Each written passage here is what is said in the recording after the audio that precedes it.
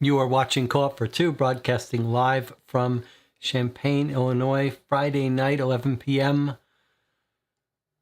February 24th, 2023.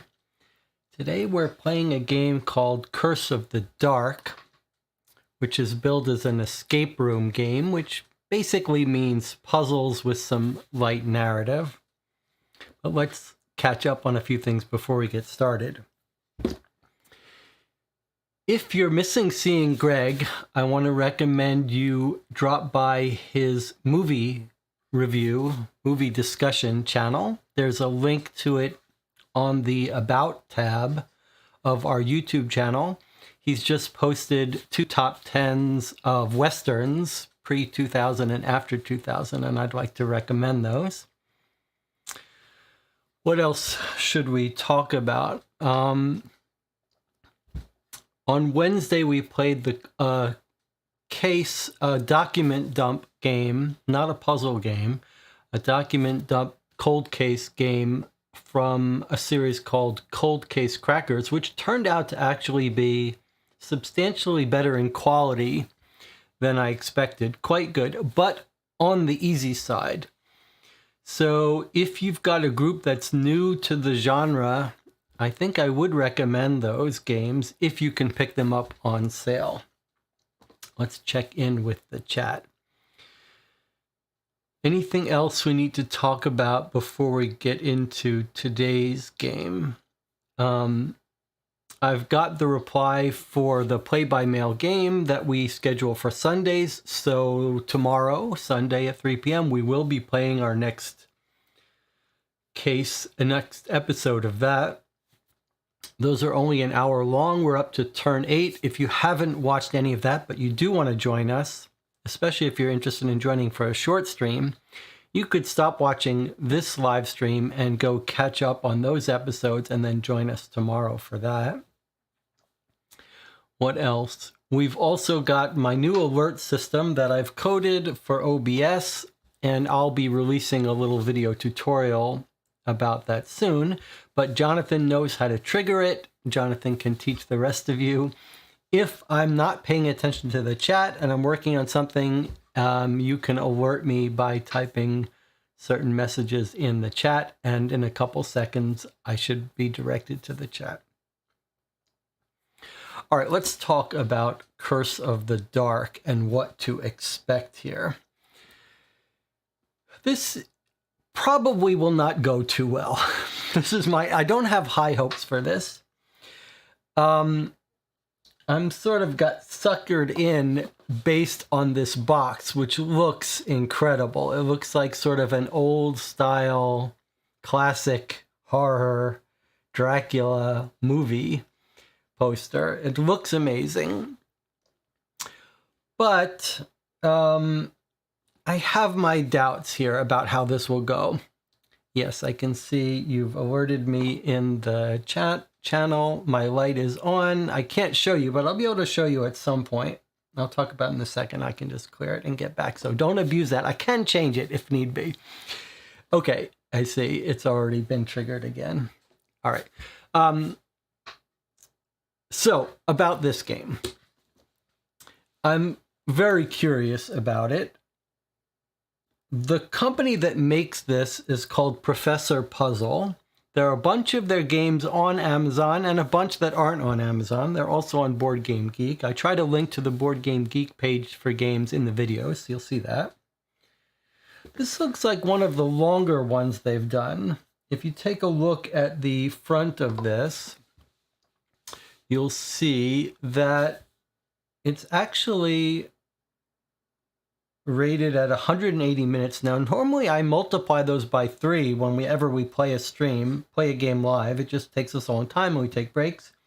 It's in 2 parts, 90 minutes each part. 2-part collaborative escape room game. So it seems to me that this is one of the longer ones they make, but their games have gotten mixed reviews. And most of them seem to be aimed at a more family-friendly. This one's age 14 and up. That's pretty old for this kind of group.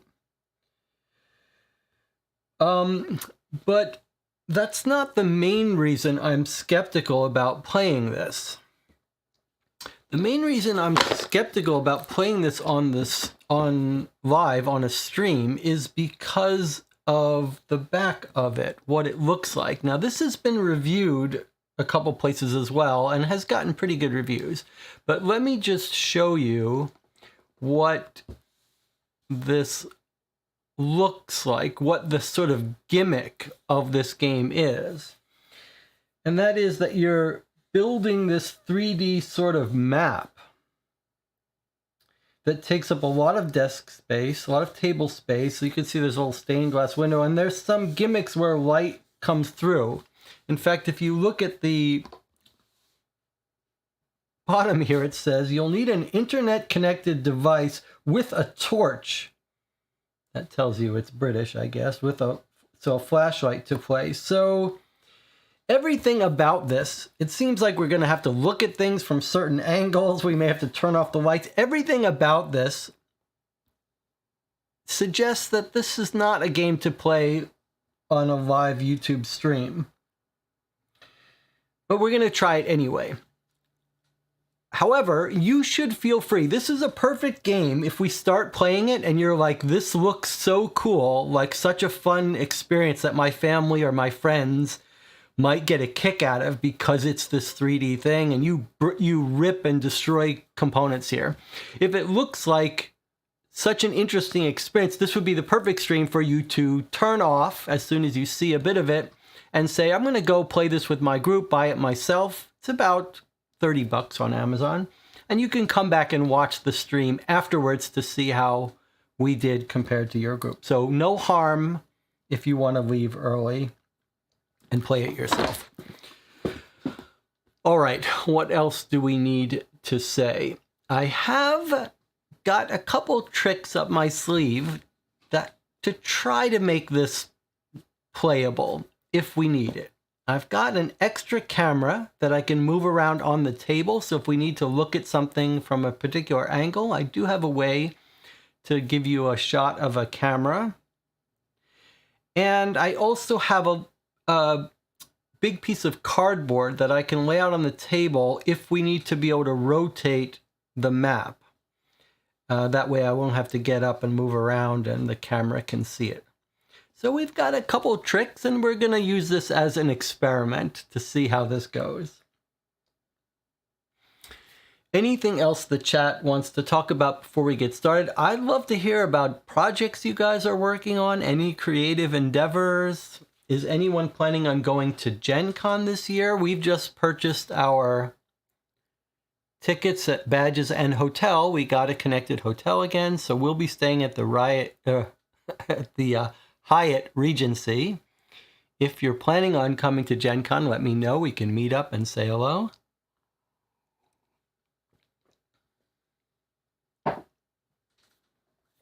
Let me open this while the chat is seeing if there's anything they want to talk about. I suppose we should read the back of this box the way you would if you were buying it. Let's see what it says. Investigate the mystery of a doomed village and its cursed castle in this thrilling escape room game. You couldn't resist the allure of Mordengraf, a remote mountain village overshadowed by an imposing Gothic castle and haunted by a spate of mysterious disappearances. Could there be truth in the hushed whispers of a creature stalking the area? As you look for answers, your investigation takes a sinister turn. Captured by an unseen force, you must escape the castle's dungeon or become the creature's latest victim. But you only have 3 hours before the creature resumes its hunt. In Curse of the Dark, players build an interactive tiled map of the castle's floor plan, discovering and solving over 20 interlinked puzzles. The game features innovative puzzle components and gameplay and is designed to recreate the escape room experience at home, with an easy-to-follow hint system and the option to split the game into 2 parts if required. Curse of the Dark is suitable for both novice and seasoned escape room players. It's time to solve the mystery of the creature and its castle. Will you survive the night? In the chat, Mr. Pretty says, Steam is having a mystery game sale right now. I picked up Return of the Obra Dinn and working my way through that. Seems like it might be good for the channel if you wanted to play a PC game. Return of the Obra Dinn is a game that's been talked about on this channel before. There's actually a thread discussing that mystery game sale on Steam on the guild for this channel. So if you click on the About page, About tab on the YouTube page, you'll see a link to our guild, the Board Game Geek Forum Guild for this channel. I'd encourage you to go visit there, join that, and you can help us decide what games to play next. There's a thread called the Game Queue where we plan what games to play next, and there's also a thread discussing the mystery games sale on Steam, which is a good reminder for me to talk about what we're planning on playing in March. There are two things I'd like to get played on March. One is I'd like to play through a big, long 5-part game from Not a Killing Affair. It's the Independence Day season from Killing Affair. Yeah, Killing Affair. That'll take us at least 5 sessions. But the other thing I want to do is we've got 2 new fan-made Sherlock Holmes cases by groups that have said they would love to see us play it, and I would like to play those 2 fan Sherlock Holmes consulting detective cases. So that's what's up for March. Okay. Let's open this game up. Now, we read the back of it, and people get picky about spoilers, but I'm of the belief that spoilers don't really hurt a game. Okay, so on the back of this box, we've got something that looks clearly of importance for us.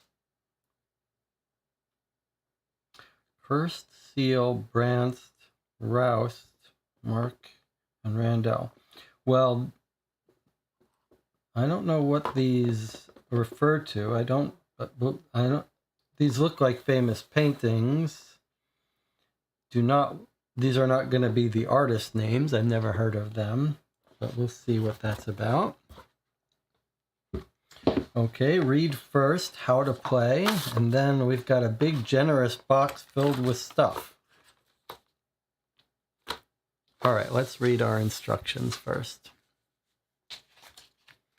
I love the art here. Okay, well, we've got a big, long... Oh, I see. It's not so big, long. It's a book with scratch-off stuff. So we'll have to get something to scratch. Now, this reminds me of, I think Brian at Game Brigade, a whole bunch of YouTube videos, got a copy of a new game by Lucky Duck Games, which is all about scratching off word puzzles. And Brian was particularly complaining about the messiness that it made on the table. I'm trying to remember what that game was called. It's like Line something. Does anyone know what game I'm talking about? The new word game. It's not out yet. It's either kickstarting soon or has already kickstarted. It's like a campaign game where the key mechanic is sort of trying to find words, doing a word search puzzle, but it looks pretty good. In the chat, someone's going to know what game I'm talking about. All right, here we go. You're an investigator of some import and renown. A courier brought you an envelope 9 days ago. Inside, an article and an anonymous note signed J, begging for your help. A castle-dwelling monster responsible for the disappearance of 19 people. Naturally, you were compelled to look into this mystery for yourself. After a long train journey, you have now arrived in the remote mountain village of Mordengraf. As you enter, there's an eerie silence, and you become aware that the villagers are staring at you intently. When you approach someone for help, the villagers flee inside, bolting their doors and closing their shutters. In the distance, the foreboding castle seems to beckon you. Welcome to Mordengraf. And there's the castle in the distance. Okay. How to play. In Curse of the Dark, your goal is to work together to open up new areas in Mordengraf, uncover the mystery, and escape the horrors lurking within the castle. Inside the box is a deck of cards, a stack of tiles, and various other items. For now, just take out the deck of cards and the stack of tiles, place them face down, and leave everything else inside the box. Do not look at the cards or the tiles until you're instructed to draw them. During the game, each time you come across this card symbol with a number inside, draw that numbered card. Whenever you see this tile symbol, black diamond, with a number inside, draw that numbered tile. To play Curses of the Dark, you will need either an internet-connected mobile phone with a torch or another internet-connected device and a separate torch. For some puzzles, you will need a pen or a pencil. Ideally, you'll also have scissors to hand to cut some of the components, but they can be torn carefully if necessary. Okay, so we have all that. We've got our scissors, we've got our pencils and pens. All right, let's do what it says here.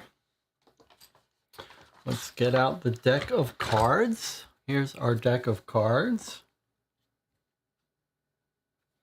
It says stop.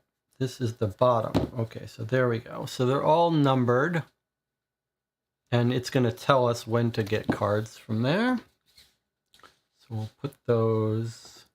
I need a good zoom, full zoom out button here. Okay, so there's our cards. And then the stack of tiles it wants us to get at, which I see they're actually in a little... Are they? What's happening here? There's like a stop. Do not remove this insert from the box. I see. So we weren't supposed to see that there's anything below it. That's fine. So here's our stack of tiles. And they're numbered here. Okay. So we just put these off to the side. It's going to tell us when it wants us to get them. And not to get these yet. Okay. Let's go back. Once upon a line, I see. So I've got alert in the channel. It might have been a while ago. I didn't see it. Okay, Once Upon a Line. That's right. That is the name of the game. And it's clear I'm going to have to get some little... I don't want to make a mess on this table. A very high percentage of board game players have some OCD stuff. Okay. Let's clear that. All right, let's get back to our rules here. Puzzles and answers. The puzzles within Curse of the Dark are found in the deck of cards. The answer to each puzzle is a symbol or letter shown on the answers page of this booklet. If you believe you've found the answer to a puzzle, scratch off the corresponding symbol to find out if you're correct. If you're not sure you've found the answer to a puzzle, don't try guessing random symbols. You may wish to use a hint instead. Hints for each puzzle can be found on the next page, as well as solutions if you're completely stuck. The puzzles are in numerical order from 1 to 22. If you lose your place and believe you've missed something, look at the hints section, which shows the correct numerical order for the puzzles. You shouldn't be able to skip a puzzle accidentally. If this does happen, however, go back to the numbered puzzle you worked on most recently to try to solve it differently. It's a little weird. You may have unused game components after solving a puzzle. Not all items you find are used right away. That's important. Correct answers are green and incorrect answers are red. At the end of your adventure, you'll be able to see how many mistakes you made and how many hints you used. If you already knew the information contained in the hint, don't count this as a penalty for your score. And there's a little icon that means it uses a torch. Placing tiles. In Curse of the Dark, you will explore Mordengraf by placing both room tiles and cards to map out the castle. This map will give you access to new puzzles. This was the part that was most compelling to me, this idea that we're going to build this map as we solve these puzzles. When you draw a tile or room card, you should place it down to expand the castle. There will be clues and information in the game to help you find the correct location to place the tiles and cards. Some tiles will also have a section of story on the back to be read before the tiles are placed. Once tiles and cards have been placed correctly, you will not need to pick them up again. You will need an 85 by 85 centimeter of free space for the full castle construction. Okay, so 85 centimeter is what? Almost a meter.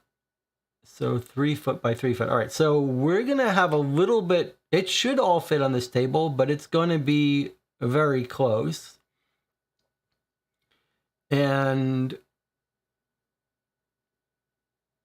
it's going to be close, and that may require us. So we may have to do a little fudging about putting different areas, different places, but that's going to be tricky. Okay. Now, what's this about? Time limit. This is troubling. The time limit to escape Curse of the Dark is 3 hours. You can play the game in 2 parts if you choose. The end of part 1 is after puzzle 13. A card will inform you when you have finished part 1. If you wish to take a break before beginning part 2, once you're ready to start, you should set a timer. Don't worry if you go over the time limit. The game can still be solved, but you're less likely to be in the running for the best score. A certificate of completion with scorecard can be found at the back of this booklet to be filled in once the game is over. So let's take a look at those things it said. So here's where we check our answers, whatever that means. If you believe you found the answer to a puzzle, scratch off the corresponding symbol to find out if you're correct. Okay, and then here's for hints and solutions. And then hints and solutions. And then here's your certificate of completion. It took us blank hours and blank minutes, used blank hints, and gave blank incorrect answers. So it may be also that you can go to a web page and fill this out. All right, so we are not going to worry about time limit here. That's just not how we do it. Okay, are you ready to play? It says, then start your timer and take out the newspaper article. Mordengraf, mystery or mass hysteria. Okay, so those were all the rules. The rules were actually, even though this is a big book, it's mainly for hints and solutions. All right, so it says for us to start out by reading this newspaper article. The Carpathian Gazette, a bi-weekly record of local affairs, and the actual year has been cut off. Pretty clever. Mystery or mass hysteria. Another monster sighting an abduction reported in the remote mountain town. Let's check out our cubes here. So look, here's our first little thing. It's telling us to get tile 3. So let's go find tile 3. Here's tile 3. Okay, so tile 3 just says tile 3 village. So I'm going to get it out. Let's take a look at it. This corresponds to what we see in this newspaper. There it is. That's a nice way to introduce us. And we've got little card numbers here that I guess we're supposed to take out right now. That's kind of cool. All right, so I'm just going to put this in front of us. Let's read the rest of this newspaper article.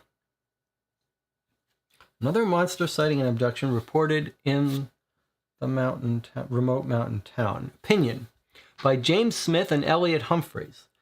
There was yet another report of an unexplained disappearance in the village of Mordengraf on Thursday night. An anonymous source claims that a creature abducted a villager named Stefan and dragged him off in the direction of Castle Mordengraf, the imposing and mysterious fortress on the outskirts of town. There have been 19 unverified reports of disappearances in Mordengraf and the surrounding area and townships over the past decade. The more outlandish of these reports describe a creature preying upon the innocent in the dead of the night. Finding a person willing to put their name to such claims, however, has been impossible. It should be noted that the primary source of work in the area is in winemaking at the castle. We have made unsuccessful attempts to establish whether the incidents could be related to some sort of labor dispute. But no workers have come forward to comment. Given the nature of the town's work and the claims of supernatural activity, it seems to us reasonable to ask whether the locals have simply been sampling too much of their own product. Whatever the truth of the situation, local residents are fearful, and it seems that a mass hysteria has taken hold in the town. It would take a brave investigator to reveal the facts of the matter, if such a mystery even exists. Okay, so there we go. They're making wine, and now something that's a little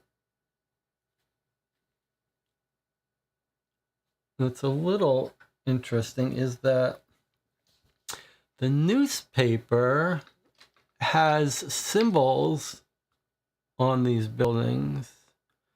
Looks like 9, 6, and some Chinese symbol here.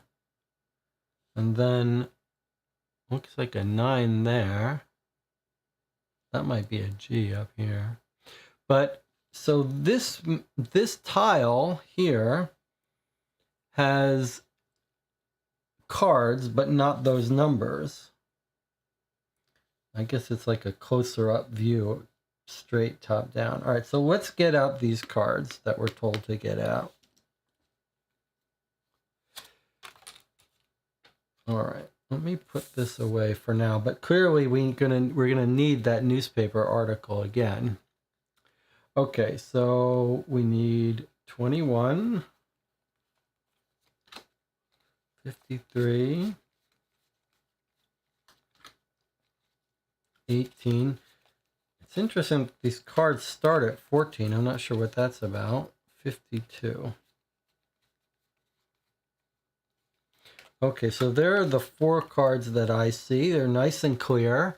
I have to say the art design on this game is so far been really outstanding. I mean, it's just a pleasure to look at this.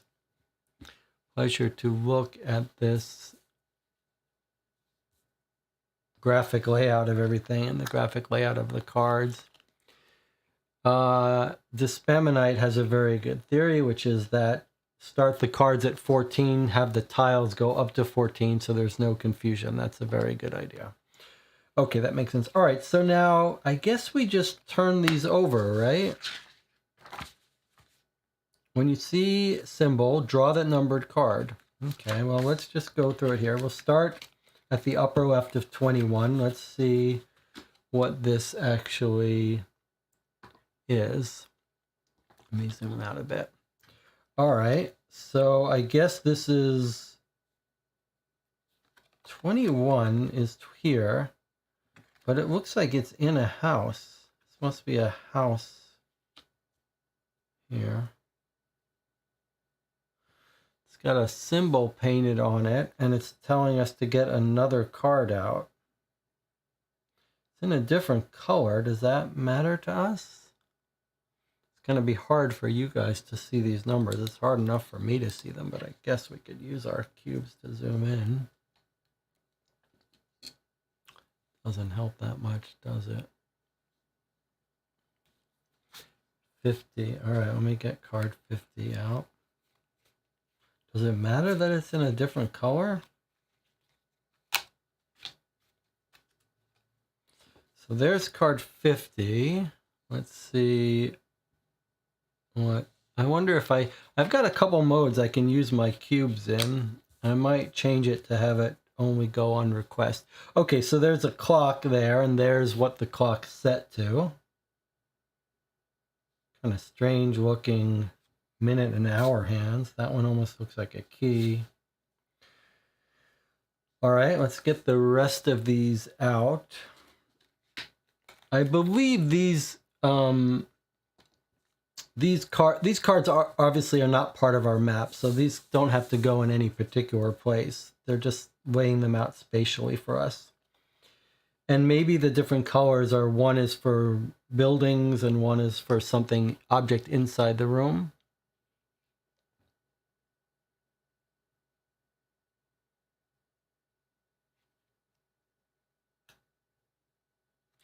The Spamonite thinks it's the window, like we're looking in through this window. I don't know. I think this is an open door.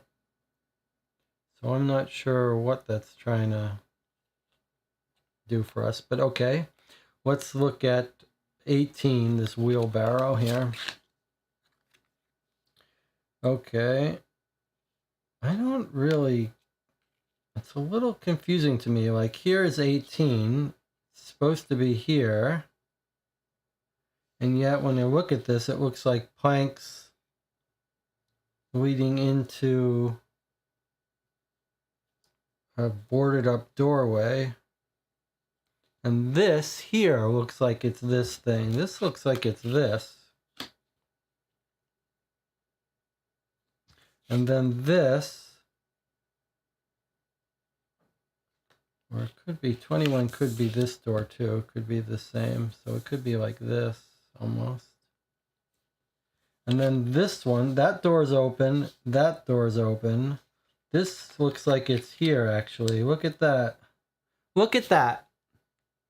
Okay, so we've got the first cool thing here, which is that this card, which is 18, didn't exactly tell us where to put it, but we could figure it out by looking at it.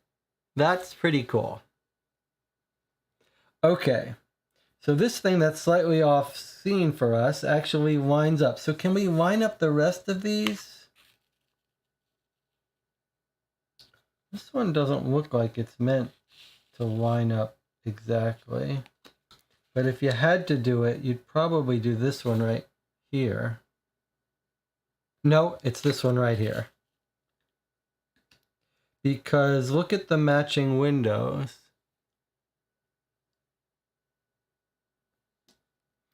So even though this is 21, look how interesting that is. You can see the different windows. Like here's a door and here's a double window with one broken pane. And a light.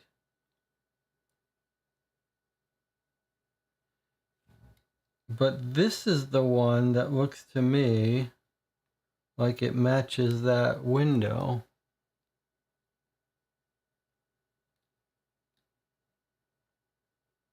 I think.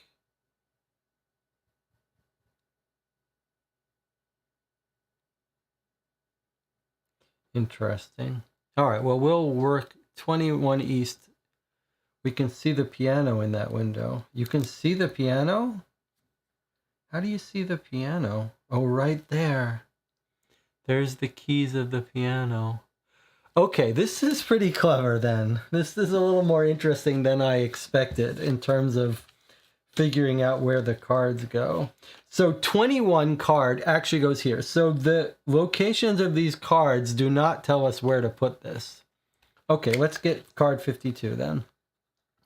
Okay, card 52 is a fish. It's door opening inward. That's a blue door. It looks like there's our blue door. And those windows seem to match. So I believe we're looking at that. Although, boy, this is going to be hard for, as we build this map, we're going to need the current area we're building always in front of me. That's going to be a little tricky, but I think we have some possibilities. It's not going to be easy, but okay. And then 53 is this one, which is probably right there. You can see the things through it. That makes sense to me. Now, whether any of that matters, we don't know. Okay, so this one has another card on it. 66. So let's get out 66. There's a total of 77 cards. Okay, so here's 66. It is... I see. Okay, that's different. I guess it's a book.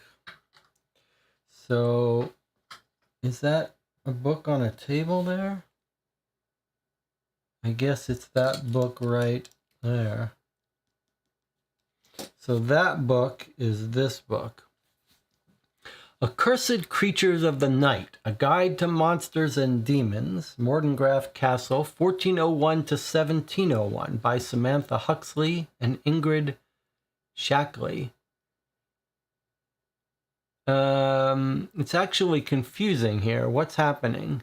Is it two? Oh, it's two books stacked on top of each other. That's what it is. It's two books.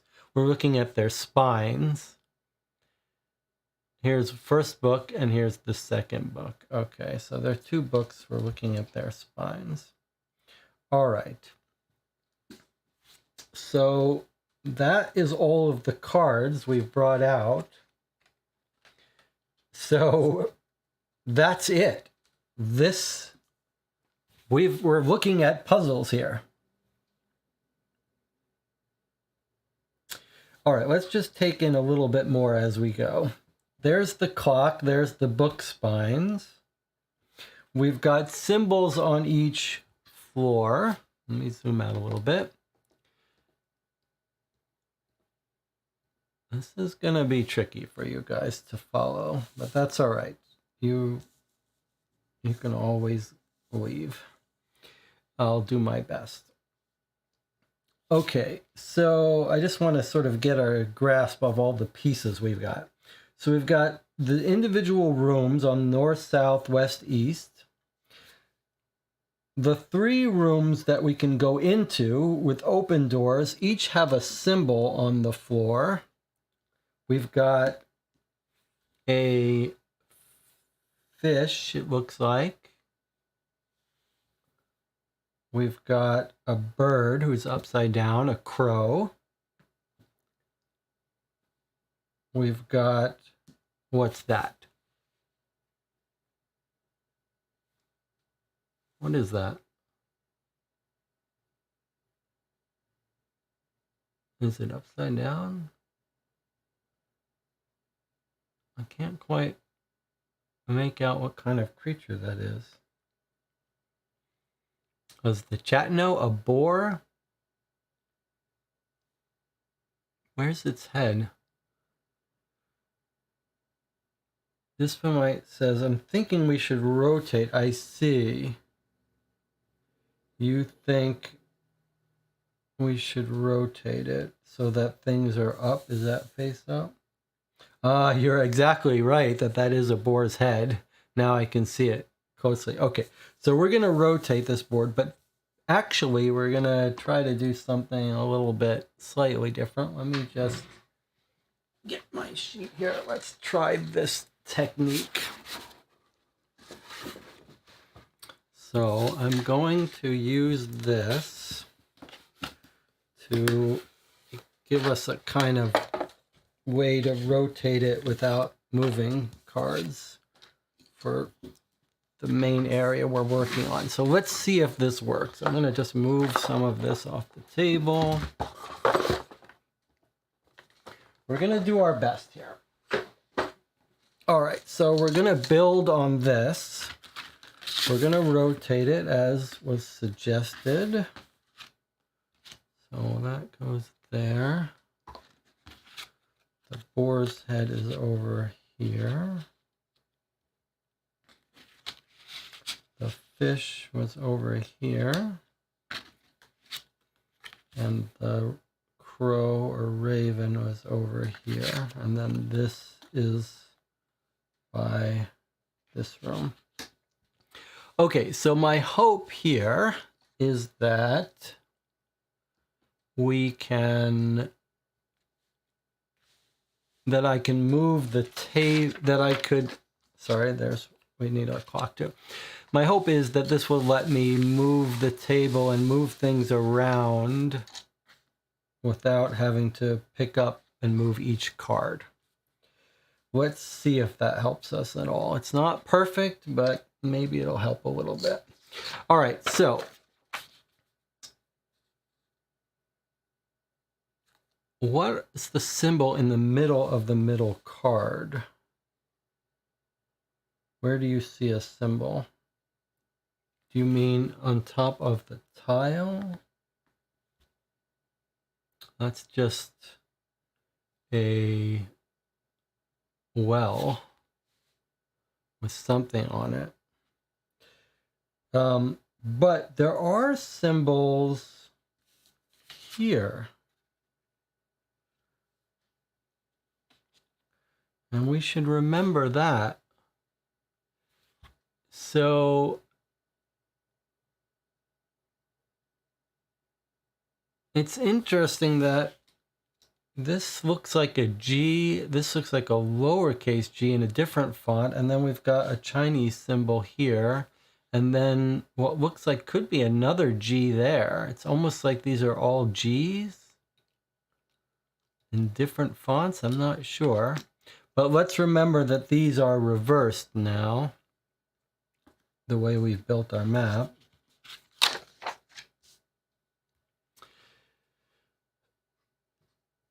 Rob says, get some blue tack or something to attach the cards so they won't slide around. Yeah, that's not a bad idea. I could do that during one of our breaks. All right, so we've got this and we've got the symbols on this article.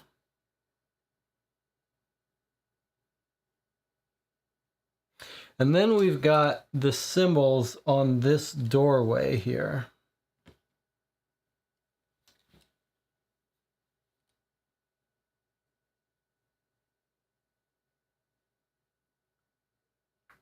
And we've got a clock that's set to 3 p.m. if it's to be believed.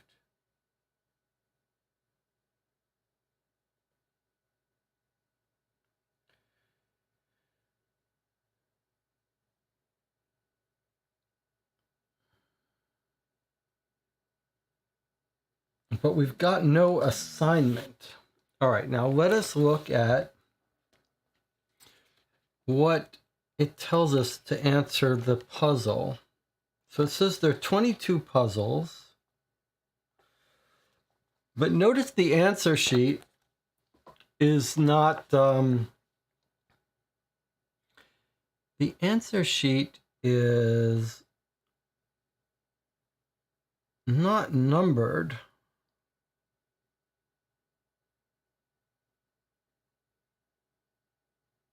Scratch up the corresponding symbol below. So it's not like there's a specific place to scratch off the answer to puzzle 1. In fact, there's no such thing as puzzle 1. We're told there are 22 puzzles. Puzzles are numbered in order from 1 to 22.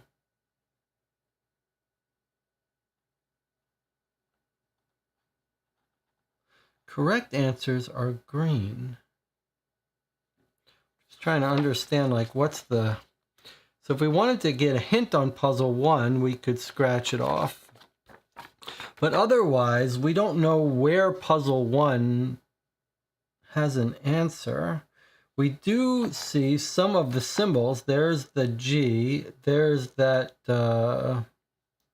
symbol we saw. Sorry, these cubes are going to make it crazy.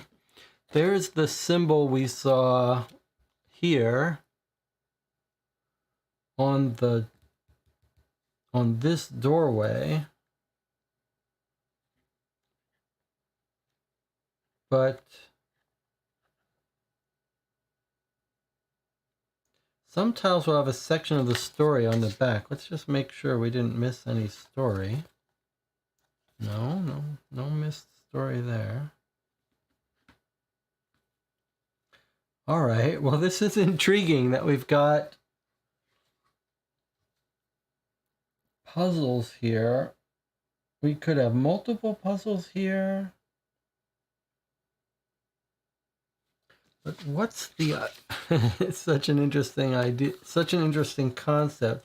1, 2, 3, 4, 5, 6, 7, 8, 9, 10, 11, 12. 12 times 6. There's 72 places you can scratch.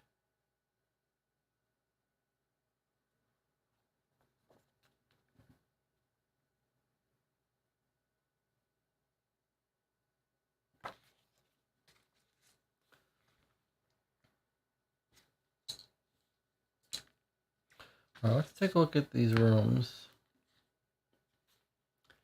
There's the fish room. Is that a number on... There's a number there on the back of this thing's head. A 2.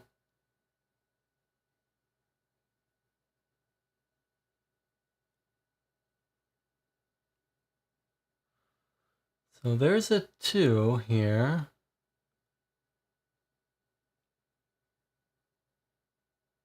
I'll note it's an upside down 2 from our perspective, if that's relevant. But it's not in a square or diamond, so it's not telling us to get out a card. In the chat, this Bemonite says, I feel like the first puzzle is picking the correct house based on the symbol. Interesting idea.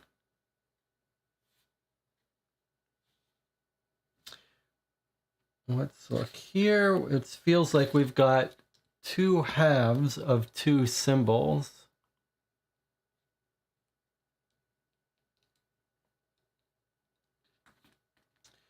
If we look at this crow, what does he seem to be saying to us?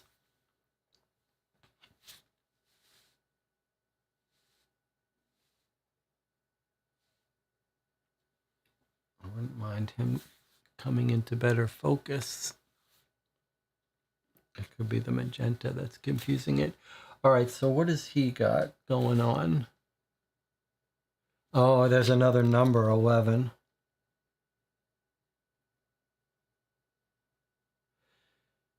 And there's a... We read this as what, a 66? Which is what we got.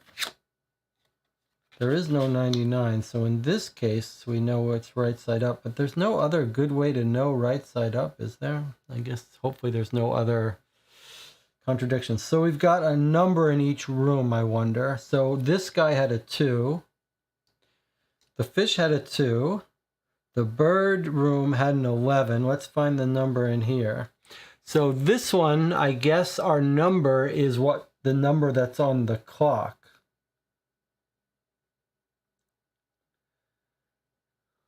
It feels like the number for this room is the number on the clock, which is a 3.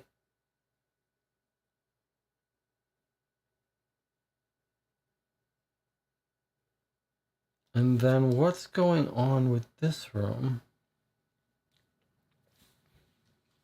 No numbers on this card that I can see. Just the symbols that we've not seen before.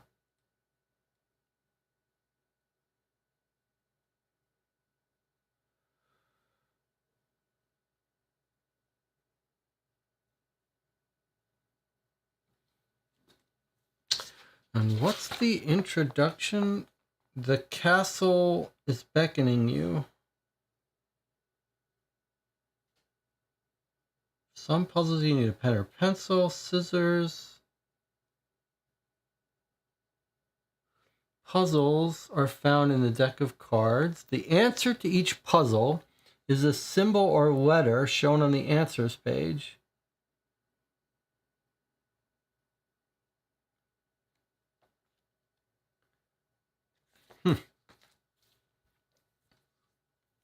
Jonathan Warner says, Nicola thinks that the dotted line between the 2 book covers means it might need to be cut by scissors. I also think there are an 8 and a 9 on the northeast desk in the fish room.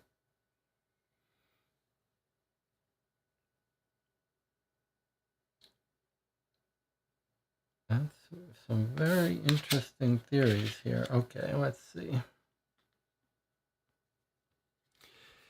Let me go. Let's first of all show me what other numbers you see in the fish room, because knowing if there are more than one number in each room, that's important to know.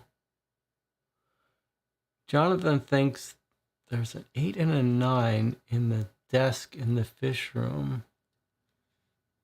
Here you think there's an 8 and a 9?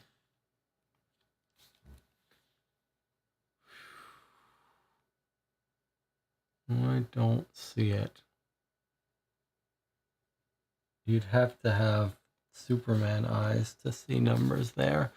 But I think your idea of cutting this with the dotted line is actually, I think that's probably a pretty good idea. We've got blue and we've got purple. This is a blue door. This is a purple door.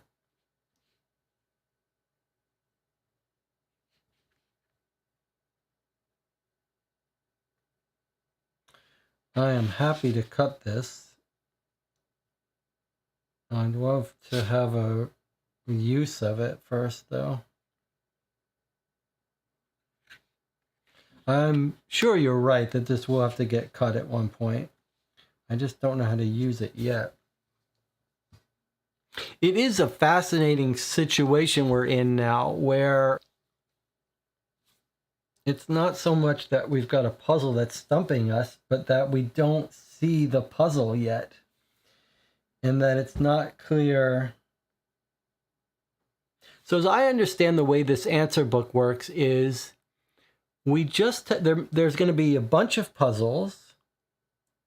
For any given puzzle, we have to find the answer to it, which is going to be a symbol.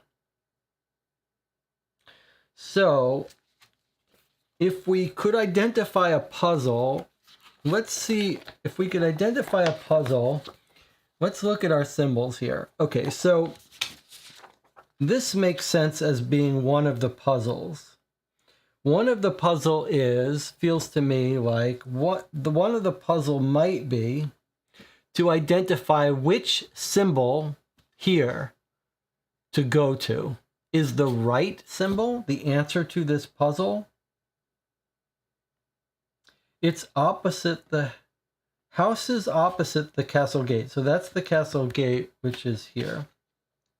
So if you look at the symbols in this puzzle, we've got this Gothic lowercase g, which is going to be on our list of possibilities here. It's here. And then we've got this 6, which is it here? Not really. It's got to be another 6. Unless it's upside down.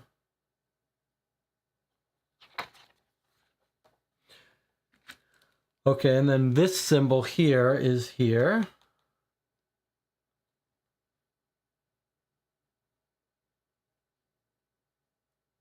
So if we were to pick one of these symbols,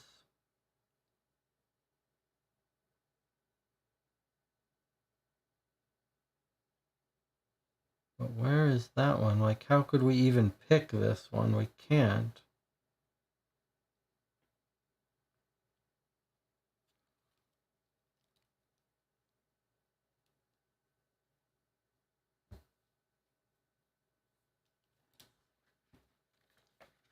And then there's no symbols for fishes and no numbers here.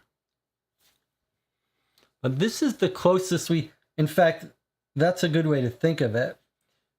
These symbols are the only potential answers we can give as the answer to a puzzle.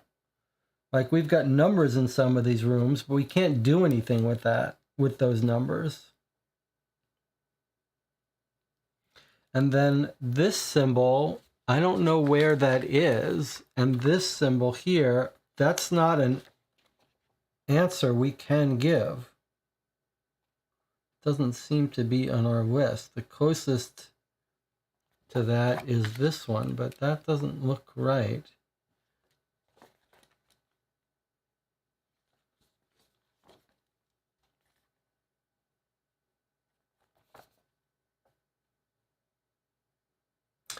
So fascinating, actually, as a sort of meta puzzle of figuring out like what does it want from us. It's very unusual.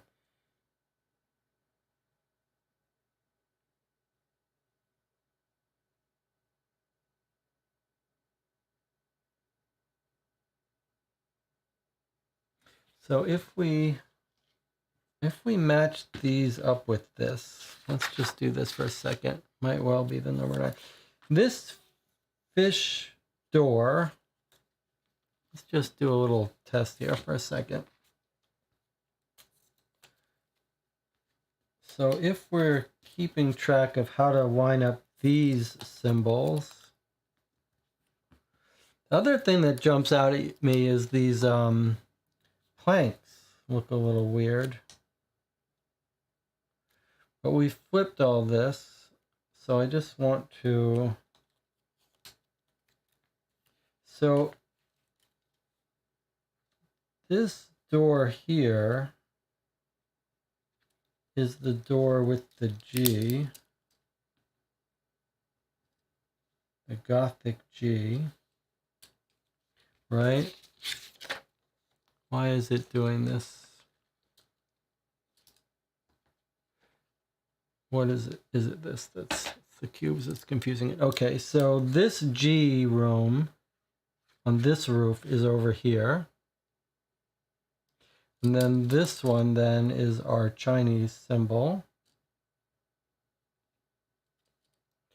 And then this room here is our G symbol. And then this here is our 9. Or whatever that is. However, we don't... Okay, so let's think about it for a second one. Was it already noted that the S fish looks like an S? That's a good point. The fish does look like an S. Okay, I want to make a point here. We want to get to the castle, and it tells us here, actually, that these are houses opposite the castle. So I think maybe the first puzzle is here. Figuring out how to get in, possibly, or one puzzle is figuring out how to get into this door by decoding these. But you can't decode those symbols because every answer to every puzzle is just one symbol. Okay, maybe we can't go through here. Maybe we gotta go...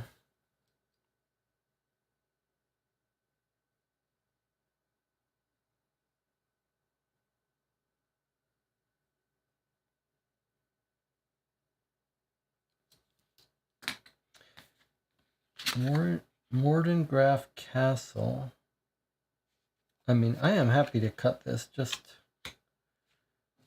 if we cut it, can we then, or at least fold it?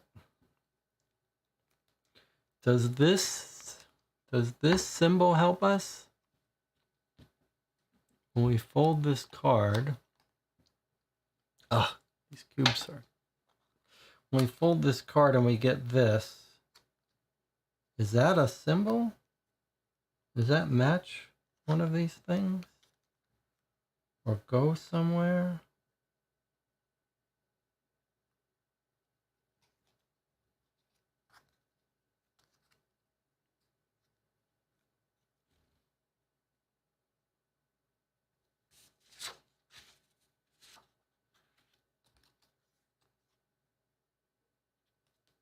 Not quite.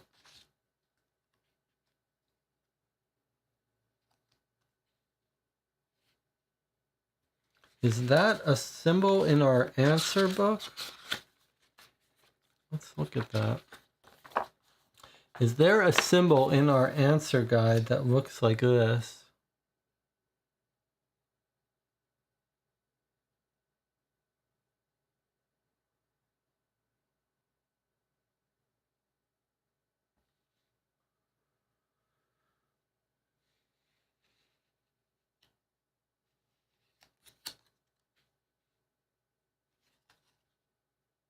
Not really. I mean, it looks a little similar to some, but not exact. And these are clearly wanting to be exact.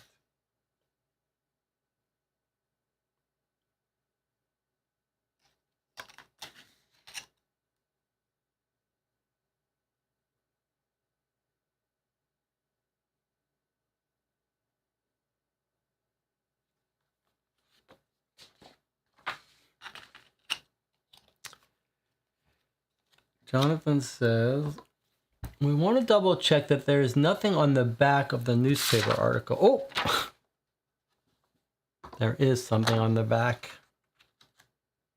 In fact, it's the key thing is on the back. All right, good catch. It says, help us. The disappearances are true. We are all in terrible danger. Come to Mordengraf. Find me in the house with the fish marking. I can say no more. Signed, the mysterious person. Okay, so we've spent a bunch of time trying to understand why this game has given us no puzzle, and the audience has figured out that it was the whole key to doing all of this was on the back of this thing. Okay, so card number 34 it means, and we already know where the fish house is. So it looks like we're going to be doing something in the fish house now with card 34. Okay, good work to the chat. All right, so Jay is the mysterious person. What are we told about Jay in the beginning? We're told an anonymous note and an article begging for our help. Okay, I see. That was the note. Okay. He's in the house with the fish marking. Okay, so he's in the house with the fish marking,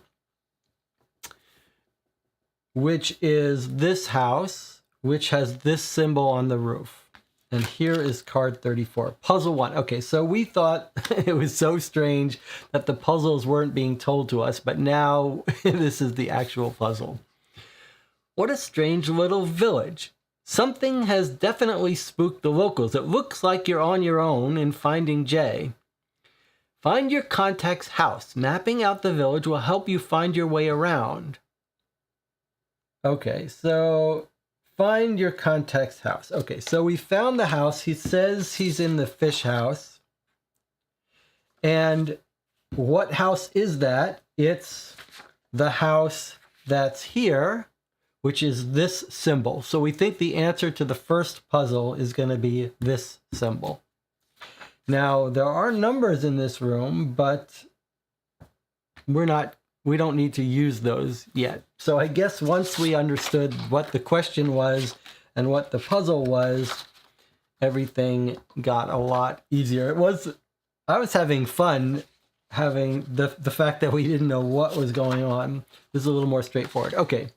Now that we've settled that, we're going to take an 8-minute break here. This is your chance, if you think you might want to play this game yourself, this would be a good chance to leave now, buy this game, and come back and watch it after you play it. However, it's clear that I need help from the audience, so I hope some of you will stick around.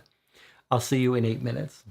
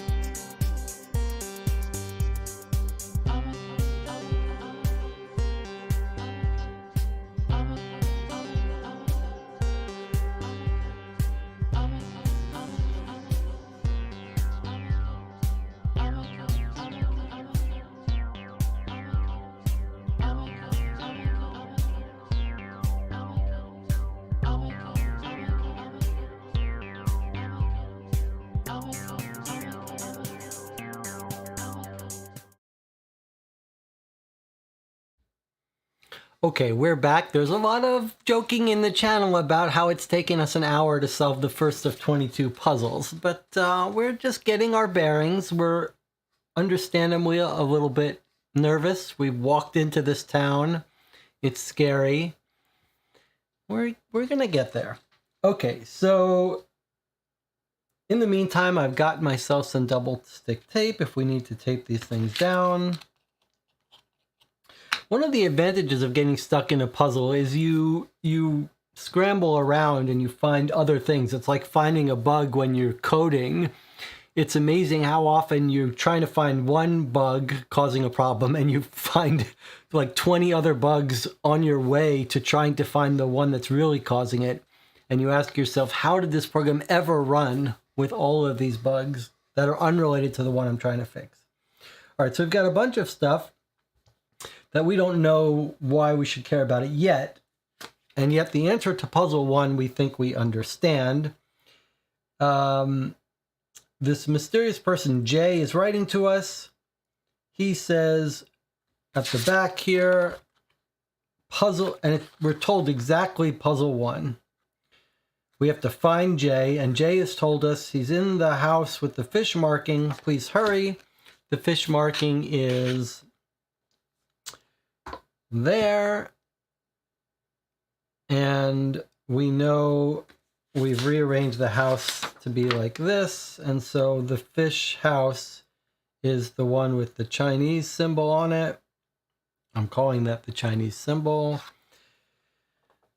which is right there.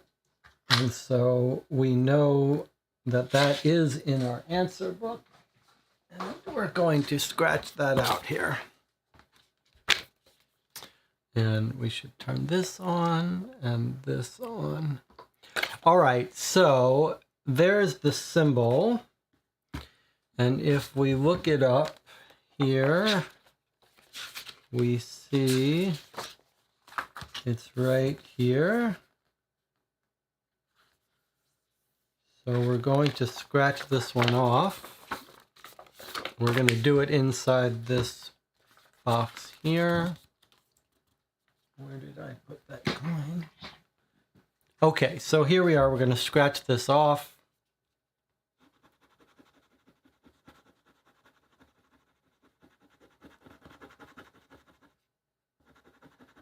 Okay, a little bit harder than I would have hoped to scratch it off, but it is green, which means it's correct. And so we've gotten that correct, and it's told us now to get 3 more cards out.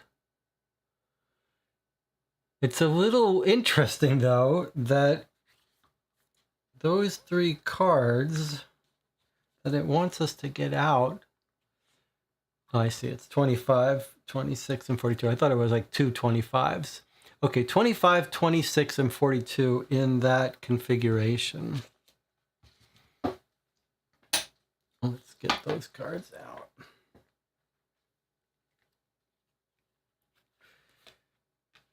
$25, 26, and 42 in that configuration.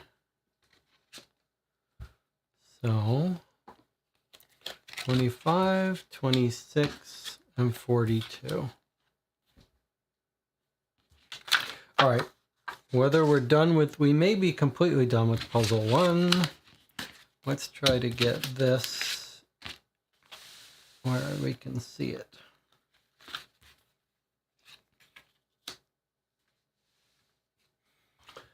Let's see, it's not going to be easy to keep everything on the table.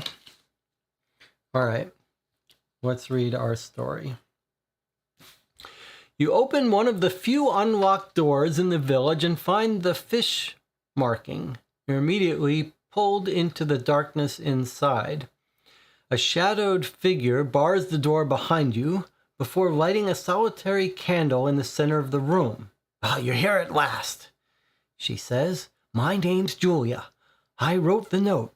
As I said, we're all in great danger. Villagers are disappearing in the night. 3 weeks ago, one reappeared." Stefan stumbled into the village square, raving about being preyed upon by an evil that lives within the castle. By the next morning, Stefan had disappeared. I visited him the previous evening, and he entrusted to me some items he had recovered from the castle. They should help to unlock the castle gate. I beg of you, please take them and save us from our fate. Julia hurriedly hands you a book and a strange device. Puzzle 2. Take the decoder wheel and the research an observations book from the box. From now on, you may look through all of this book at any time. Find the combination to unlock the castle gate. All right, so it's telling us to get out some more stuff from the box, which I had almost forgotten existed. So here's our 11, which Jonathan thought I believe he saw. Research and observations book. Is this the research and observations? No, sorry. There's the research and observations book. Okay, so we're told to get this out and the decoder wheel. There's actually a bunch of stuff in here. It's possible we may not finish this game. I think this is part of... Feels like something became disassembled by accident.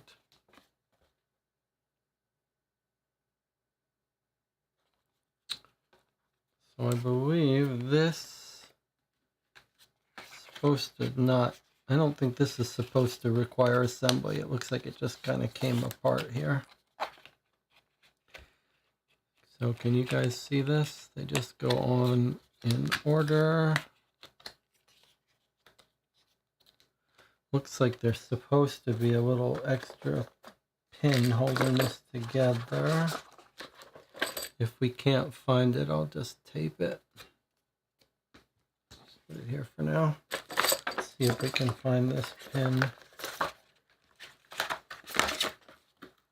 Okay, there's the pin. Okay, so those are the two pieces we're supposed to take out, though. The rest stay in the box. All right, let's see if we can't reassemble this. It's sort of holding together, but I wouldn't mind a little piece of tape. Just give me a second to put a piece of tape on this.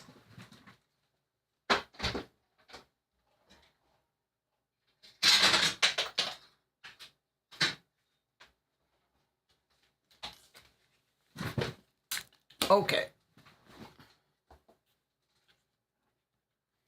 Just going to put a piece of tape so it doesn't fall out the back.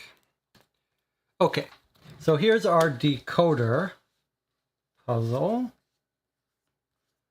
with a little thing telling us to line it up. And I, in fact, see, just from looking at it, that there's our symbols on the gate to the castle.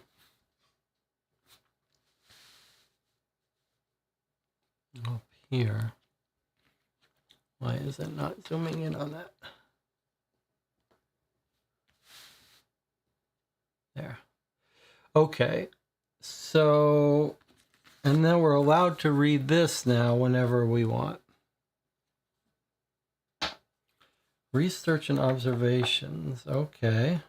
Wow, that's pretty cool. I gotta say, I'm kind of impressed by the materials in this set so far. All right, so we're told we can look through this anytime we want. So let's just take a quick look at it. Research and observations concerning Castle Mordengraf and Lord Lucent. Where's our book? So it's not one of these books. All right. This book documents my findings at Castle Mordengraf. I have been investigating the castle and its elusive master for some time. I was captured, though earlier today I managed to escape back to the village, at least for now. I know that my time is short and it will come back for me. The master of the Castle Mordengraf is a creature of unspeakable evil. It must be stopped. And look, here's our little map where we've already figured out. And look, it's giving us a little plan of how the beginning of the castle. So this guy, Stefan, who's escaped, has given us a map. Pretty cool. All right. This book contains only half my findings. In my struggle to escape, In my struggle to escape, the book was torn in two and the other half lost. I only pray it has not been destroyed and can still be found. The completed book may well hold our salvation. Please finish my work. Stop the creature and save us all. And here's a bloody fingerprint. And this is Stefan. So let's just get some of this out of the way. Okay, so far I'm impressed by this material. Okay, and who's Lord Lucent? That's the evil creature? All right, let's see what he's got here. He's got notation for reference. Music seems to do strange things in the castle. Okay, here's musical notes. A little bit of how to play piano. The sharps are the black keys. There's our houses that we know about so far. Let me make it so you can see this better.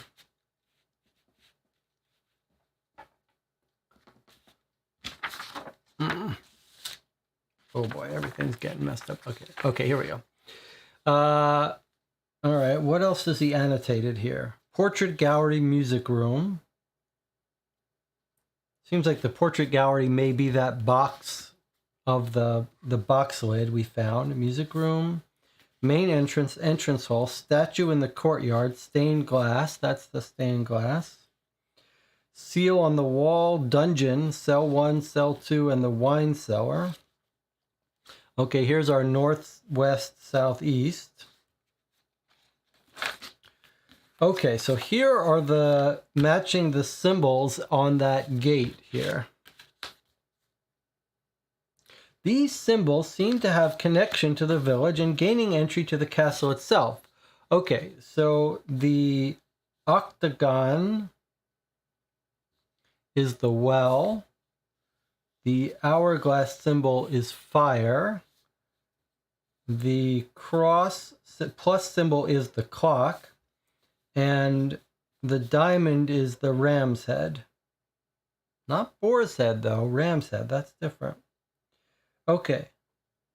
Montresor Castle. Courtyard statue. Okay, so this is courtyard statue. Statue's hand needs to be attached. Shield acts as mirror, but I don't understand why. Base appears to rotate. This is going to be physical stuff we do on this 3D map. Okay. Decoder, how to operate. Spin the dials to align the numbers. Decoder output. Looks as if something can be inserted to modify the decoder's answer. Voyage to unknown. The final journey. Farewell. Voyage to unknown. Something can be inserted to modify the decoder's answer here. Oh, I see. Down here you can put something to modify its answer. That's curious. Does it mean this? Oh, look at this. You put a card in, right? It's not going to be this card, but you can put a card in here and it's going to change what shows up in the window. That's pretty clever.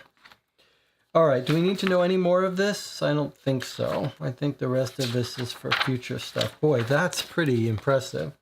All right, so combination to unlock the castle gate. All right, so let's see. We've got a dial here. This looks like this arrow is telling us how we would line it up. So if the first number was 1, the second number was 9, 11, 8, then that would be our answer. Okay, so if we look at the castle gate, we need octagon plus fire diamond. Okay, so let's look at what we're told here. The well is the octagon is the first number. All right, what is the number on the well? Do we think it's this number here, 9? So the first digit would be a 9. The next digit here is the plus. The plus is the clock. We think that's a 3. So I'll turn that to a 3.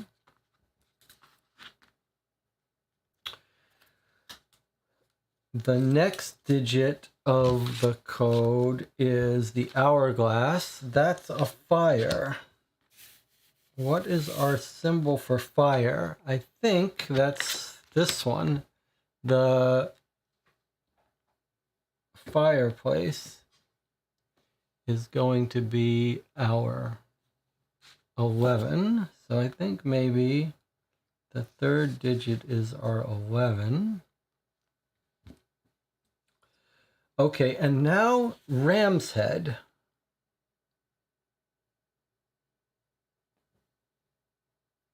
Now, what are we thinking for ram's head?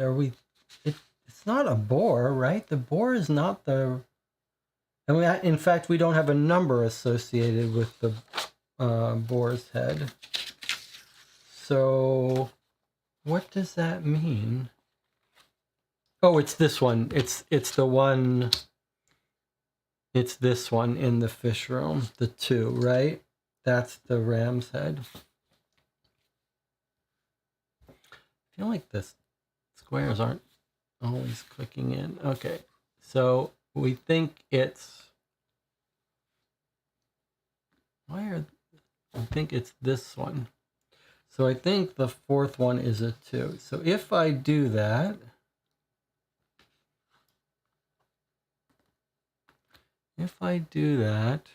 then there's our symbol.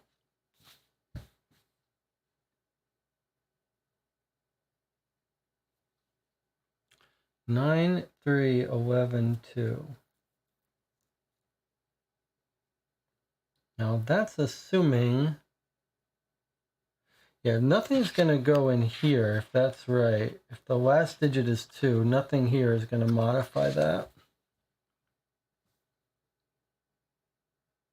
It's just that this decoder is going to be used for other things. What does the chat think about that? 9, 3.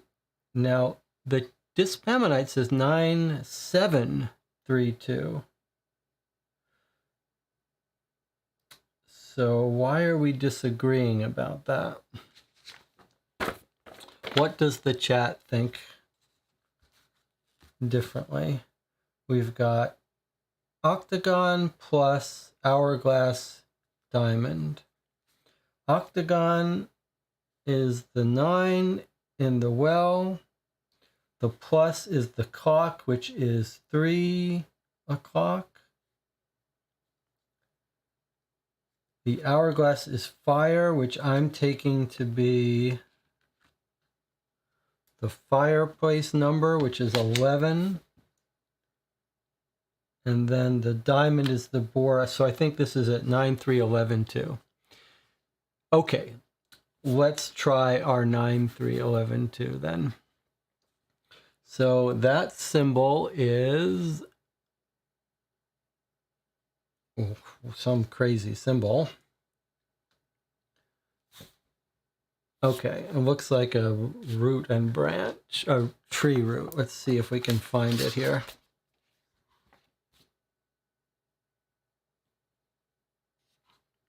There it is right there. Right, boy, I mean, these cubes are saving us, but it's still not trivial. It's this one here, right? Yes. Is it? Yes, that's it right there. Okay, let's scratch it off and see if it's right.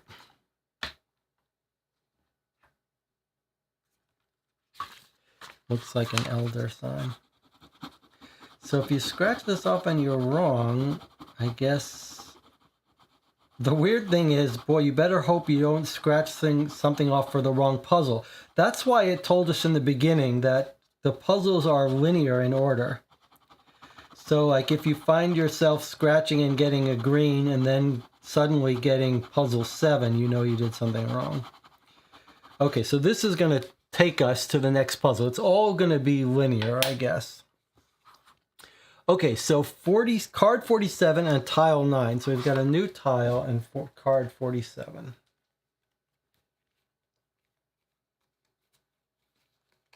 There's card 47. I guess we can put these cards out of the way. We're done with these. Let's just put these off somewhere. Okay, and we're done with this for now. This we can put aside for now. Everything got messed up here.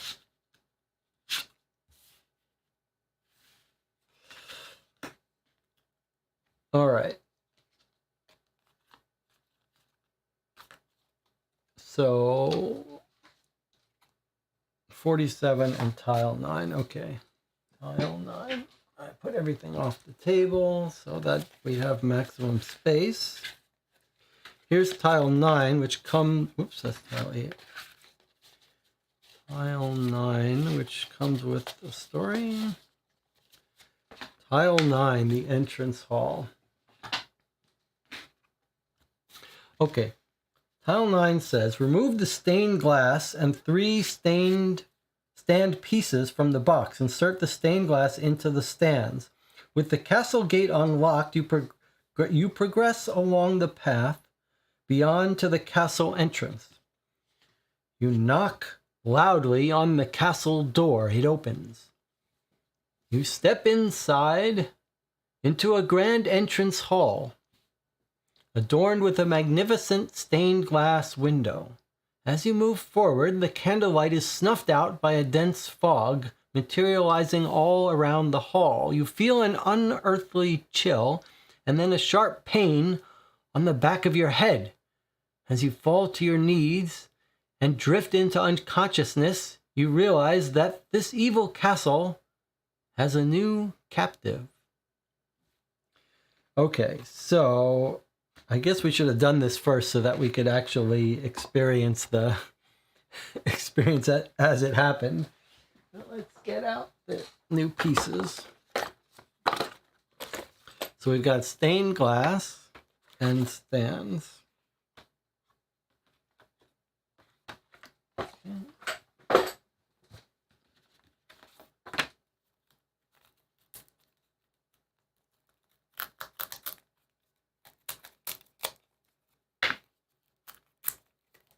You have to be a little bit impressed with the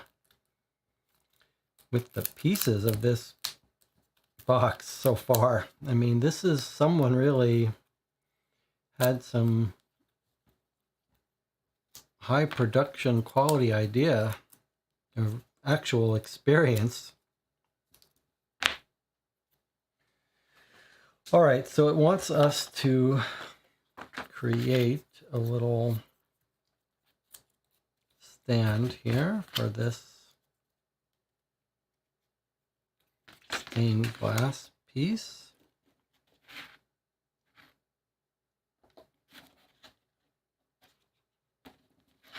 All right, so there's our stained glass.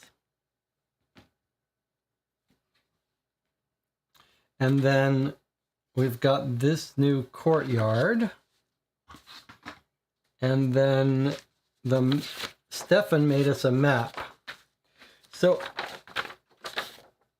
I think what we'll probably do is the stuff that's sort of gone off, the stuff that's not, that we've just come through, we may need to go back to it, but maybe we'll just sort of pile it up. So sort of this stuff that was before we got into the castle, I'll just put off here. Now we've walked in through the gate this way like this. So we've come in through the gate and we've got ourselves into the entrance hall. And then there's a little place here. I don't know if you can see it. There's a little dotted line here that's telling us where to put this. Now, which way do you think it goes?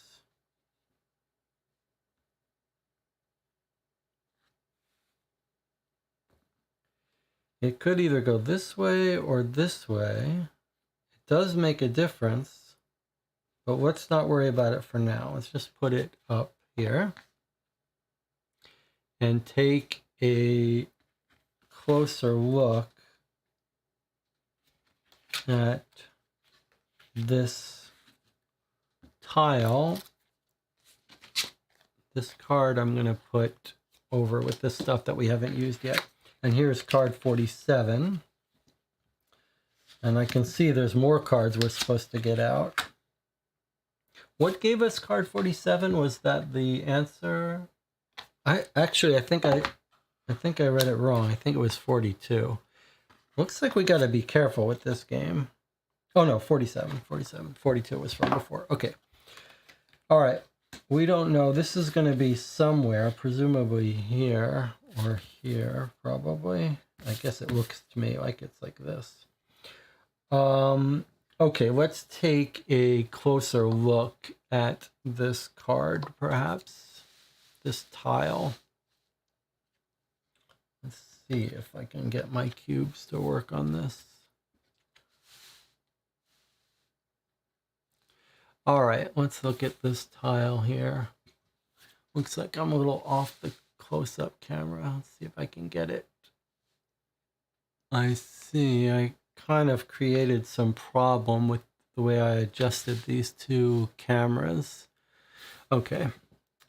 I see why the cubes are having trouble, because they're not I've got the main camera not focused in on the same area. Okay, so what have we got here? It looks like we've got numbers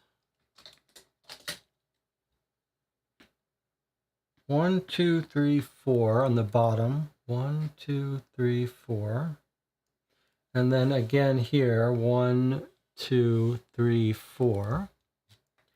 Got a symbol here, a symbol here.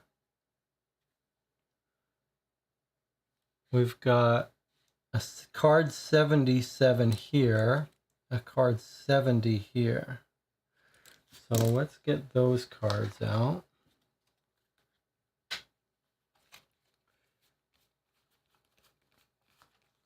There's 70 and there's 77. It's interesting to take a look at this grand entrance hall, though there's a whole bunch of blood or wine here. Actually, it looks like this door might be over here. Not quite sure. Let's look at card 70 and card 77. Oh, look at this room. Green gate shining through. Where is that? Where do you see green? Is it here? Oh, it's... Yeah, shouldn't we see some green light if we're connecting 77 here? But I don't see any green light in the entrance hall. So I'm not sure where this is. But it's a gate. Where do we see that gate? Is it... I don't know where this connects. And this one's just a code. Surely it should be some room connected to here where there's green light filtering through, but I don't see any. Is this definitely the right card? 77, 77.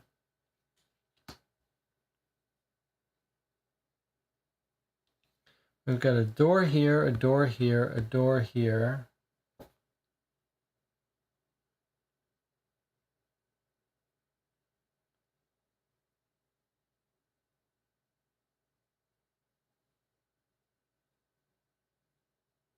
I'm not even... Oh yeah, we know we came in this way. Oh, let's take a look at our map. So it looks like there's a door this way. Oh, I see. It's actually reversed. This should be like this, according to his map. The stained glass is on this side. So we've just walked into here. Okay, so this is over here.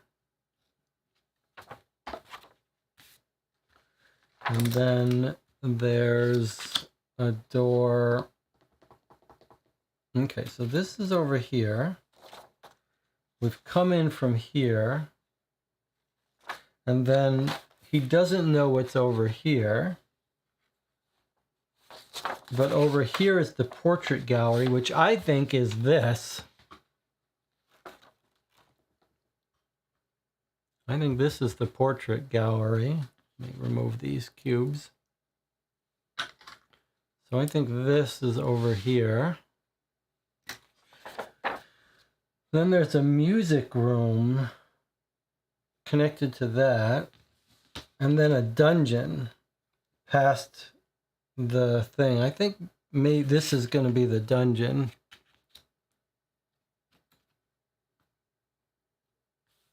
This looks like cells in the dungeon, or is this the dungeon? No, this is going to be maybe this one of the cells in the dungeon. So I think it's going to be like that. Although this says 77. So I'm a little confused whether this is like here. Not sure. All right. Well, let's see what else we got. This told us to get card 70. This one wants card 70, and this one wants card 54. So I guess we should get those cards out.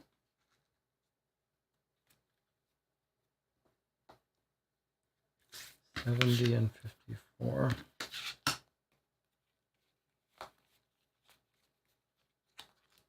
Okay, there's 54. So 70 was this one we already got. Okay, and 54 says puzzle 3. Okay, so this card gave us this thing here. And this card gave us this, which we don't know how to use, but I think these are here. Okay. Locked in a prison cell. Not the most auspicious start to your investigation. The castle walls conceal many secrets within their darkest recesses. Escape the cell. I see. So we walked in from here. We looked at this beautiful stained glass, and someone hit us on the back of the head. Right? Knocked us out, carried us off to some dungeon cell, which may be somewhere over here. And here we are lying on the bed. And we've got a challenge to escape the cell. All right, let's move all this out of the way so we can focus in on this.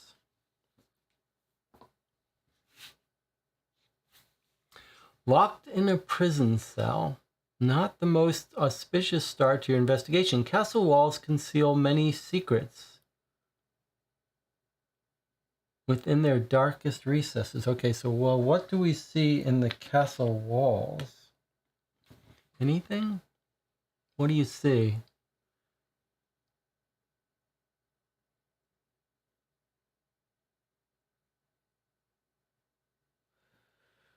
Well, this kind of looks like some sort of pattern here. We've also got 3 slots and then a bunch of slots along the side here.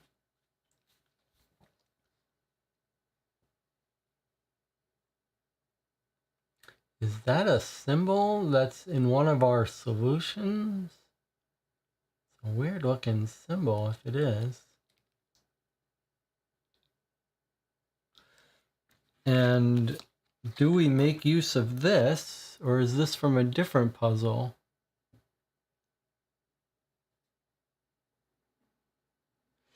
Oh, okay, so let's just get our bearings. These are statues. 4 statues that we're looking at top down. So where did he say those statues are?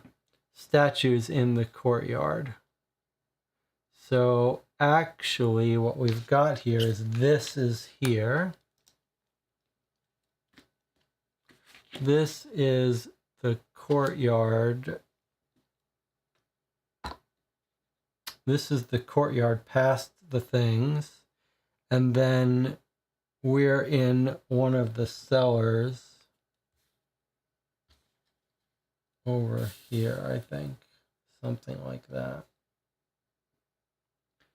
Or in a prison cell somewhere. I don't know, down in the basement. Okay.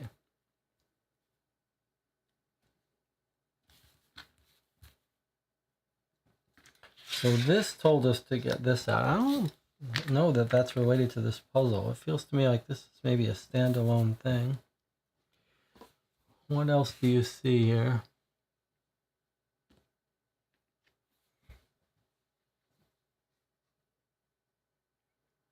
Do you think we can find this as a symbol? Doesn't really look like a symbol.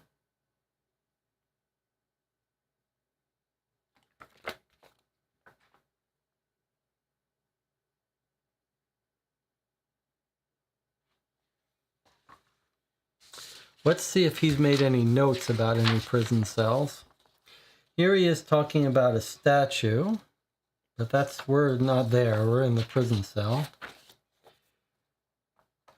Study of the wine cellar rack. There's the entrance hall. Stained glass, tapestry,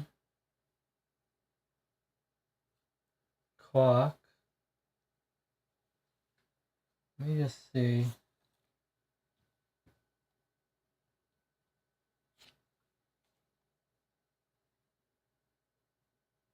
Trying to see if I can figure out. This seems to be telling us which way this goes. I don't see any clock though. But I see alcove. So if you walked in. Okay, let's just look at this together because I think this is interesting. So if you take a look at this, if you take a look at this diagram that he's made, then you can ask, okay, where he's looking at that stained glass on the far wall. So he's come in here and he's looking at the stained glass, which is here. And when he does, he sees the sun on the left. So what he sees is he sees the sun on the left. So now we know which way that goes in case that's important. Okay. And then on his left is tapestries. We see those. Okay. Wine-making castles of the region. Oh, here we go. Found it. He's got a map of the cell. Look at this. Or a diagram he's made. Stefan, because Stefan was held prisoner. All right, so we found something. We found his important notes. What does he say here? I've noticed some loose stones in the dungeon wall, but do not believe I could find them all in the dark.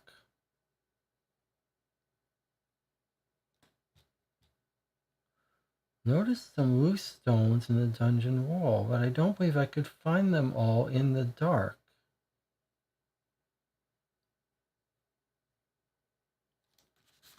I mean, there they are.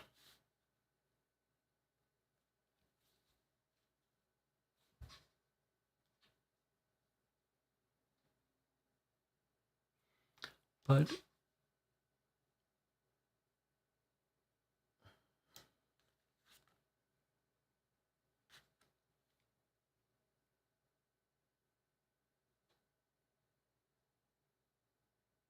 is it that we're going to combine these with these?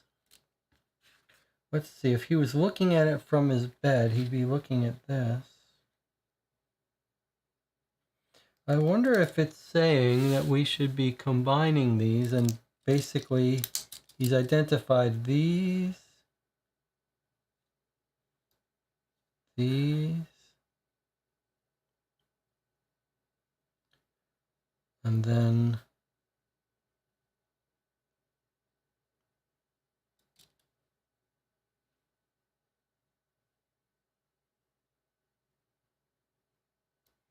Looks like he's identified. And this. Does that make sense to you? Yeah. So if we combine these, do we have that symbol in our answers?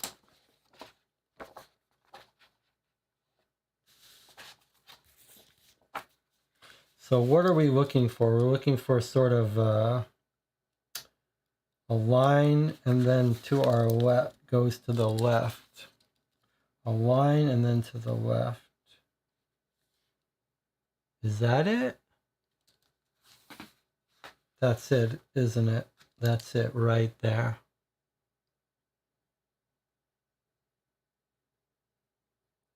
Right? That is that.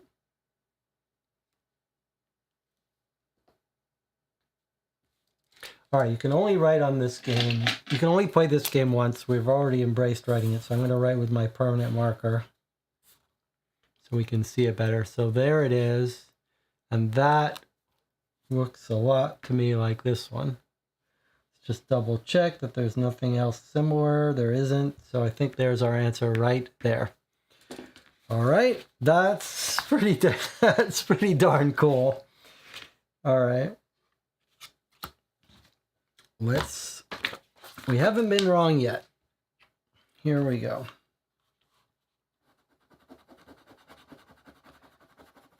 Now it's another green. So I guess we're right. All right.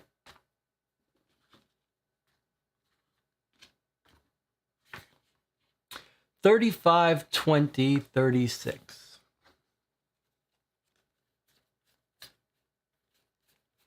35, 20, and 36.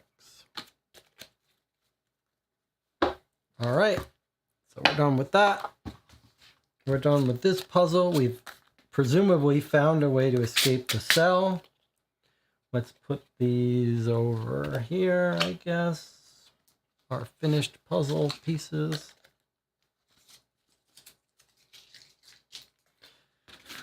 And let's look at our new cards. Puzzle 4, Puzzle 5. And he's opened the gate to the cell. And we've got some new tiles out. So now we've got 2 puzzles we can work on. This one says, it might not be the chains you need. Their purpose is to bind, but that from which the chains were freed is what you seek to find. So find what the chains used to be attached to, and then blank, blank, then pierce. Let's do this first. This tells us to get card 37, 38, and tile 2. So we figured out how to open the gate.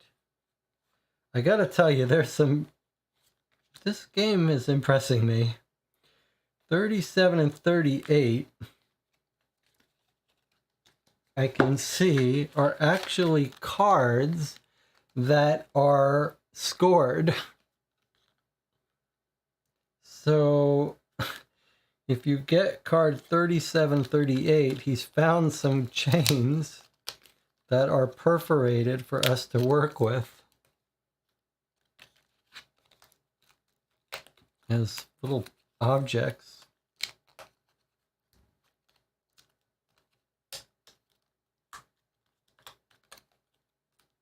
All right, so we're done with these, and we're done with this, except this says Ourdale Estate. I don't know what that's supposed to be about. Okay, so we've got a bunch of chains that we found under the bed or on the bed that were supposed to hold us. And this says, it might not be the chains you need, we just have to find that from which the chains were freed. All right, and then this next puzzle is something different. All right, well, let's take a good look at this card, make sure we're not missing anything.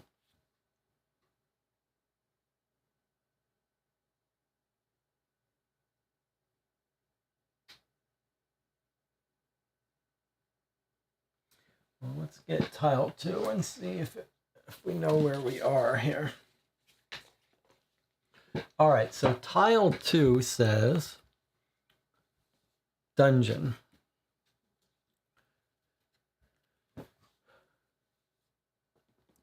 You break through the loose wall into the adjacent cell. With the cell door open, you attempt the door leading out of the dungeon.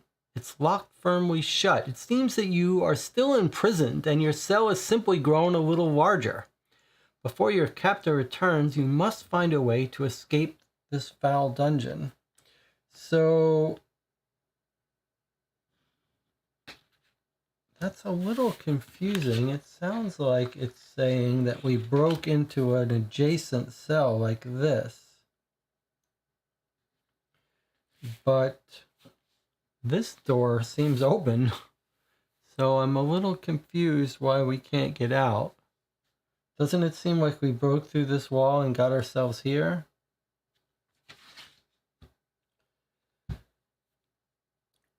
You break through the loose wall into the adjacent cell. With the cell door open, you attempt the door leading out of the dungeon. I see. So we got out of the cell and now we're somewhere in the dungeon, but we can't get out. But are we here? In this dungeon? Is that where we've made ourselves here? Is that where we found ourselves? Into that dungeon? Because according to his map, yeah, look. There's the map of the dungeon, the 2 cells, and there's the little squiggle showing the 2 walls are... I really shouldn't have done this camera this way. Okay, there's the 2 walls separating the 2. This is pretty cool. So I think what we're led to believe now is that we're like this.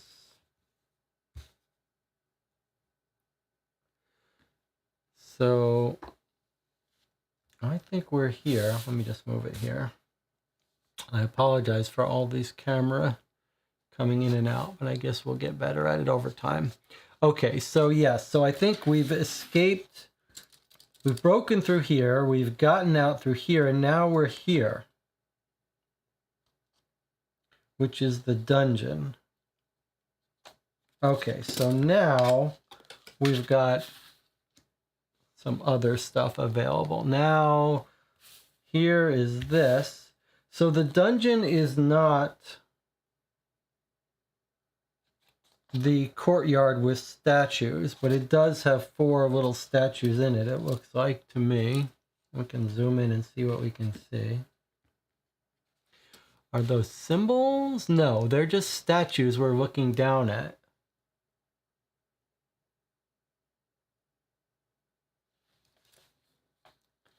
It looks like these 2, are they pointing with their arms towards this?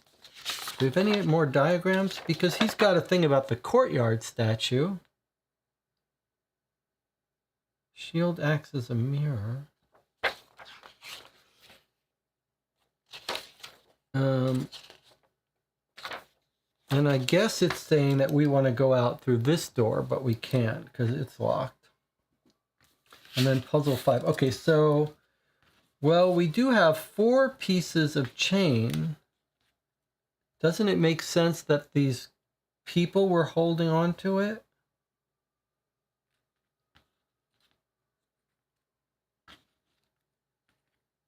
We've got 4 pieces of chain for 4 statues. But here's card 70, so you would think that it's the puzzle is this.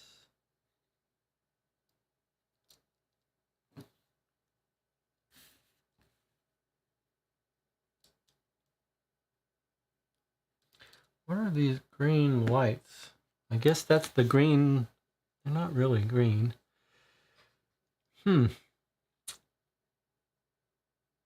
Is it... Are we trying to find out what these 4 statues are on top of? What letters? don't really line up too closely.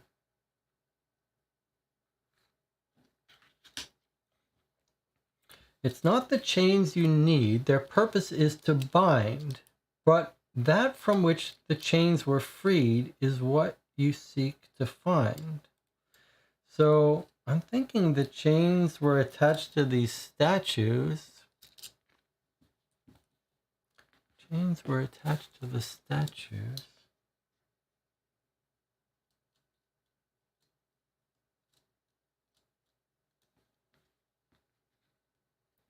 So we found the statues. Now how do we make use of them? Something with these symbols.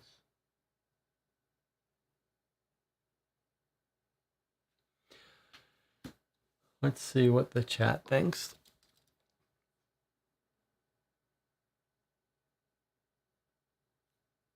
Oh, flip over tile 2 for the dungeon. Okay, we broke 3 free. Oh, this is the dungeon. This isn't the dungeon. I don't know what this is then. Maybe that's the seal room. Okay, thank you in the channel for helping me. All right, so there's the dungeon. Now it makes a little more sense. So there's our green rooms leading into these 2 cells. And now we've got letters and more cards. Okay. Okay. Somehow I was so engaged that I missed the alert. All right, so we've got more cards. We've got card 30 comes out. Let's zoom in so you can see this better. Okay, card 30 comes out. Card 71 comes out. And then a bunch of, let's take a closer look at this.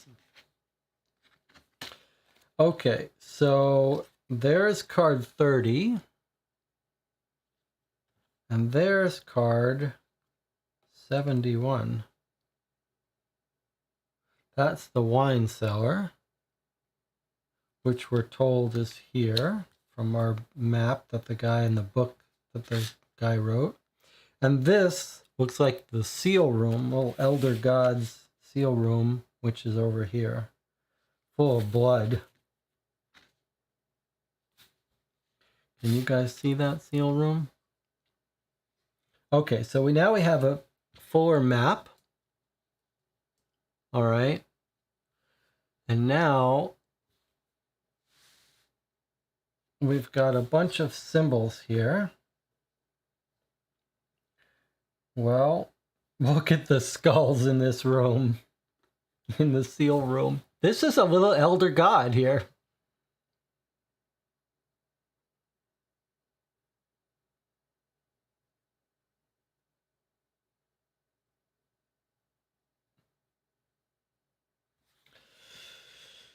There's still a courtyard we haven't found here, unless this is the courtyard.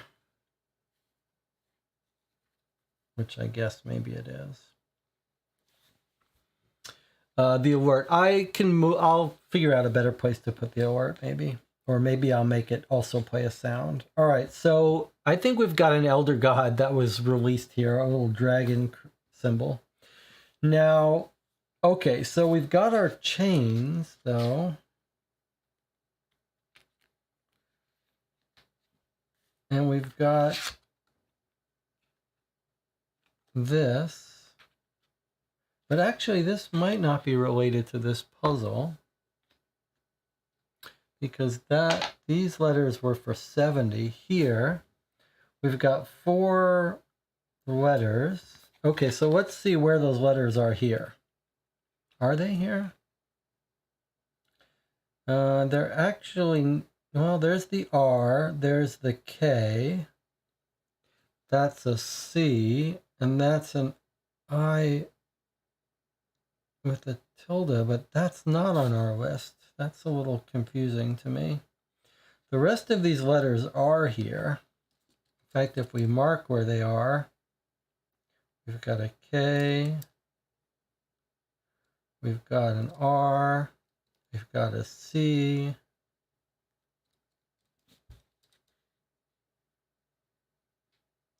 Then this we don't have, though.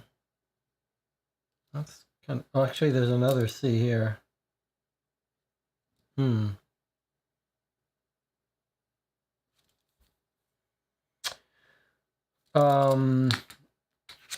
What about these chains?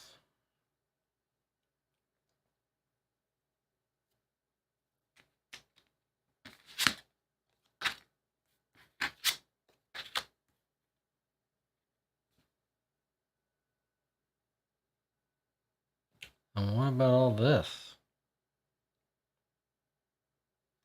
Puzzle 4. It might not be the chains you need. Their purpose is to bind, but that from which the chains were freed is what you need to find.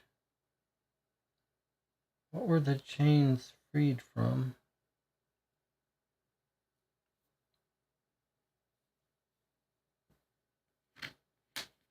How do these chains help us?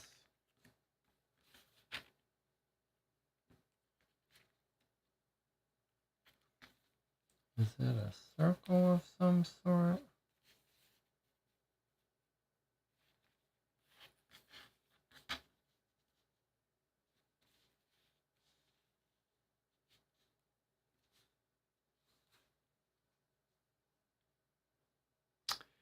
We need to look at the holes where they got punched out instead of the chains themselves. That's a fun idea. I don't think so, though. It's a fun idea, though. Clever, outside the box thinking. That from which the chains are freed. You know, I think you might be right. That's very clever. That is very clever. That from which the chains were freed. You're saying these are where we freed the chains from. Boy, that's clever, Jonathan.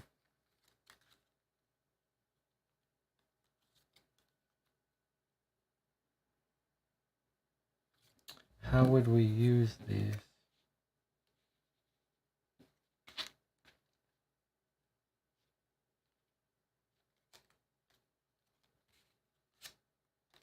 Is there any clue? There is kind of a clue in terms of these lights.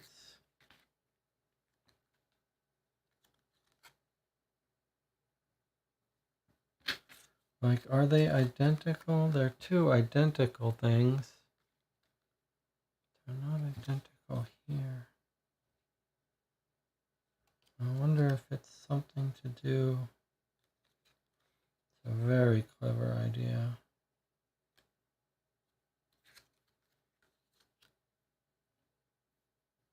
These things don't quite fit here, though.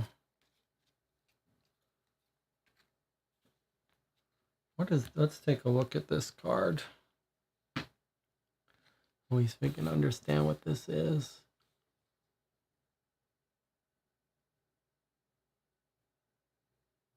It's the wine cellar. Is there an entry in his notes about that? Wine-making castles.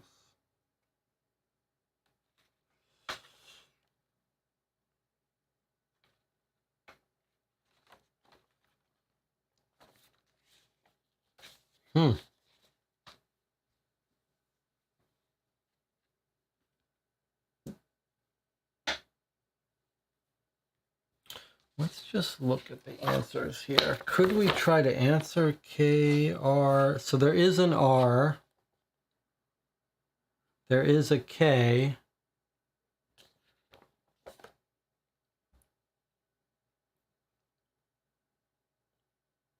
There is a little C. Okay, so if the answer is one of these letters, that could be what we're supposed to find. One of those letters. The chains were freed, but where would we, like, you could put this any way. How would you know where to put it? Does it line up or something? Like boxes.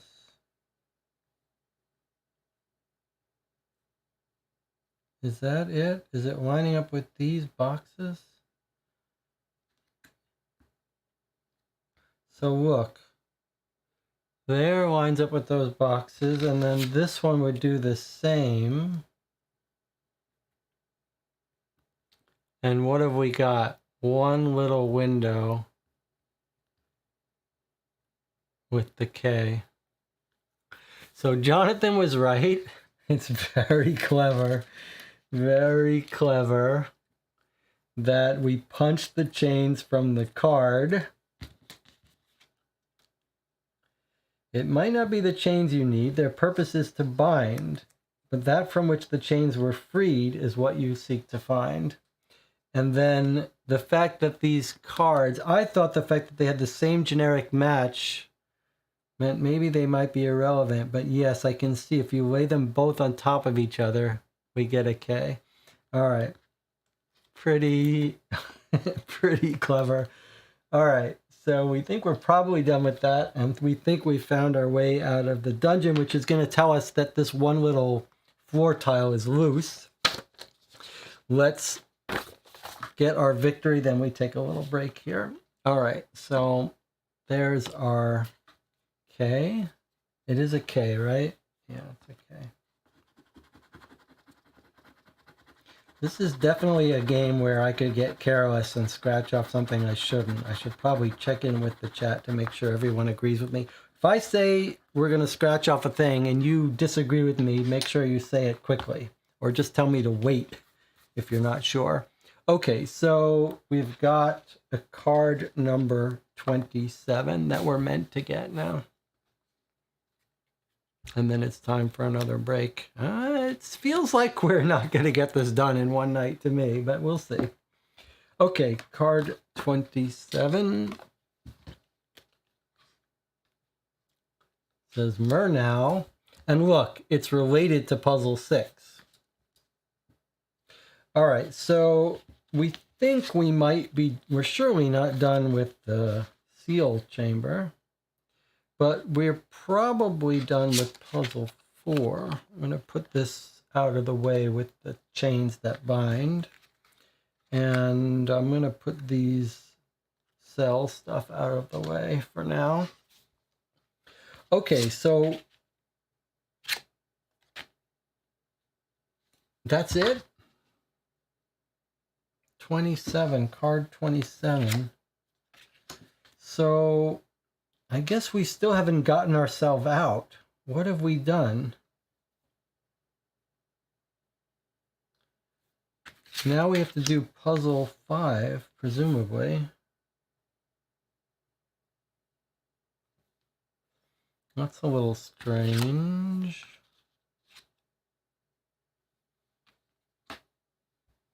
It didn't tell us what happened.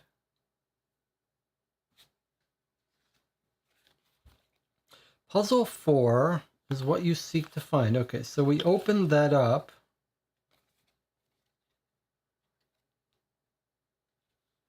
Which gave us this.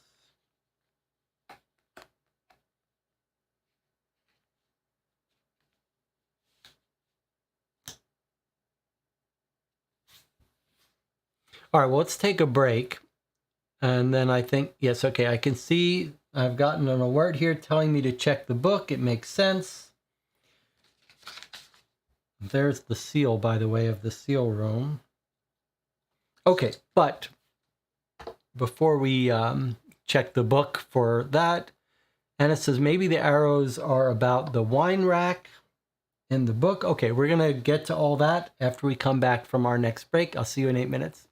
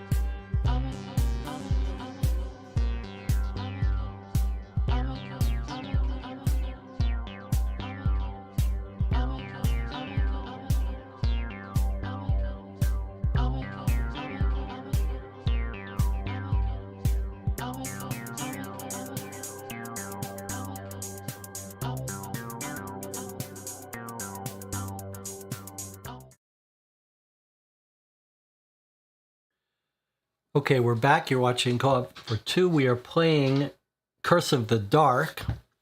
We finished puzzle 4.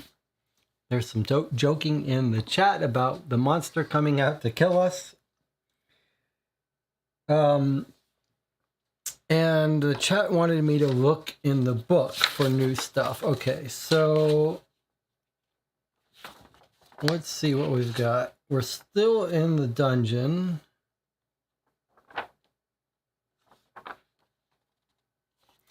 There's the wine rack with the colors that seem to match this.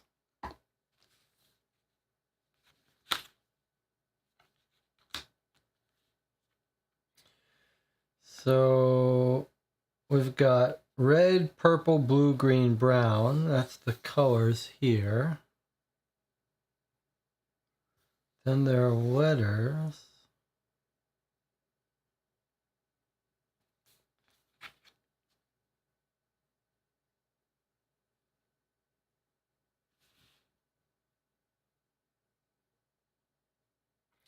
Down, down, right, down.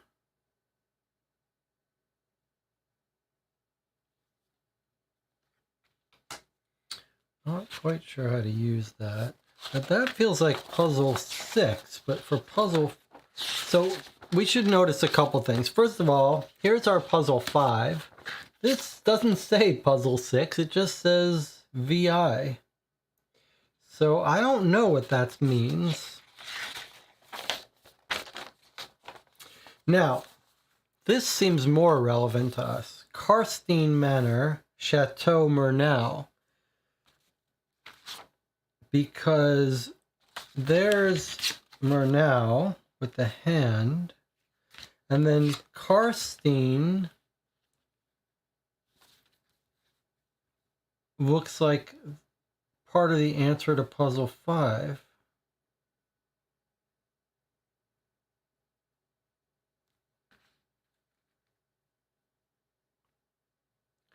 Winemaking castles of the region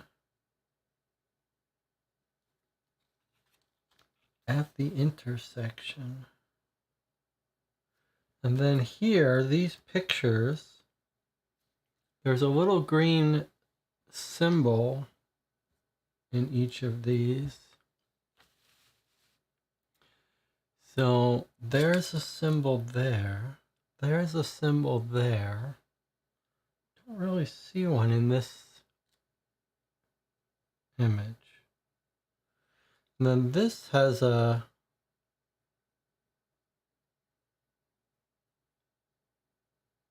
number in it. At the intersection, this seems like maybe we draw lines between these green, black, purple, blue, red. There's an arrow here, whatever that means.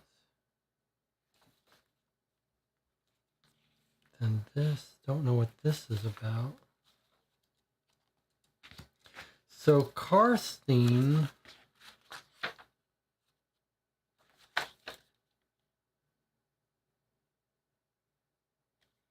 Castle Mordengraf, that's the seal of the dragon. Got some piano notes. Chateau Calmet is the deer. Let's see, what's a better way to show you this? Okay, it's the deer. Chateau Calmet is the deer. Or the antlers or whatever. So Montresor Calmet. Mordengraf Karstein.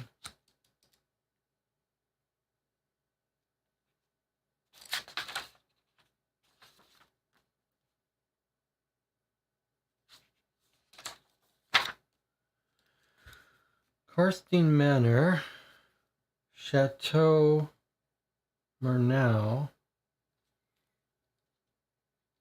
1, 2,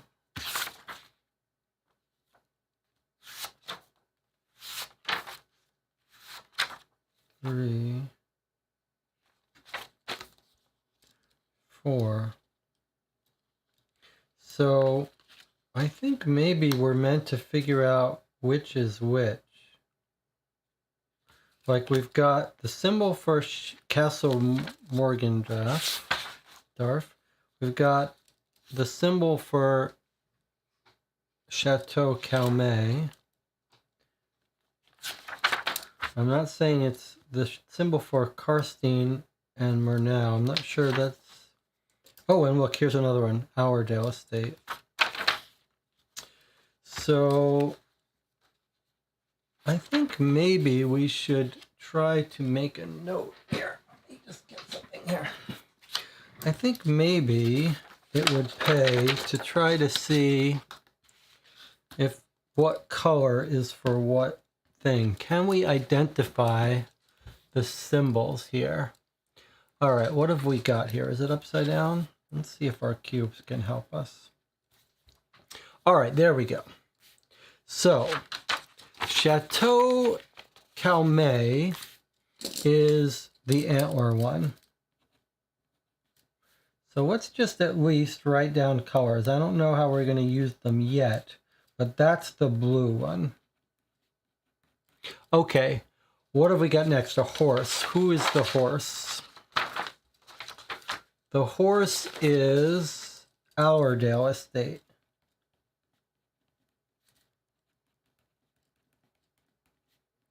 So Ourdale Estate is brown. This is the antlers, horse. Okay, what's next? Do you see the hand? Okay, the hand. The hand one was Chateau Murnau.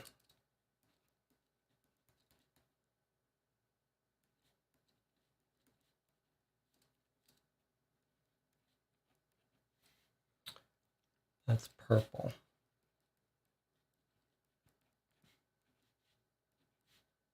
That's the hand. Okay, what else do we have? Where's the snake? The snake is the green. That's Karstein Manor.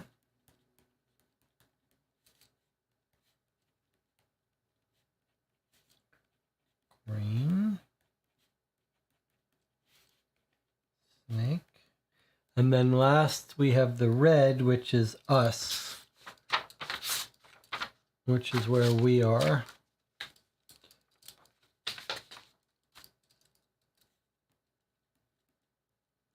Mordengraf Castle.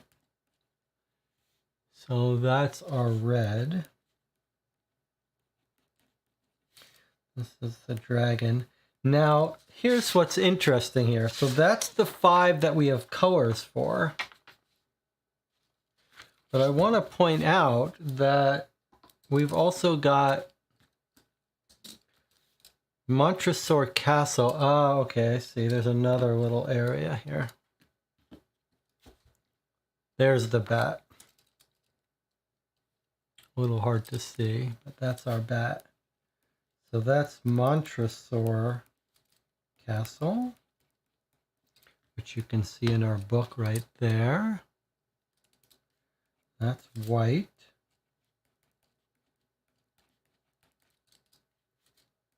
That's the symbol of the bat. Now, was there one more that we don't have a thing for? I thought that I saw one more.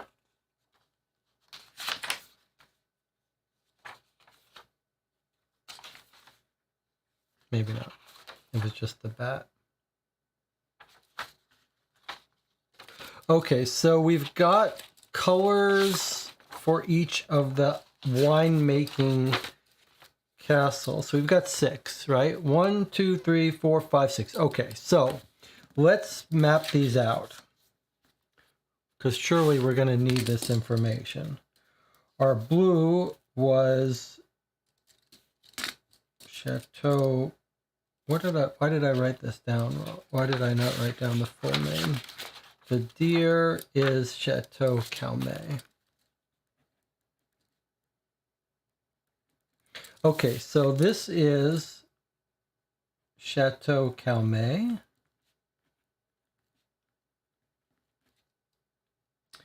And then brown here is Ourdale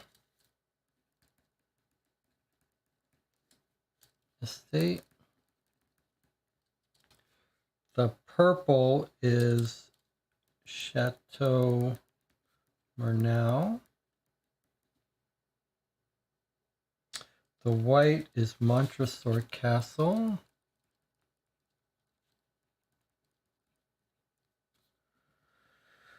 The green is Karstein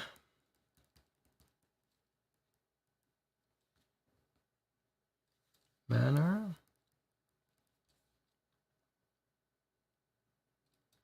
And the red is Mordengraft. This is where we are.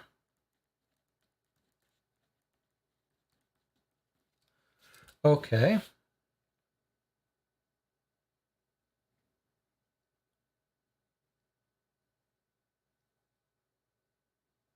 And then it says at the intersection here. And then they're dots. So I'm thinking we're going to be drawing lines and finding which ones cross. Now, what about this? Ah, the intersection. Here we go.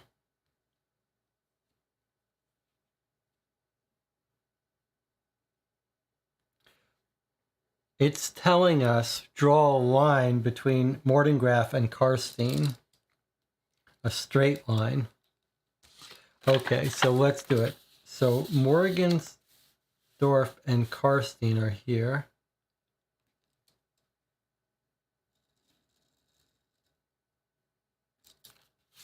Okay, and then Montresor and Calmet. There's Calmet and there's more.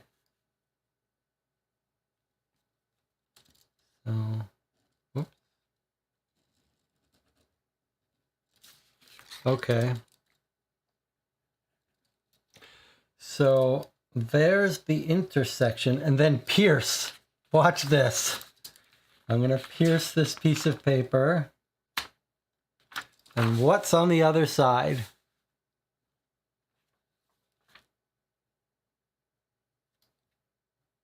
Nothing. How about here? Is it this?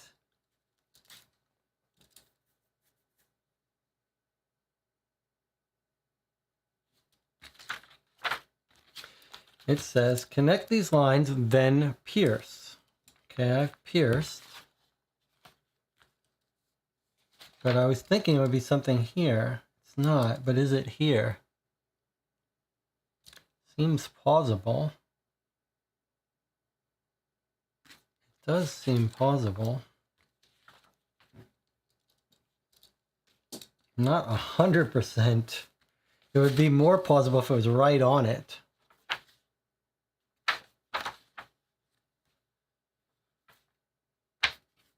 I do think that's probably it. Unless we got any of these colors wrong. I don't think we did, though.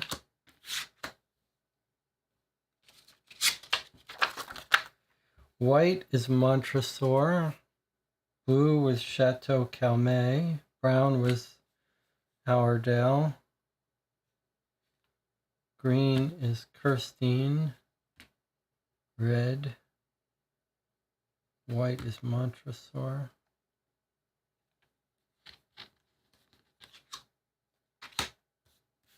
Well, what does the chat think? Nicola says the page is divided into areas, so it looks 100% right. Okay, so we're in agreement that the piercing is going to go through this one and find us a region. I agree with that. The only question is, could we have gotten this wrong? I don't think so. So I think we're going to go for it. This is the first one that I feel like it's conceivable we could get this wrong if I've labeled those colors wrongly. That would only be from sloppiness. Okay, so let's get this little symbol of a U with feet. There it is right there. All right, here we go. Okay, looks like we got it right. Boy, I gotta say, I'm pretty impressed with this game so far. Okay, 14. Card 14 is next.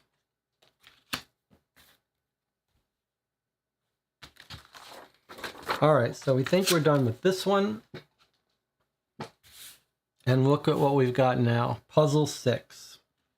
1788 Murnau, and then there's a sequence of stuff here.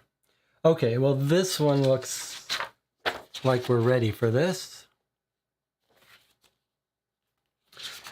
Rob in the chat says something that makes sense. Larger regions to take printing error margins into account. I think that's a good, or maybe even to take into account that you would go through the center of the castles instead of the dots. I don't know, but you're right. It makes sense. Okay, so now we're going to here, which makes sense to us, right?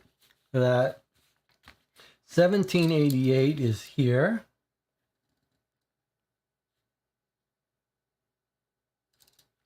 1788 Murnau. Up. You can't go up from 1788, but it doesn't mean we start from the color Murnau.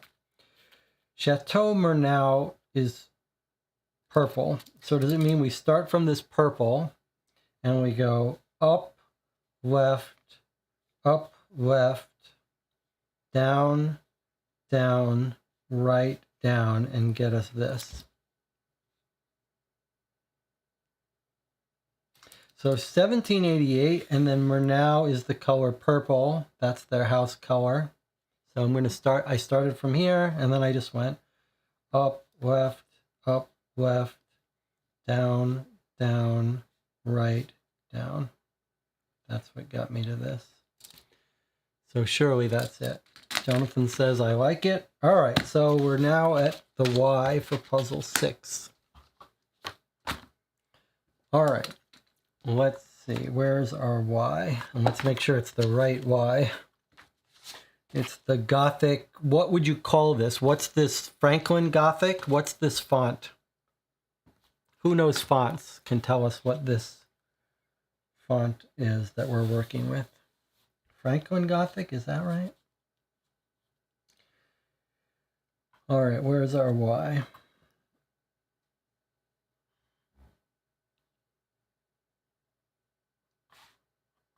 So lowercase y without a line through it. It's not this one.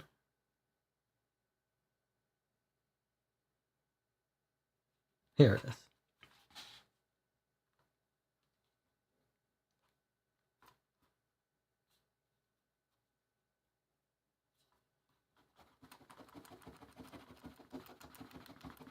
Okay, another green. So far, so good.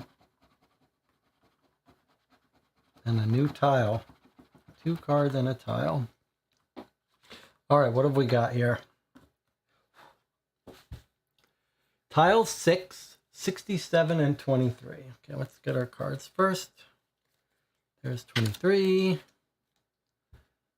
Now we got 67. Okay. And then tile 6.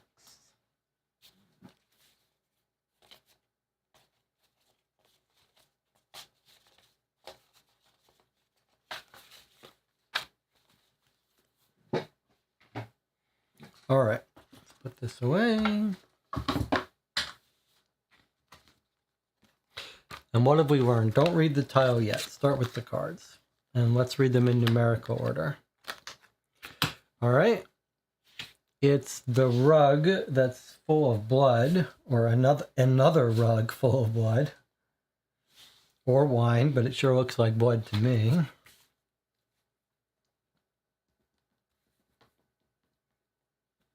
With a little reticle and a pointy thing there. And then these greens look like symbols of some sort.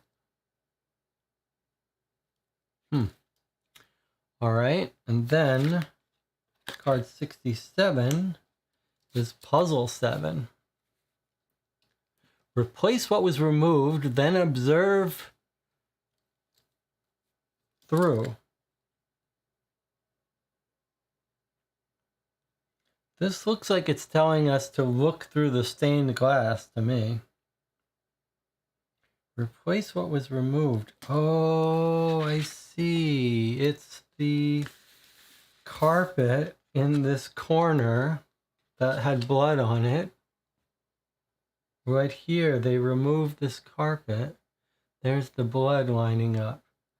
So replace what was removed, then observe through the stained glass. That's puzzle 6. What the hell is this, though? This was from this room. We still haven't done that. We don't know what puzzle it is, right? But let's just make sure we're up to... So we just did puzzle 6. So this one's done. We can put this into our pile of done puzzles. So we are up to puzzle 7. And now we're supposed to observe through. Not sure, what is this showing us? All right, if I... Oh, I see.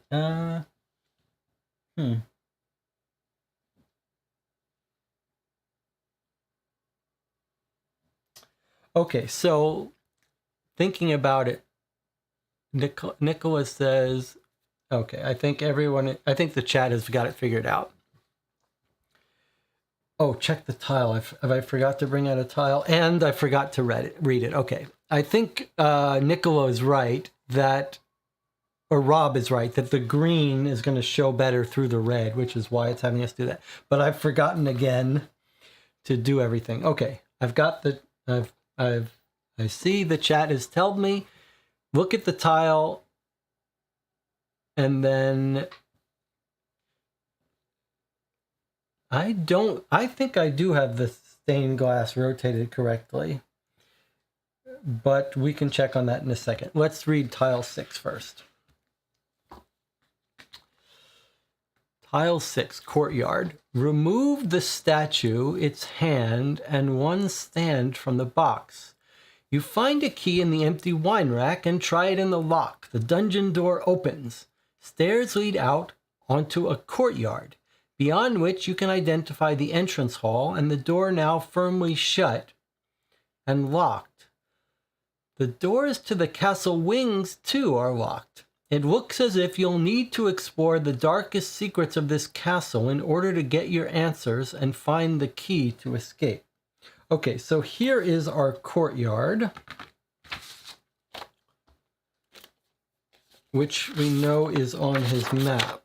So entrance hall and courtyard with the statue there. So there's our lining up, which it lines up exactly on there. Okay. And you know what this is? Now, we've been through this before.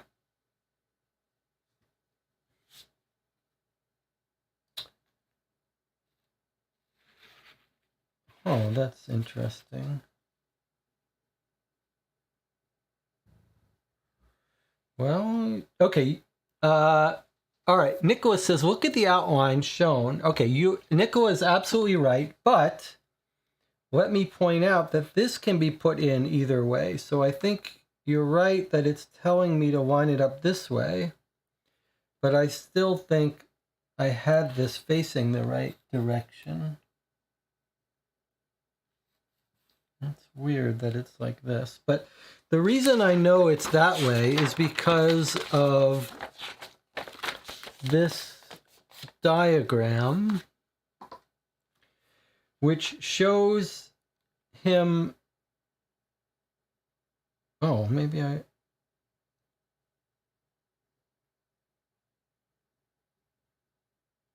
did get it wrong.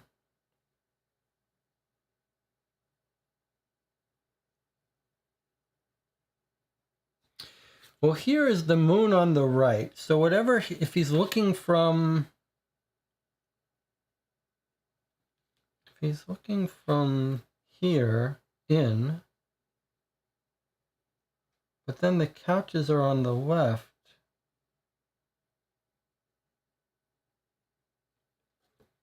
Now I'm not sure. Well, we have to, it's not going to matter for this puzzle, but at some point we need puzzle.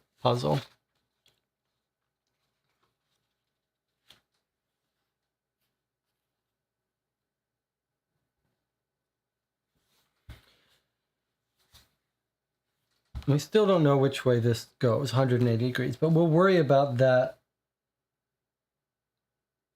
later.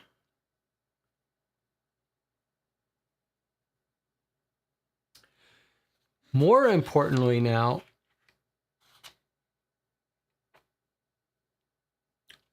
yes, you can turn around the glass and keep the feet in this position. We don't know if the rotation is vital. Yes, we'll worry about that later. We'll worry about that later. Are there markings on the feet that show us which way it should be? This map is showing us something clever. Let's just worry about this later. I believe that I've got it right, but I can't tell depending on these chairs.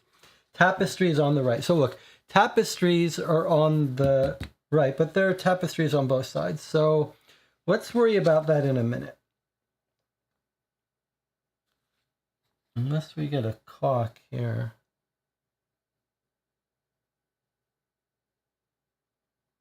Okay, anyway.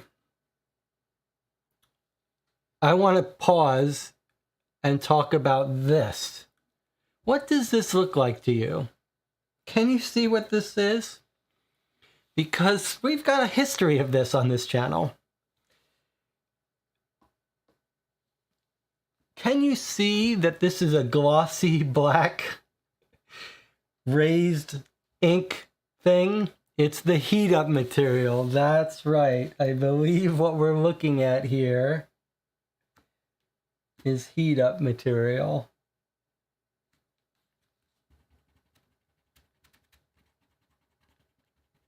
Something is coming through here. All right. It's the heat up material. I don't hate it that much when I know what to look for.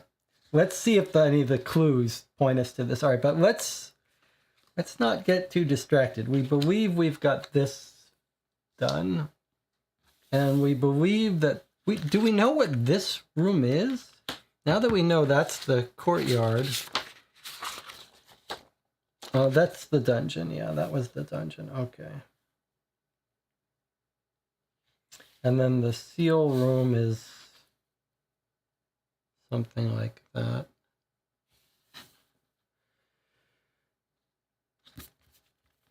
Okay, let's not get distracted here. Puzzle 7 tells us replace what was removed, then look through. Okay, so the idea here is to look through here at this rug. And I believe, as Rob was saying, the only real purpose of this is it's red, so it hides the red of the rug. Okay, you're right. I missed something. I didn't do one other thing. The tile said, take out the statue and the arm from the box. Yes, you're right. What would I do without you guys? So it says to take out one of the standees.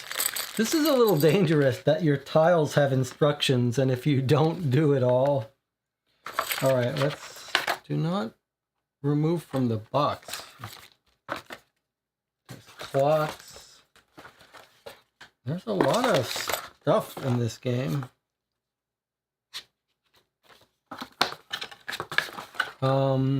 Where is this statue? Oh, is this the statue? Yes, it is. Okay. So there's actually a whole thing here, but it sounds like it just wants the statue and its arm. Wow, this is just over the top. All right, so it said, take out a statue and its arm, its hand, and put it on the base. All right, so it's a little loose here. I'm just going to use a piece of tape.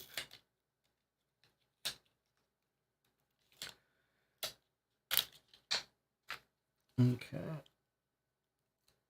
So that didn't help.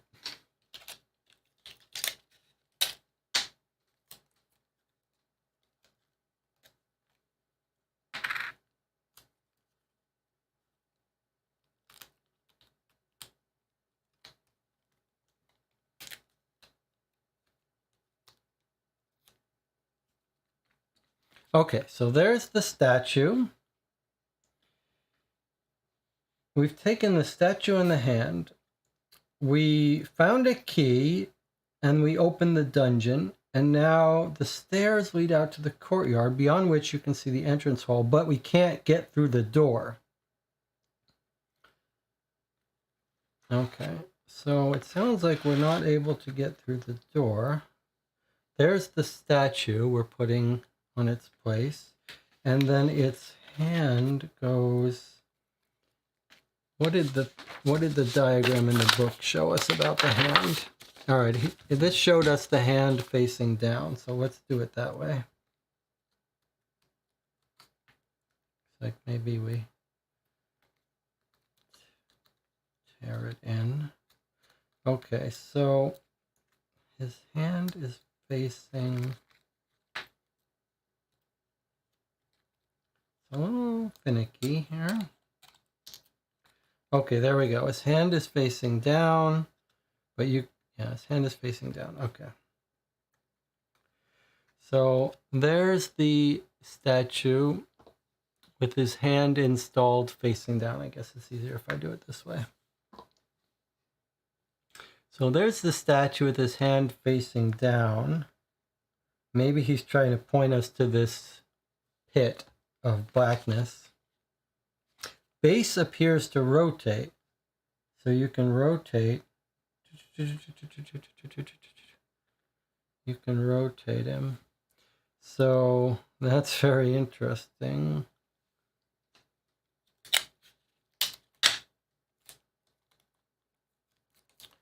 He really wants to come out of this base, though. All right, so I guess we're probably just going to end up displaying what's in the black, and then we can rotate him to it. But first we're supposed to look through this and see if we can see what it reads. It just makes the green more visible, that's all. So if we just look through it, I guess we could do it this way for you guys to see, but you really can't see. You really can't see. That's all right. It's not important. The only thing it is showing us the green. So let's just do a close-up on this green and then figure out how we use that information. So, I mean, we can make out this symbol, but what the hell are all these other symbols? And how would we use that?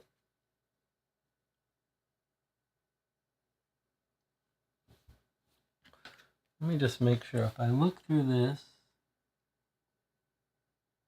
The only thing that I can see that you might not be able to see well is that there's a full line going all the way down this. So, let me just get some paper here. So it basically looks like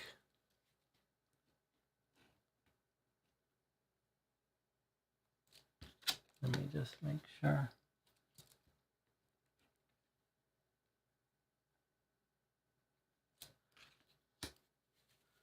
Then here, this looks like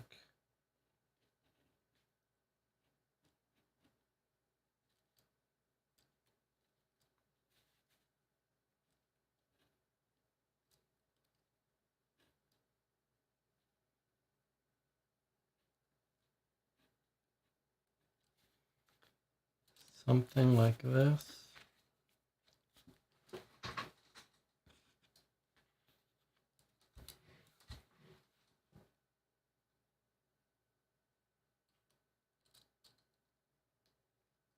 Symbols are elongated to show properly.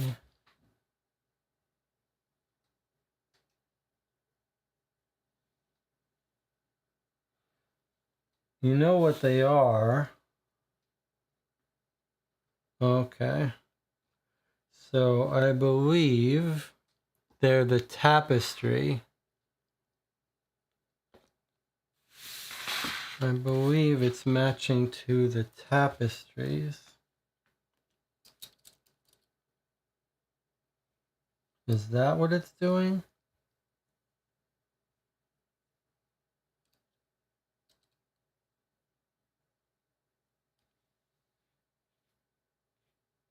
And then there's this. Maybe it's not mapping to the tapestries. No, I'm not 100% sure. There's 3. Our decoder wheel has 4.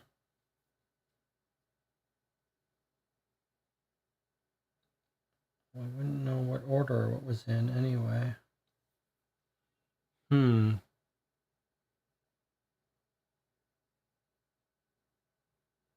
I thought it was going to be matching to these tapestries, but now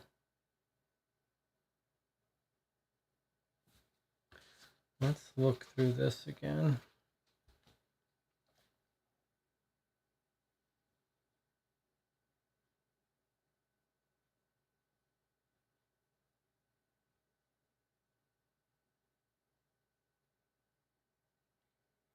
All right, so this symbol I didn't draw quite correct. This looks more like an M with the curve.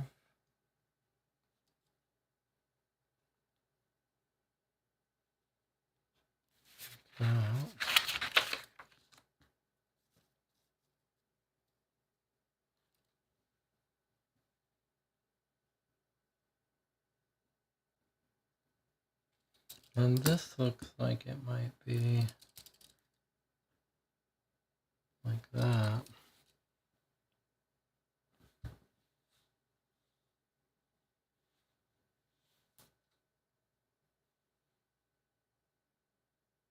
That's weird, huh? Is there anything in the book that could relate to this? Okay, well, we could take a look at what's under this black heat pattern. That might help us. We've got notes. There are some notes on this thing here in the bottom right.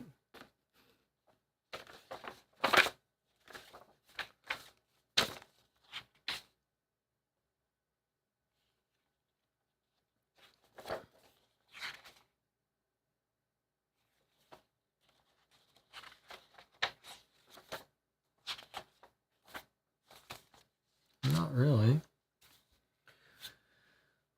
Puzzle 7. Replace what was removed, observe through that. Okay, so we've observed through that.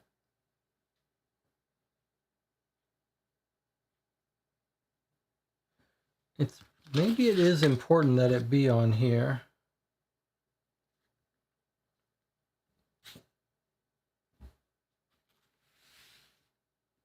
Maybe if it's related to the tapestries, it's kind of weird that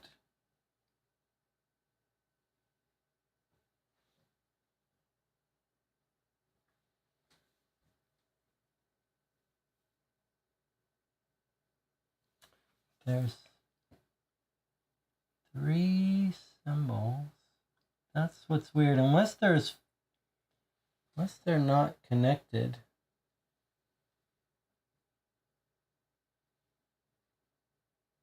I don't know what it's decided to show you here. Okay, there we go.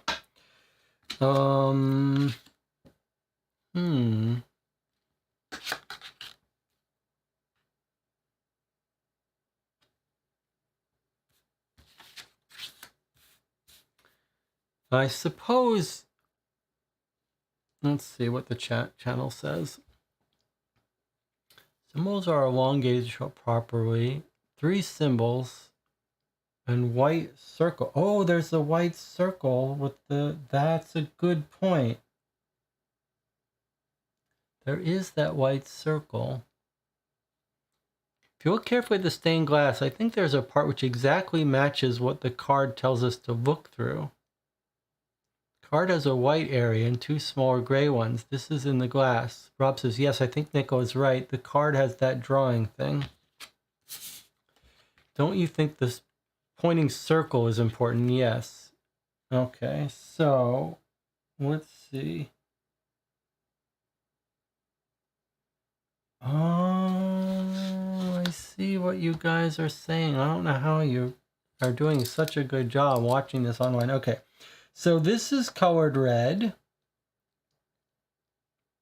or whatever it is. And that actually does, if we look at this, you can see that that looks like it's one of the legs.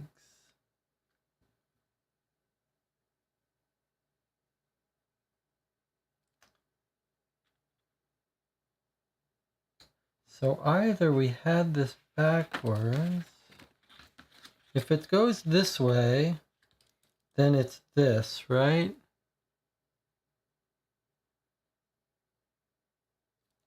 So if we put this back now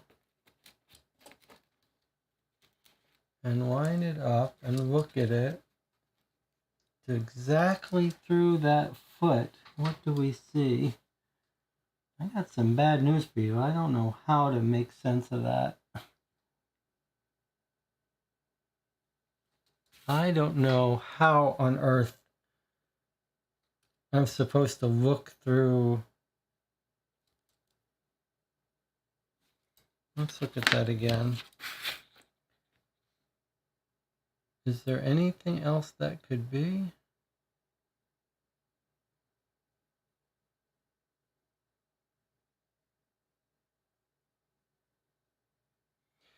Look at that, though. This is this. I think that's very odd. This is a very odd thing that's happening. Let's think about this. It could be that we have to do this, but this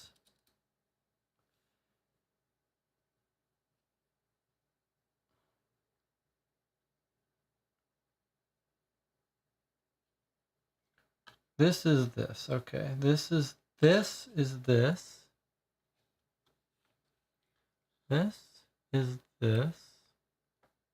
And this is this. So it wants us to look through this part at 4 level. I think maybe the shortening was the key here. So if we look through that,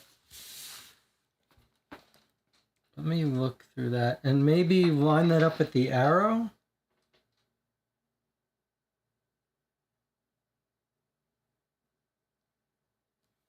I'm trying to look through that left leg.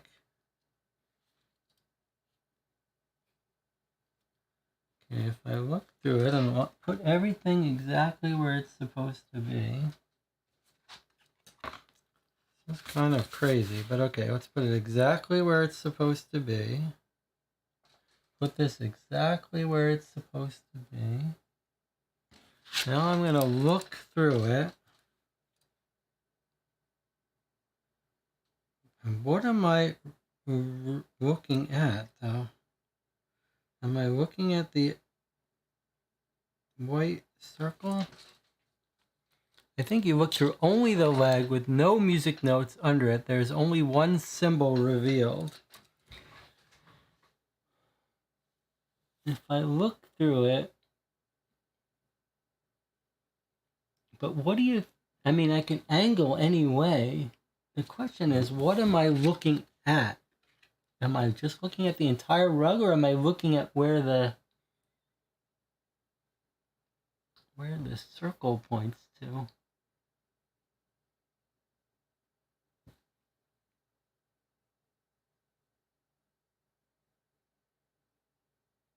I don't really.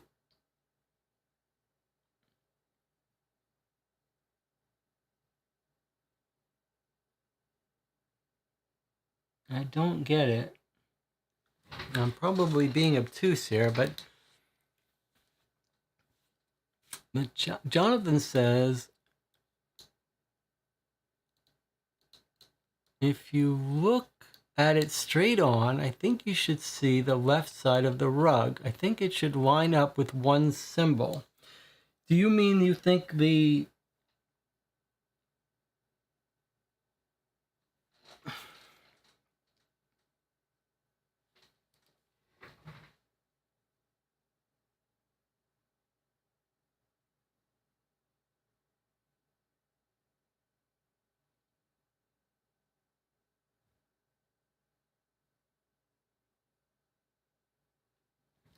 All right, this is an interesting pedagogical problem.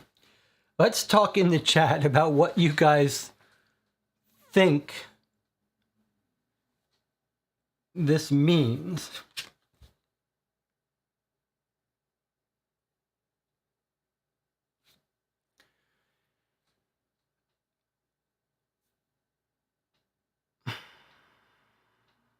So here is the setup. The door is where it should be. It's facing the only way in which this makes sense. So this is for me. The only way where I'm looking from it from the room we're in matches this way, which is not the way I thought it should be. I thought it should be this way here. But if it's this way, then this is wrong. Then this is not visible from here. I'm assuming we're looking into the rug this way and looking at the green. Okay, so that makes sense. So I've put it here. Now the question is, if I'm looking at it this way, I can look through this part. I can look directly through where this part is, which is here, which is actually this whole thing here, right? This whole leg here. Okay, but what do I look at? If you say just look at the card, that doesn't really help. Now I could look at what this triangle, what this little arrow is pointing to. I think the leg is just to signify the left side of the rug. We had two symbols on one side of the rug and one on the other. I think it's just a nudge to look at the one side of the rug.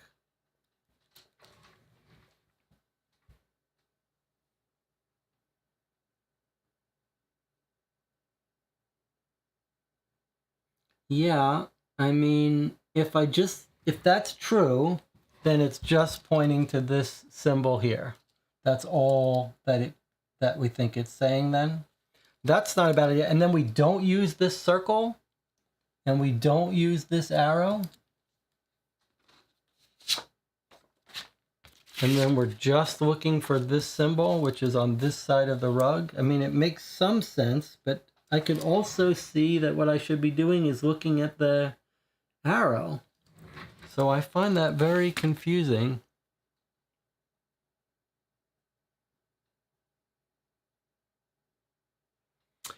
Jonathan says, in my reading, we don't use the circle yet. I mean, I like Jonathan's basic idea. Where is that symbol? Okay, well, we do have that symbol. It's this one right here. Nicola agrees with Jonathan. Okay, that's good enough for me. Two people. You look through the red straight on, and it just puts... To give you some idea of what it shows you, it basically, if I look through this whole area that matches that, in here I see that symbol. So I guess that makes a bit of sense. Let's try it out. I can't say I love this one.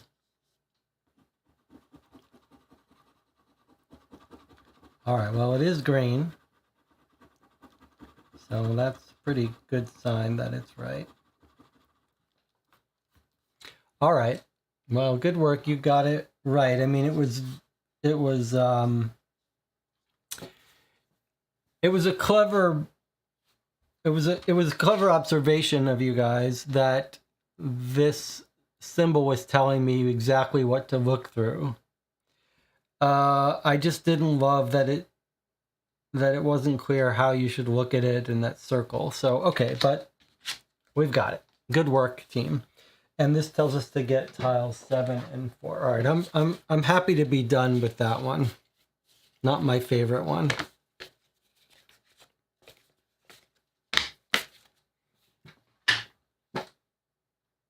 All right.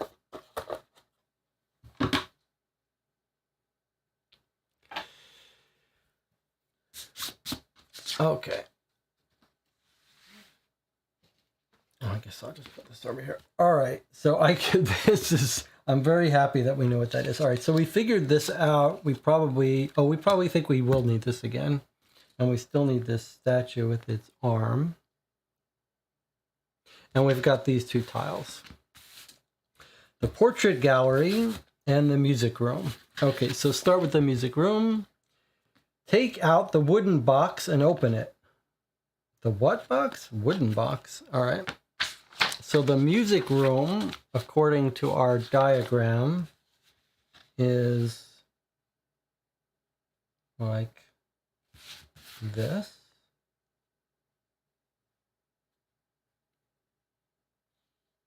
And then the portrait gallery says, you press firmly on the symbol on the rug. It glows. Behind you, the door to the north wing unlocks, creaking open to reveal the portrait gallery of Castle Mordengraf. All right, so this one tells us get out the music box. Okay, so here's our wooden music box. It's not actually made of wood, but it looks like wood. Do not remove until instructed. Okay, so take out the wooden box and open it. And then this one says, we press firmly on this symbol, glows, and then the north wing unlocks, creaking open the portrait gallery. So here is the portrait gallery, which goes like this. And then the music room, which goes like this. And then we're told to open this music box. Okay, here we go.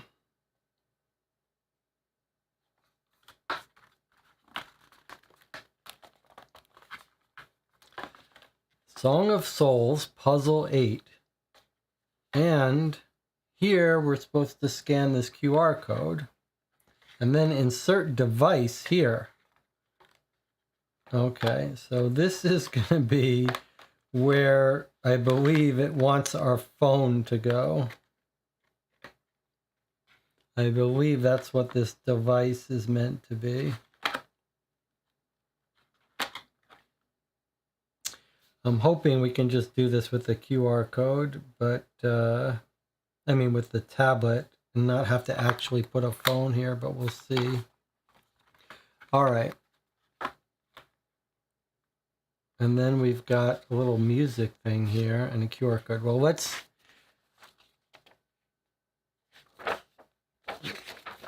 us scan the QR code and see what happens. But before we do, I suppose, this is in the music room, I suppose we should take a look at these tiles and get out what additional stuff they tell us. So here's the portrait gallery. I see, am I out of view?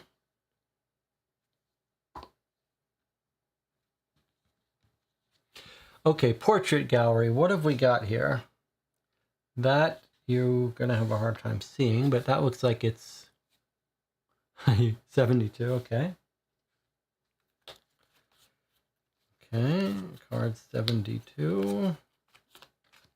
Okay, and then up here we've got a clock that says,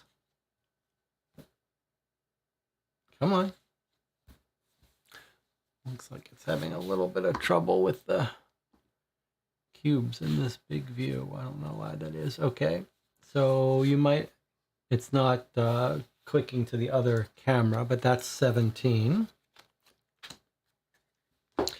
And I do believe that these may be the portraits in the inside of the box. Maybe if I move it down here, we can see it better.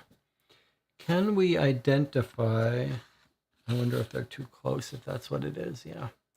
I wonder if we can okay, so there, can we identify and confirm that those match this? Maybe not.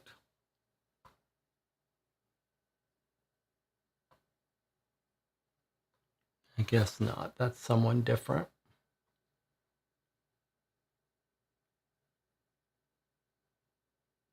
No, those are the ones, right? Because look, you can see the other ones a little bit better. So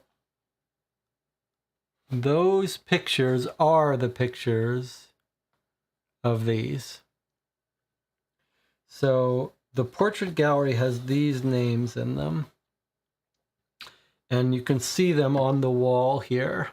So if we need to know the names of the people and where they are, we can refer to the box. All right, and then in addition with the music room, we've got card 59.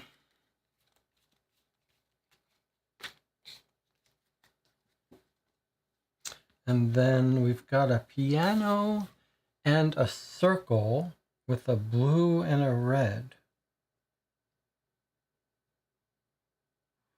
I don't see any other numbers. All right, let's look at what these cards are now.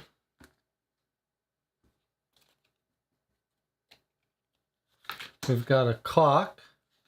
This is the clock that's up here. What is that? 8 o'clock. And then look who we've got. Lord Lucent. That's the person who's the beast of this castle. And he's got things circling his eyes. Remember the movie 7?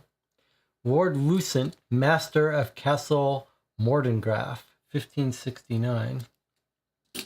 Now, he doesn't appear to be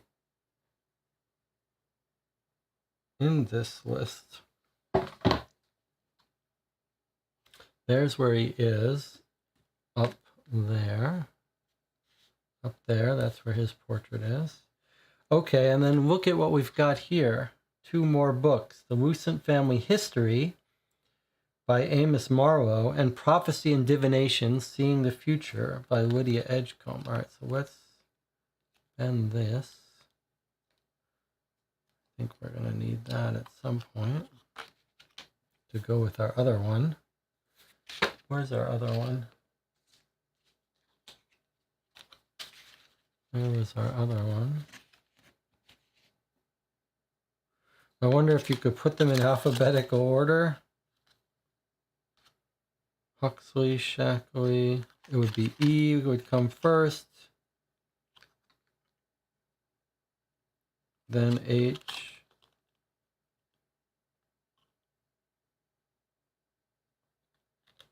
And M. Possibly. We'll worry about that later. Then look at this card. I don't know if you can see that these actually punch out.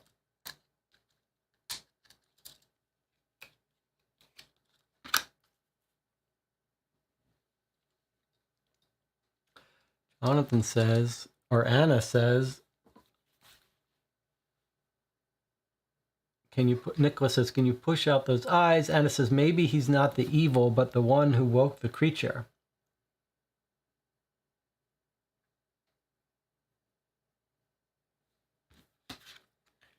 I wonder what he's looking at.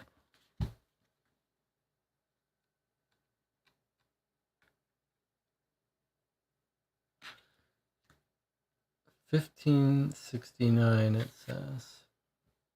All right, well, It's a little weird that we haven't done this thing here.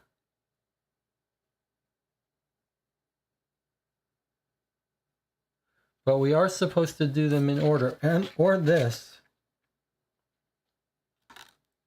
But it does say sometimes you get items you're not supposed to use yet. Okay, so where's our puzzle? Okay, here's our puzzle 8 with the QR code. Heinrich Schlemm, 1693. Is he one of our people here? No. Song of Souls. All right, well, what we'll do is we'll take our break. We'll come back. We'll scan this QR code and we'll see what it presents us with. I'll see you in 8 minutes.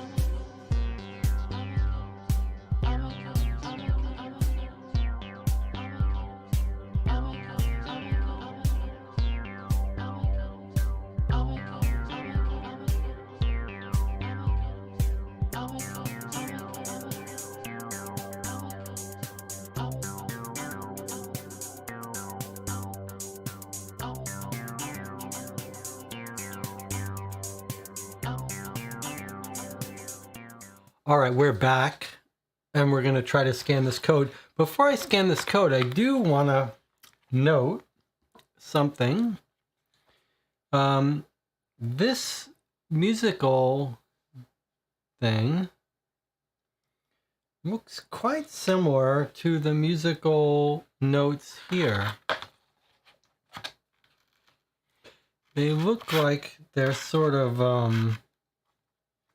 here, maybe if I put it side by side. Ugh, not easy to do.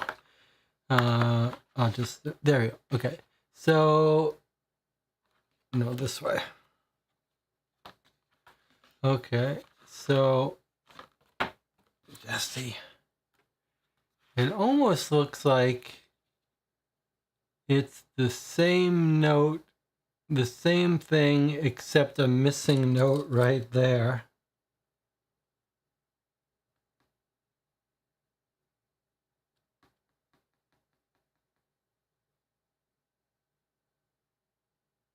Just an idea.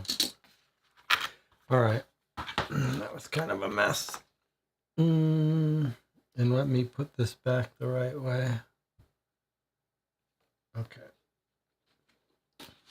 So let's see now if we can scan this without needing to actually put a device here. I'm just going to go into my tablet here and see if I can't scan this website. Whoops. Please turn the device on to landscape orientation.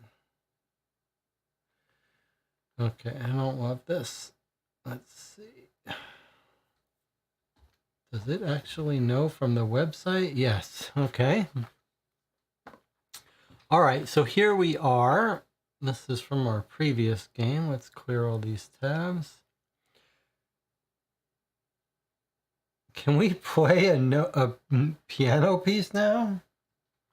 Is that what's happening?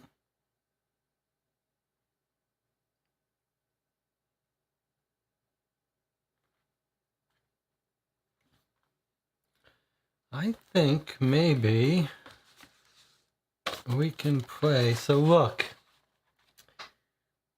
here is the book telling us the scales. So this is, let's write it down.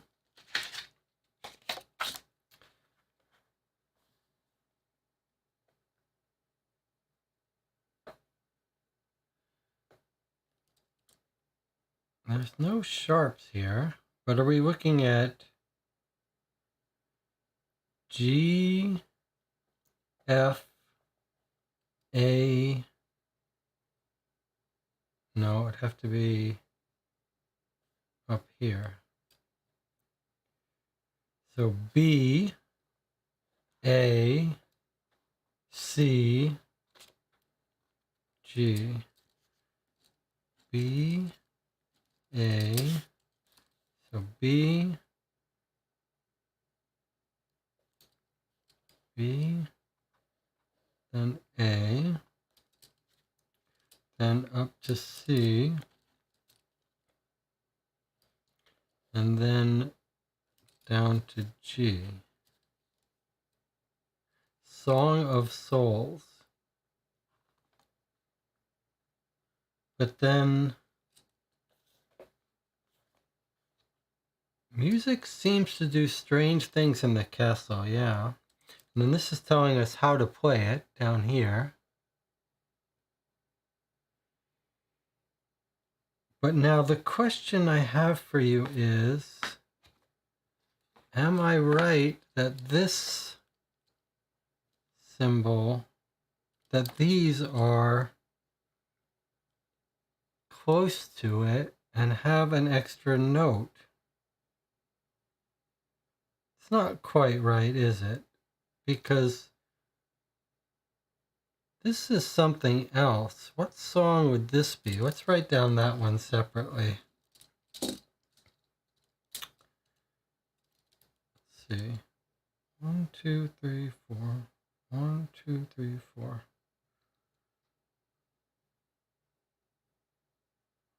What would that song be?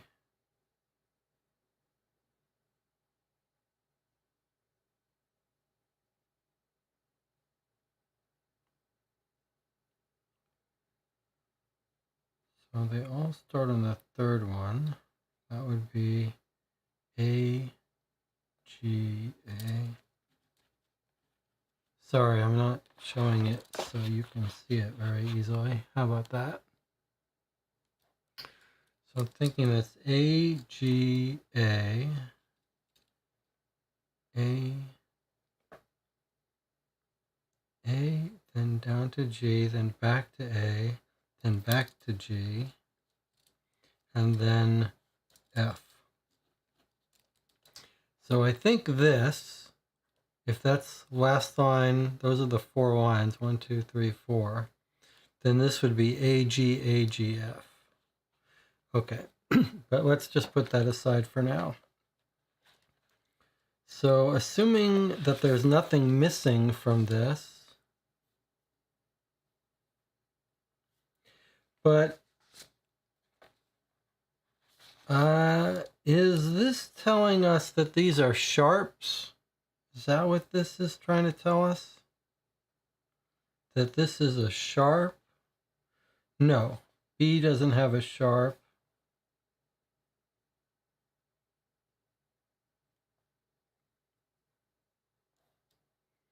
B, A. I'm just asking, why do we know? We know this is a B, but how do we know whether this is an A or A sharp?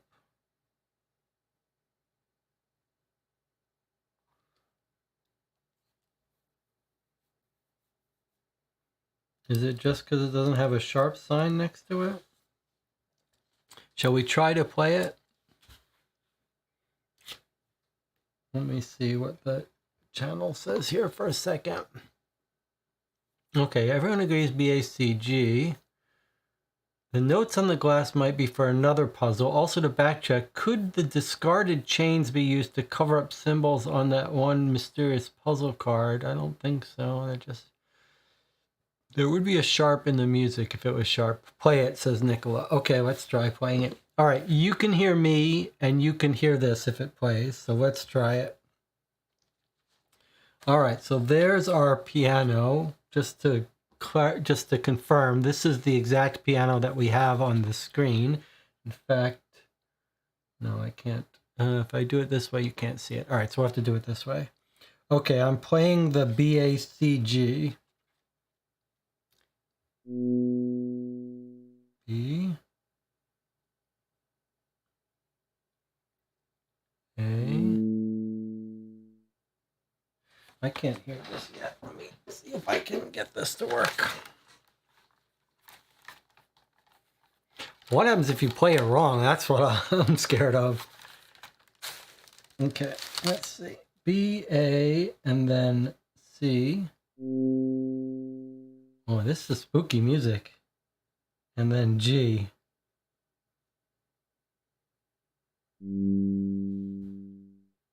Okay. That's a pretty cool sounding organ. I could hear it with you. And we've got our symbol.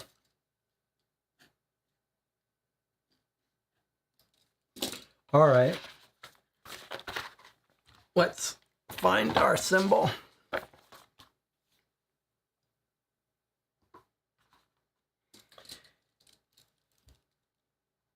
It's not quite this one.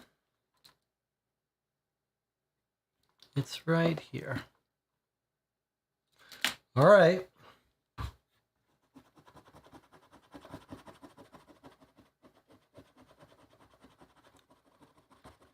Okay, it's another right answer.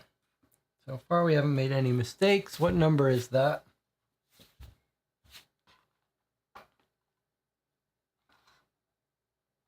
What's confusing the thing? Is it too close? Did I shut off any lights? No. Why aren't my cubes working? Looks like 73. Okay, 73. Let's get out 73. Is that it for the wooden box? Do we not need it anymore?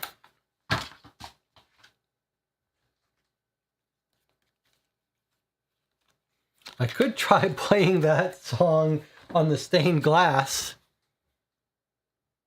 Do you want me to see what happens if I play the song on the stained glass? Who wants to see what happens if we play the song on the stained glass? Of course, we don't know whether we're supposed to read it right side up or right up backwards.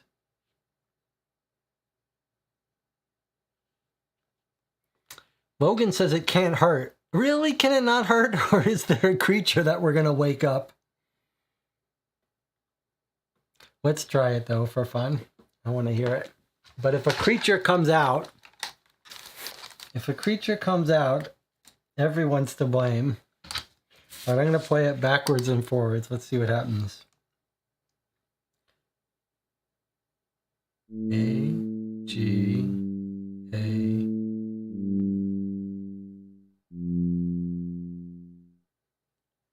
Nothing happened. What about backwards?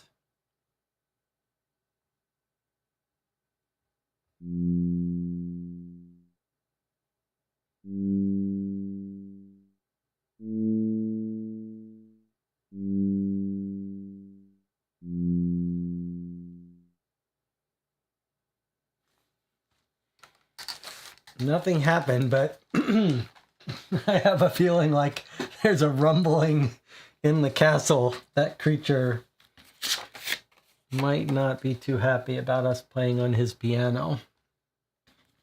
All right, so that told us to get card 73. Let's see what 73 is. Brings us to puzzle 9. You play a melody and a secret panel opens on the organ. More of Stefan's notes.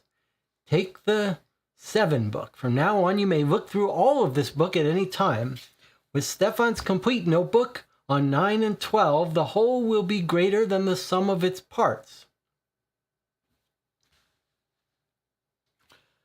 All right, so it's telling us to go back in the book, back in the box, and get Stefan's notebook, which he was afraid might have been lost forever, but we've got it now.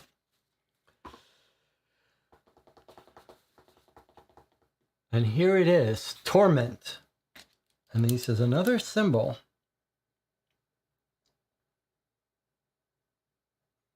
On 9 and 12, the whole will be greater than the sum of its parts, is what the card says. All right, let's see what this is. Torment. There's something foreboding about the stained glass window. Anything different about this? Looks the same to me.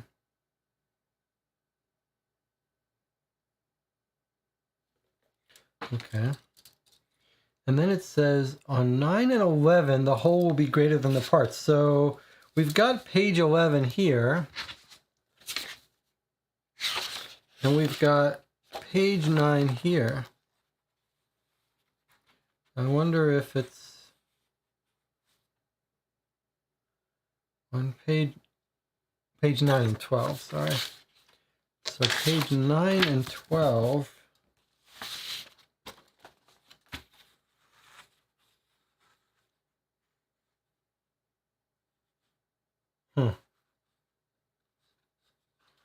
This is the same thing as, sorry, this is here. The sum is greater than the parts. Seems like these somehow go to bed together, but okay, we'll worry about that in a minute. First, we got this whole new book to explore.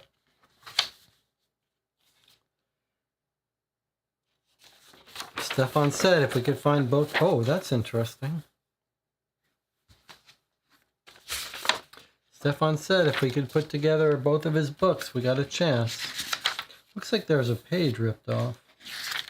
Maybe it's because it got ripped from this. All right. This is the symbol to use the torch, yes. It's only half of it, though. I'm just pointing out it's a little weird. Okay, anyway, North Tower. Long is the color, short is the number. The color of the sword matches the armor. The knights face this way. That's from our rug. So the knights face the direction of the arrow on the rug. And then look, the castle's getting built out more. So we previously had this thing and music room and gallery, and now we have this whole new map here and this whole new map here. Castle layout updated. Legend has it that where the gold sword rests is a secret room. Come on, this is pretty cool. There's a grand hall with a die of 2, a die of 3. Laboratory, South Tower. There's the North Tower, which sits here. Purple 5, black 6, something 7. The knights go somewhere. We don't know why this is half here. Let's see what else we got. Diary entry number 502. We got a card that had a high number like that somewhere. We're going to have to look through our old cards. Try as I might, I lamented that I cannot keep the creature in check any longer. Every night I undergo a transformation and thirst for the blood of mortals. Yeah, I think this guy, Lord Lucent, might be like a werewolf. As the darkness within me grows, my conscience fades. I'm living in a trance. Soon this hateful curse will make me a thrall, and I will resist for as long as I have an iota of strength, but I will no longer be able to resist the creature's influence during the day. I see, during the day. And then there are some lines, almost like, it almost looks to me like this would stack 4 cards.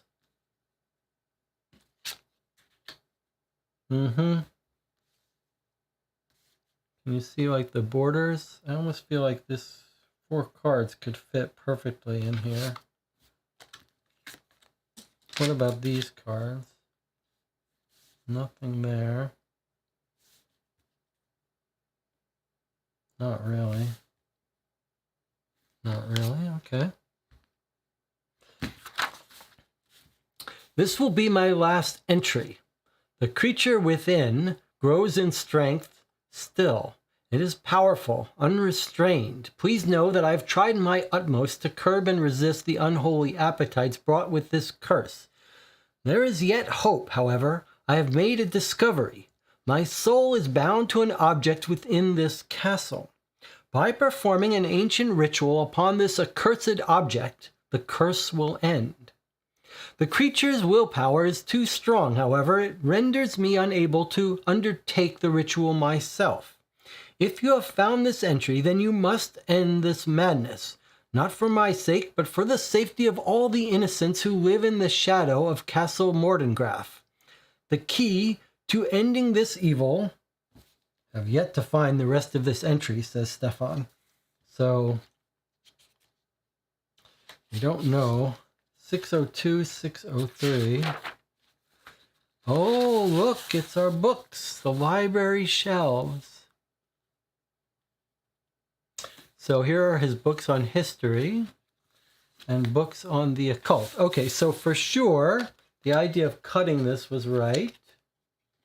Let me get my scissors here while you guys look at this.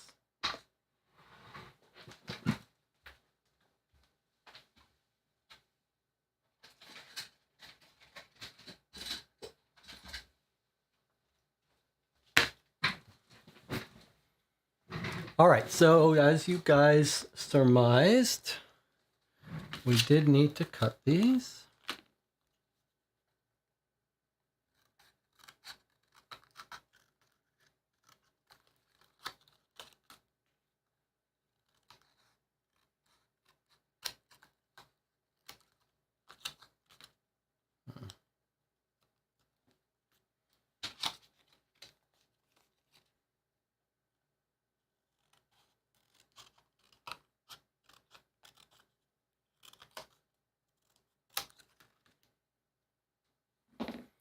All right, let's see what we got. So do you think...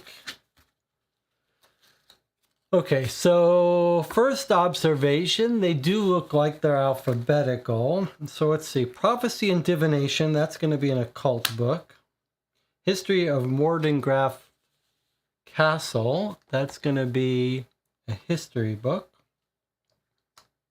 The Lucent Family History is history. And Accursed Creatures is going to be occult. So I think Shackley and Edgecombe, maybe they're not in alphabetical order. Then what would they be if they're not in alphabetical? How did they sort? I-S-T, that seems like it's alphabetical, but that would make these not go anywhere. That's not right, but that looks right. Is that right? Is there more books to find? Is that our problem?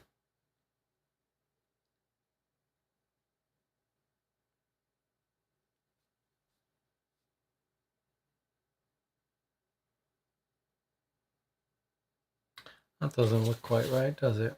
But maybe there's more books to find.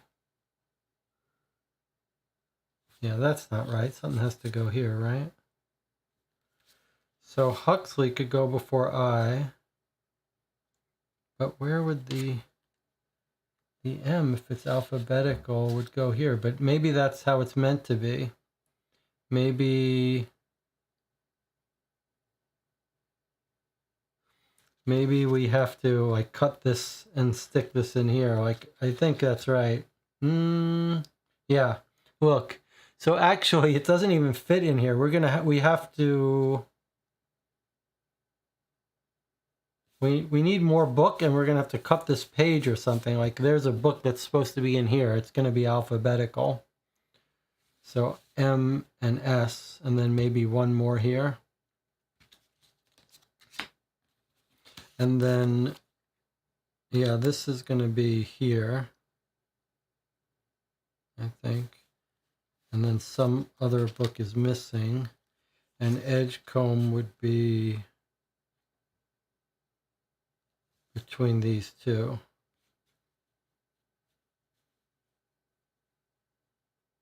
Okay, so these are not ready for us to solve, but they will be at some point.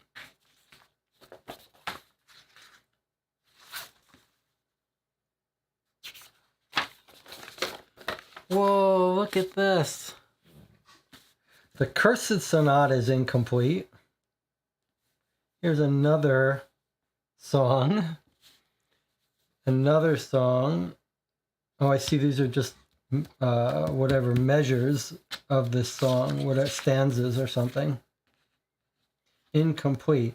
So I think we have to figure out what would go here and what would go here. And not sure what that would mean. And then South Tower. I always pass these dots on the stairs. And a place for a card to go. And this says blood. Something has cursed my soul, and it's in this castle somewhere. One good thing, at least the creature cannot venture far from the castle. I am bound here. It's a curse of the blood, to be sure, but there is more to it than that. Another victim. Why does the creature drink their blood? This is more than simple nourishment. The creature turns its victims into wine. Evil, decadent madness, and the sunlight it burns.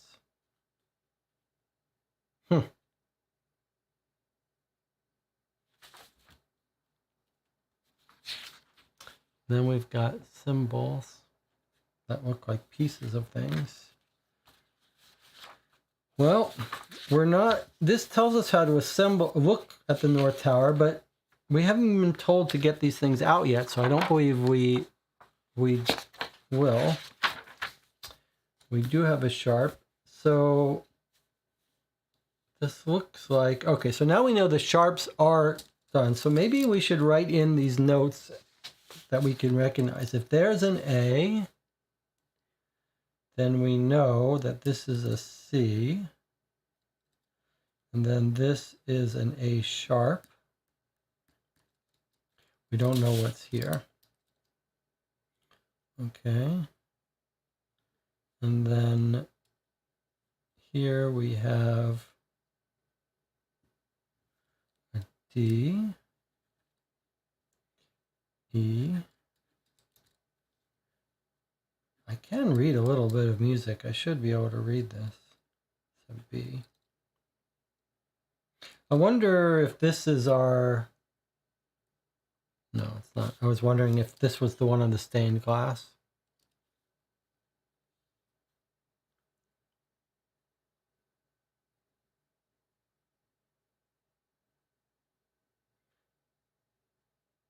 This is not B, is it? This is D. Dead. Dead.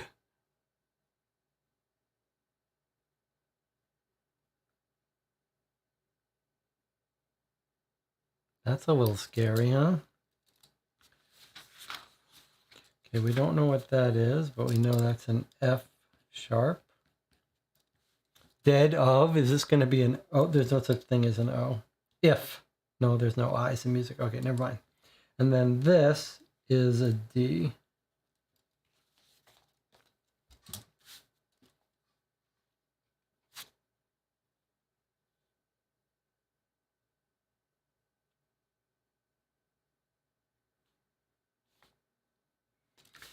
All right. That's scary. Cursed sonata. All right, this doesn't tell us what to do next. How do we know puzzle 9?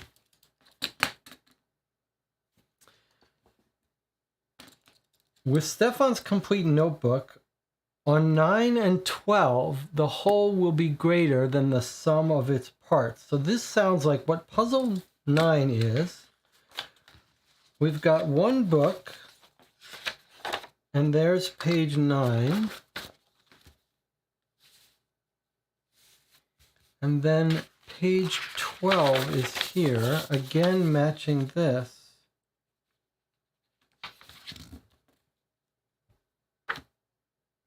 So if we reflect these, like if we say that it should be like the whole is greater than the sum of its parts,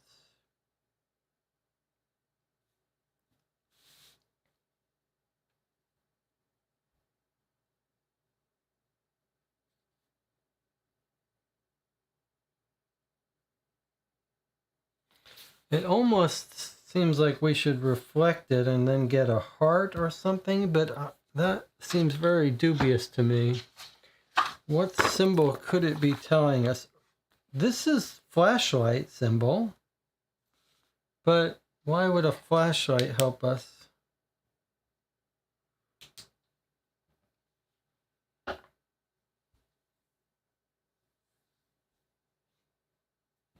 What were we told about that flashlight again? That torch symbol we were reminded of in the rule book, but it says use torch.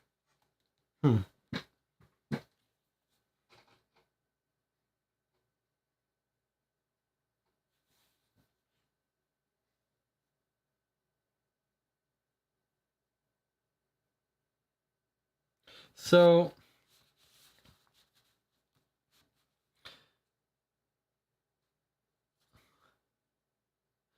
this looks like how you might combine these, but in a weird way. Not really though, right? Not really.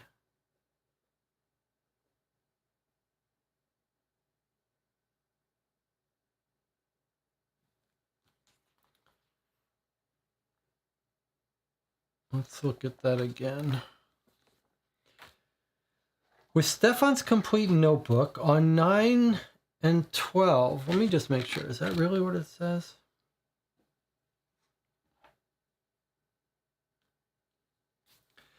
On 9 and 12, the whole will be greater than the sum of its parts.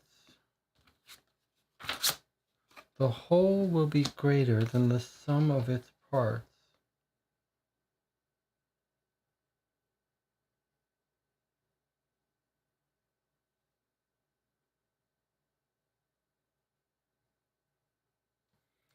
The thing is weird how these are two halves of this.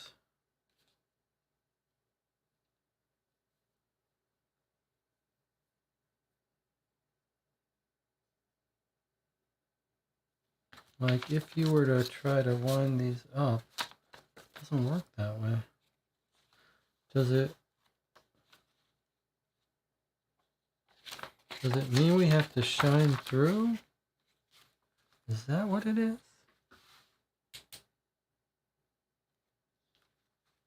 Like if you wind these up, then they do.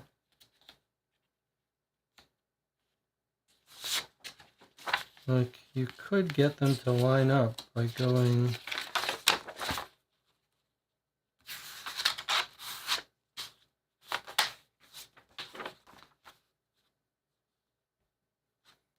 through them. That's what it's gonna be. Let's see. Light from underneath. How do you guys know this? How do you guys know this before I figure it out? It's really a good lesson in life. Like, I'm like, all right, I figured it out. No one could have figured it out sooner, but yes, everyone's figured it out. So if we light up from underneath, I know, I got you. Line up from underneath. That's the symbol lined up. We use the torch, but then there's our symbol there. Oh, look at it, what it is. That's the eyes. Is that the eyes of this guy?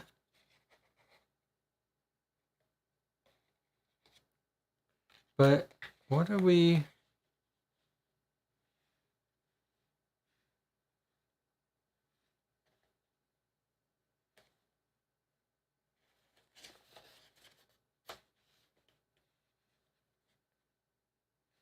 Is that double I a symbol? Yes, it is. I guess that's our double I. That's our double symbol. Jonathan says, good job, Logan. Okay, what about Jesse? Good job, Jesse, too. I figured it out as well.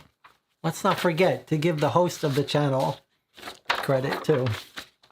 All right, so that's our double I's symbol, or double backwards 3. All right, let's scratch that off.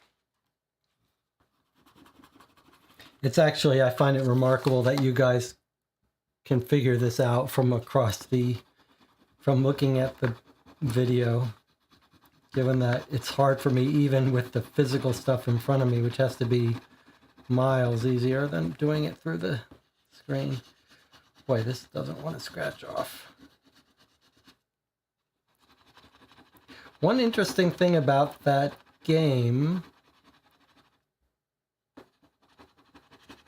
the scratch off word game, is it seemed to come with some special device that they used to scratch off things very efficiently. I was very curious about that. Okay, 64, 40, 41.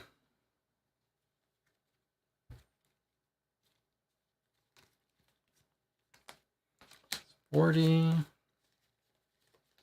64, and 41.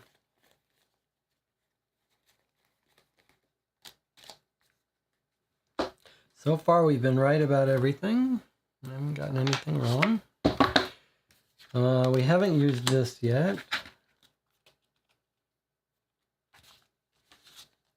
But we did use... Where was the card that told us about the puzzle? Oh, this one. Okay, so we think we finished puzzle 9. And now we've got these cards.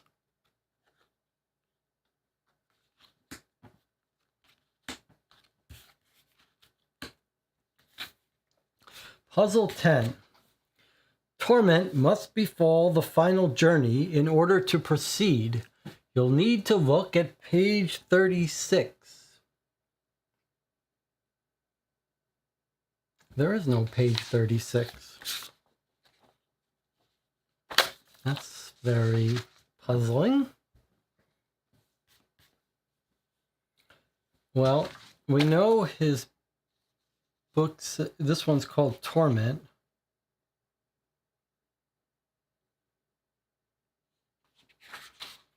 But this book only goes up to page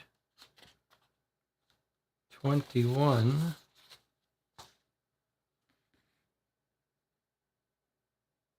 Torment must befall the final journey in caps.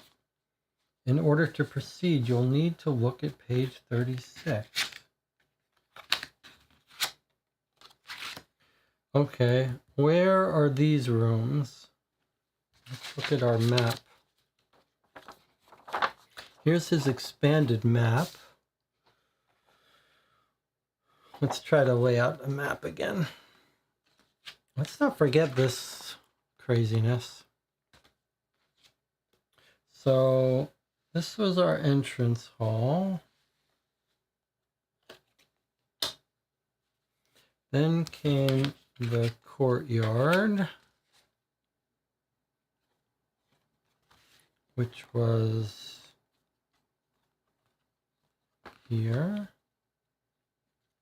Then the music room and the portrait hall with the clock.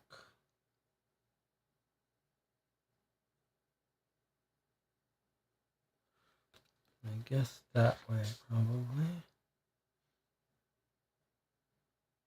And then I guess these are two hallways.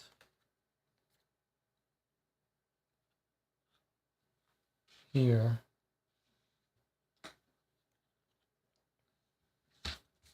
And look what he says in his map. He says, empty? Like he's noticed the floor plan has nothing here. And he doesn't know why. Then the library is here, which we haven't found yet. And then this clock was from what room? It was here. Okay. Let's clear some of the stuff we don't need.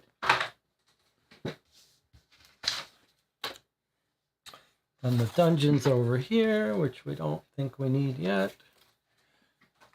All right, so we don't know whether it's this way or this way. There's no way for us to know that, is there? But if it was, the knights face this way.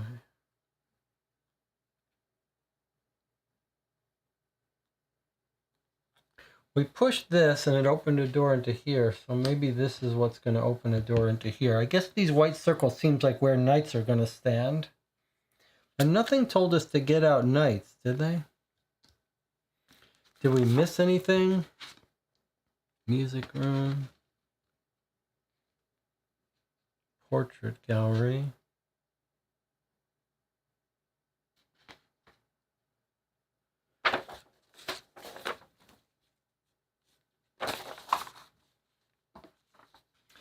Castle layout. And what's this 5, 6, 7?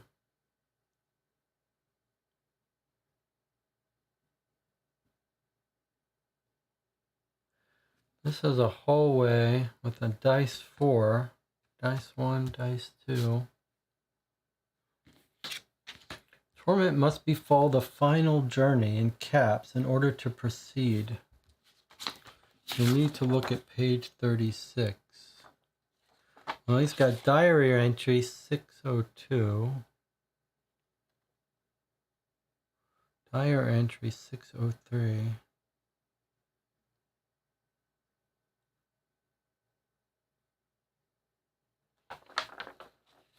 There's his books. Let's just look at the words for the books, see if any talk about any kind of final journey.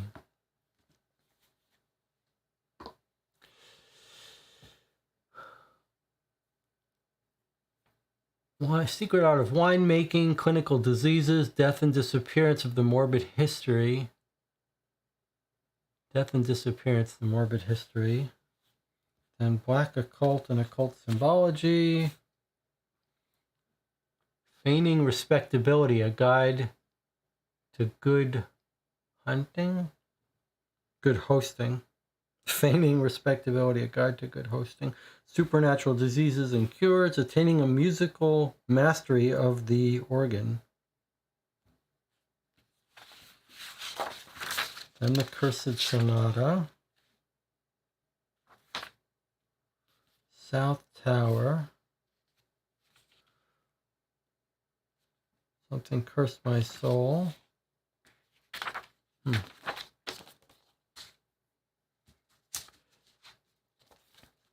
And it says, have to go. Oh, this is Jonathan saying. Jonathan says, I have to head out a bit early. Not sure I'll be able to catch part 2 live this weekend. Great job, everyone, so far, and good luck. Odd-shaped light through the window. All right, well, good night, Jonathan. Jonathan is leaving us to face the creature.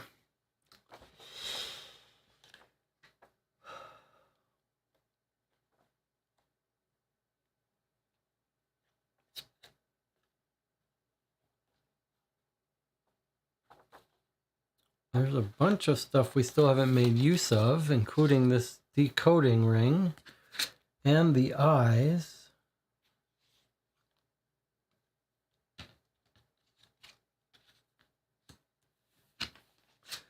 And this, I think we know where the books go. And we still got a bunch of rooms that we haven't made sense of yet. The seal room. The one thing that we do know, and this thing is pointing down, the one thing we haven't done that we do know is this material. So I feel like maybe we should try to get this to trigger.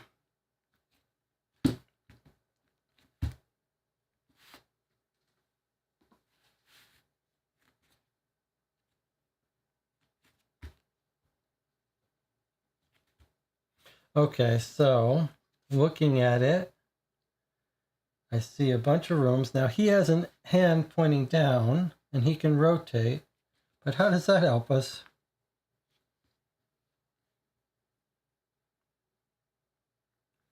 I mean, it could be pointing to any of these. Well, maybe not any of them, but he certainly could be pointing to this one or this one.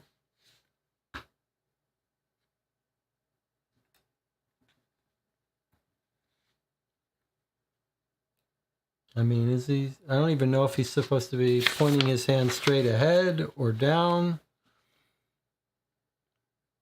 Doesn't really tell us. Does he maybe read it in this order? Are they all letters? Does that say D-E-A-D? If we look at this and read this as rotated D-E-A-D, no, that's not a D. And then we have a 3 and then a weird symbol here.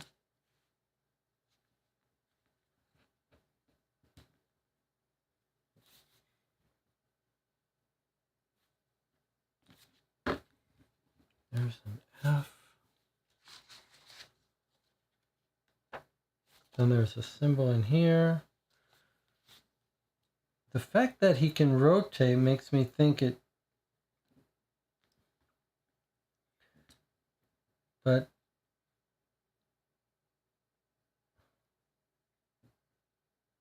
I don't know how we would make... It's tempting to make him spell out a word or something.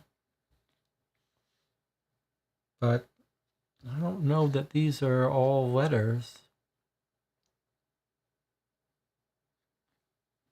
His shield is a mirror. His shield is a mirror, huh? It's not a physical mirror, but are you saying that the way the rules explain it, it's a mirror?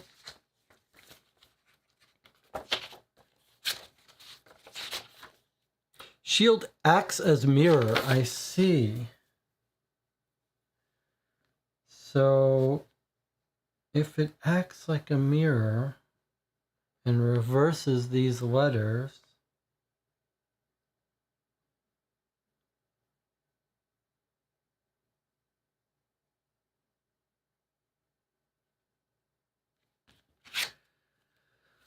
this is from the dungeon.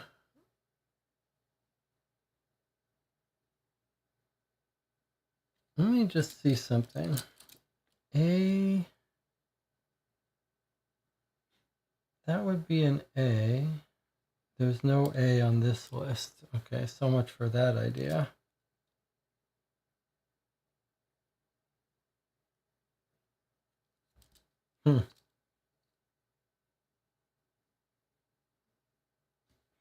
Like if he's not pointing to a particular one and the game says it rotates, it makes me think he's rotating through a certain through a certain thing, and you could imagine like that defines a path,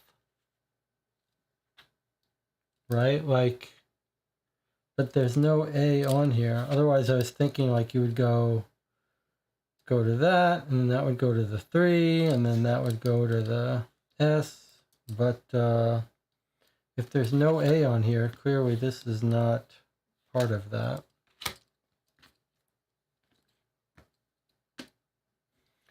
And if the shield acts as a mirror, it would suggest that these are reversed.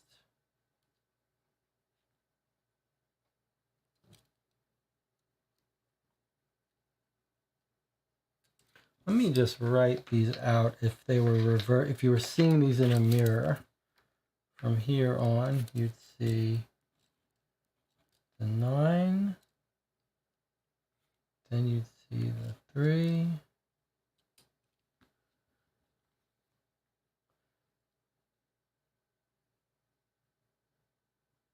I don't know what the hell that would be in reversed. 2 E's facing the wrong way. Doesn't make any sense. Then the S, which is in the same exact line. That doesn't really make sense. What's that? There are actually symbols here. There's a horseshoe.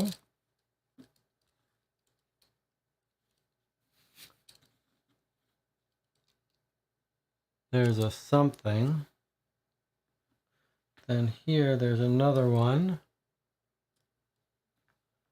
And then here there's another one. I think this is not for us to solve yet. So that's confusing, but I don't think we're meant to solve this yet. All right, let's put that aside then. Let's focus on the one we are meant to solve. Torment must befall the final journey. In order to proceed, you'll need to look at page 36. Long is the color, short is the number.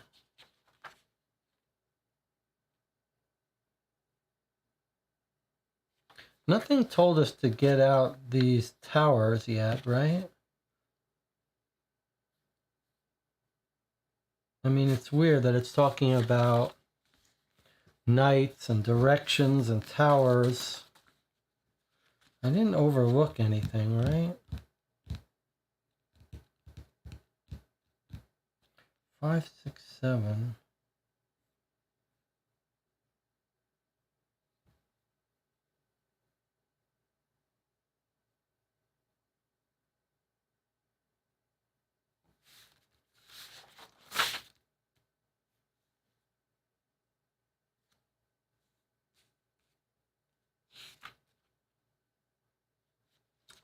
Are there any numbers on these tiles that we didn't get out yet? We got 17. That was the clock. 72 was his face. Actually, that sounds like maybe is he looking at...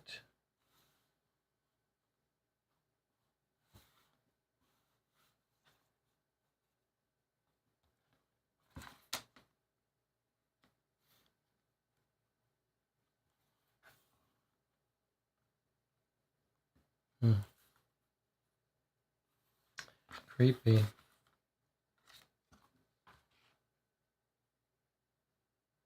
Creepy, but I don't know how to use it. Okay, any other numbers we didn't get?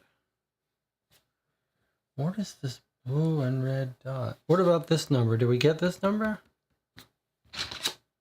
I'm not sure we got this one yet. Though it seems like we did. 59. Let me see if I didn't get 59 yet. No, I got 59 out.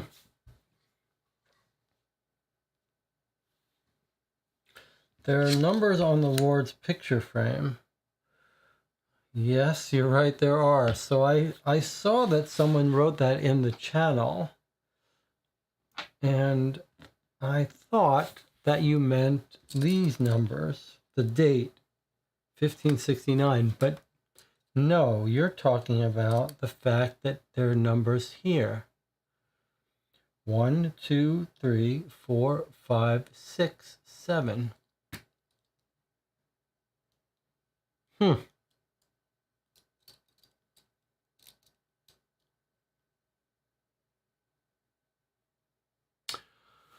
1, 2, 3, 4, 5, 6, 7. How does that help us?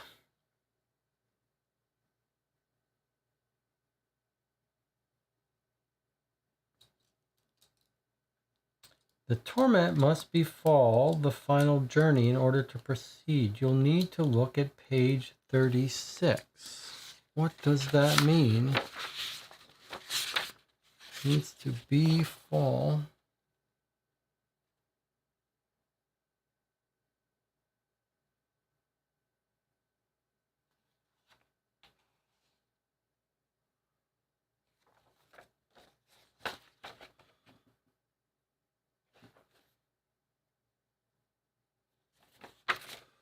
Blood and blood. It seems like on opposite sides.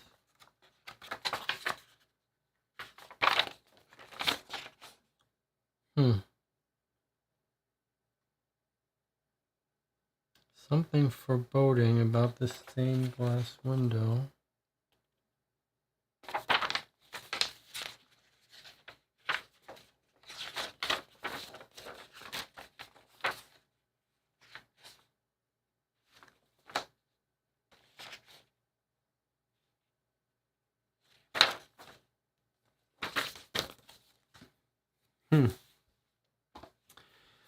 Let's see what the chat thinks.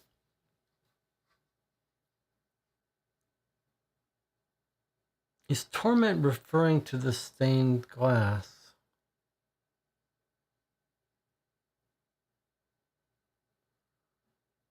Torment. There's something foreboding about the stained glass window.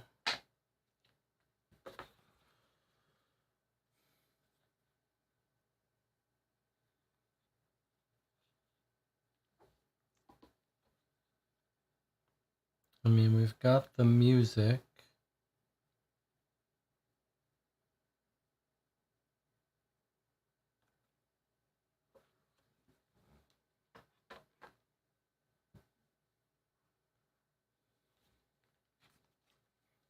Let me put everything back where it was in case that's important.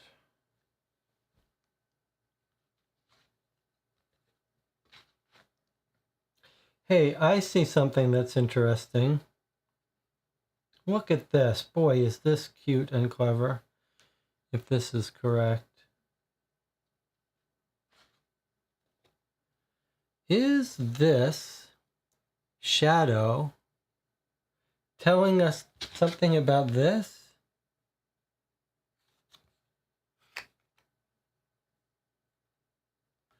It's a weird background here, isn't it?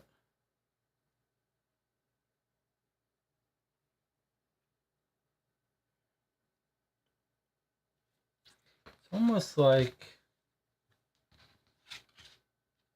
what are these? Ugh, sorry. Like, what are these lines? And what about this? Is this, we're told a knight is on this space. This is here. And there's a music room. Where's the map? Then there's a music room. And then these are here like that.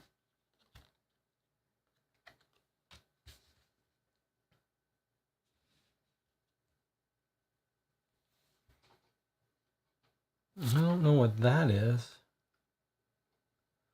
And I don't know what these are. Can we take a closer look at these? What are we looking at here?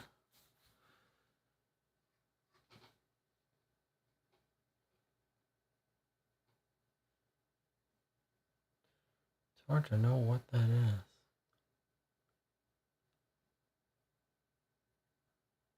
I want to look at this one. What is that shape? What is that?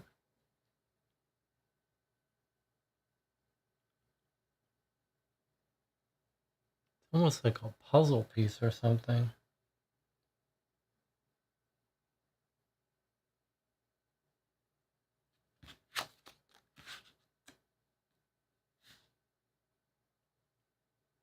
I think that's some kind of puzzle piece. Or through a window. Yes, it's through a window.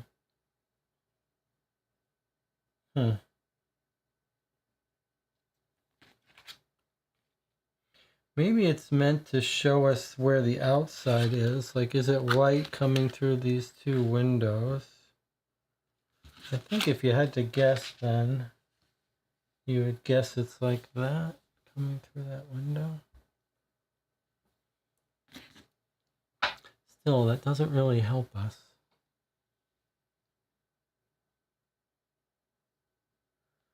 Torment must befall the final journey. In order to proceed, you'll need to look at page 36.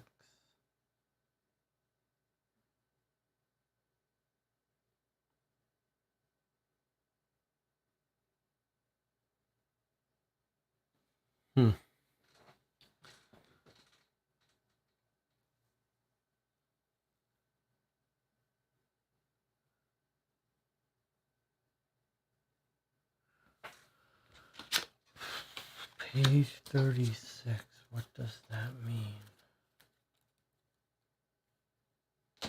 I really worry that we've...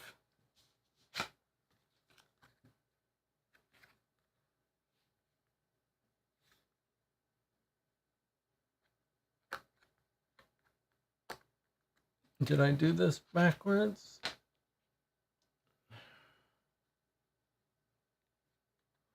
This is the clock up there.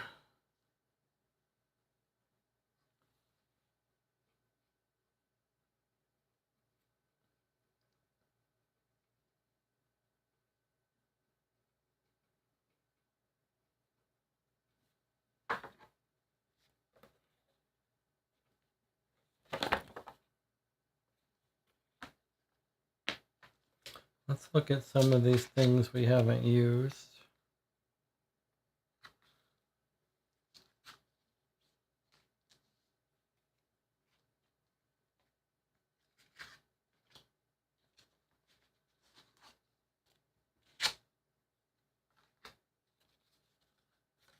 We use most of these rooms. The only room we haven't really used is the seal room and the dungeon room. We don't know how to use his eyes.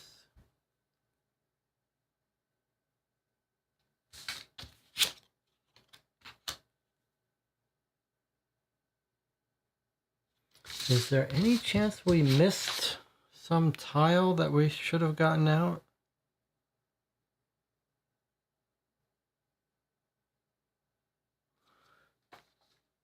I guess it doesn't really look like we're missing anything. We just need to look at page 36. It's clear there isn't a normal page 36.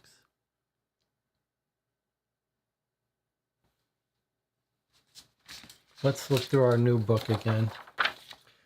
Torment. There's something foreboding about the stained glass window. And here's the symbol of this book.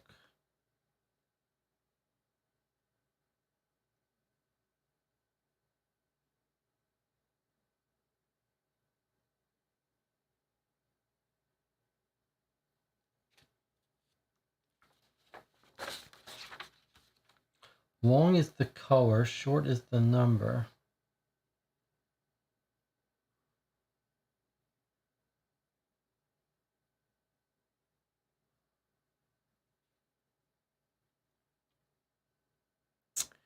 I mean, the dice go from 1 to 6. I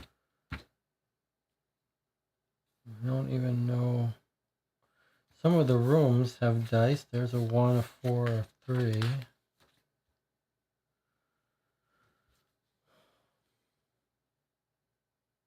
Diary entry 602. Diary entry 603.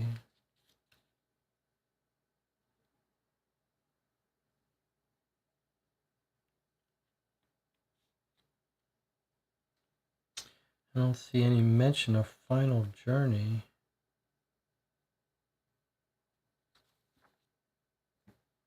I looked at the books. We didn't see any mention of final journey. He sees the dots on the stairs.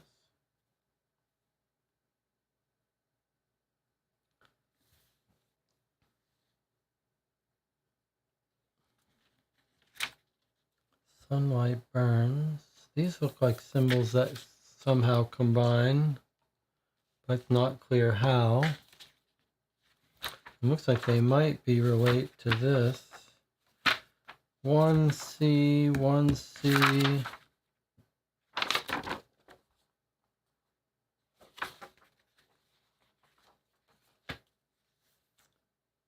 This tiling looks a little bit like this tiling.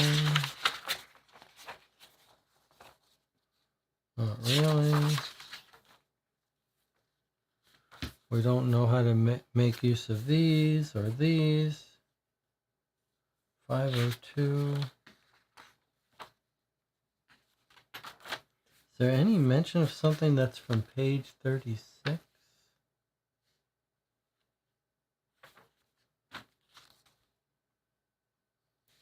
Voyage to final, hold on, final journey.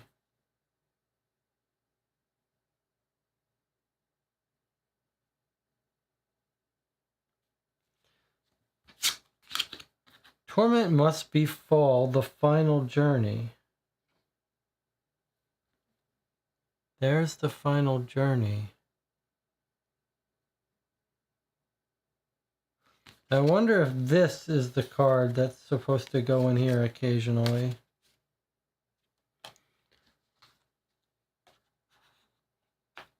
If you put this in here, then you could end up turning to something that shown through to that card.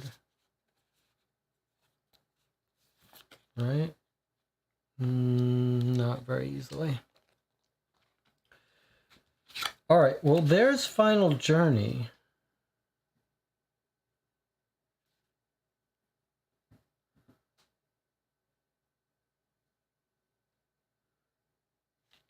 Page 36. I mean, we can turn this to a 3 and a 6, but I'm not sure how that helps us.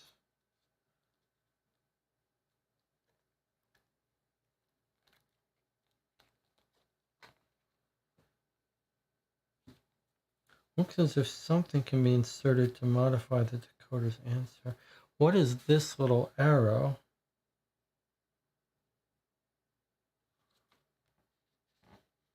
That does say 3. There's 6. And look, hold on a second. Something's happening here. This has got an arrow. This has got an arrow. That's the only place we see these arrows. Yes, something's happening between page 3 and 6. What's happening? Is it...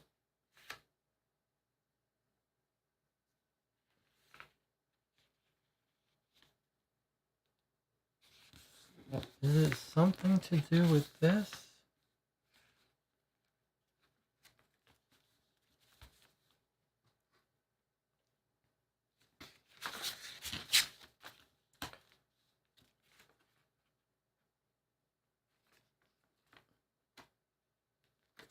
We could actually make a page 36 if we did it this way. You see what I'm saying? Is this what's happening? The final journey, farewell, voyage to the unknown.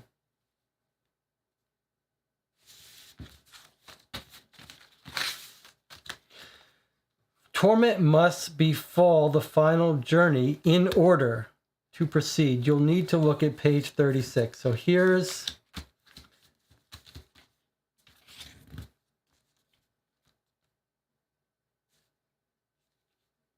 So we do have symbols here.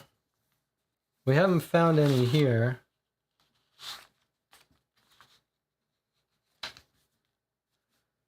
So the question is, torment must befall the final journey in order to proceed. You'll need to look at page 36. Okay, so we've created page 36. So that's for sure what's happening. Now, the question is, what is it asking for us here? Because at the start of this, it says torment. There's something foreboding about the stained glass window.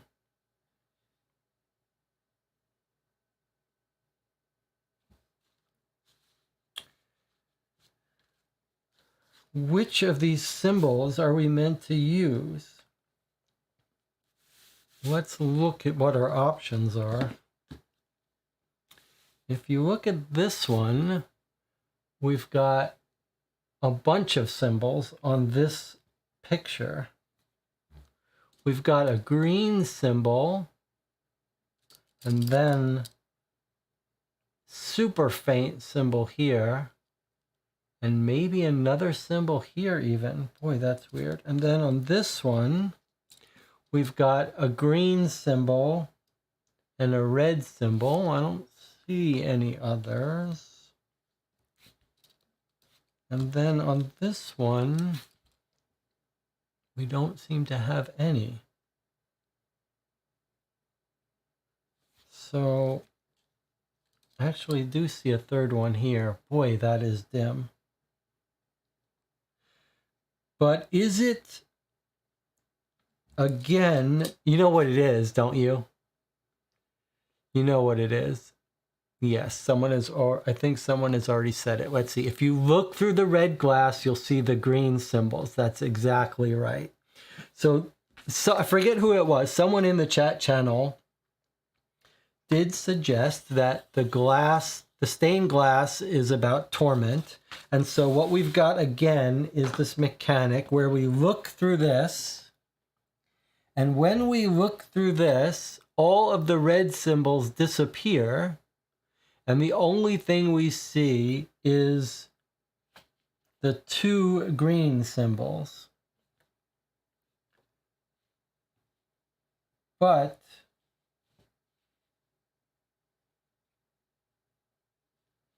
there's a green symbol here, but truthfully, when I look through it with the red, I don't see it.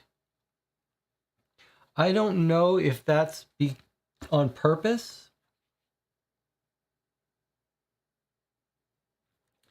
So I'm thinking maybe it's just this one. This one up here. Let's see if you can see it. Let me just... That one right there is the clearest, dark, clear one. Okay, so I think we've got it. Boy, that was an interesting one. I think we've got it. It's this symbol here, which is like a double upside down anchor. Let's take a look at our things and see what we've got. It's right here.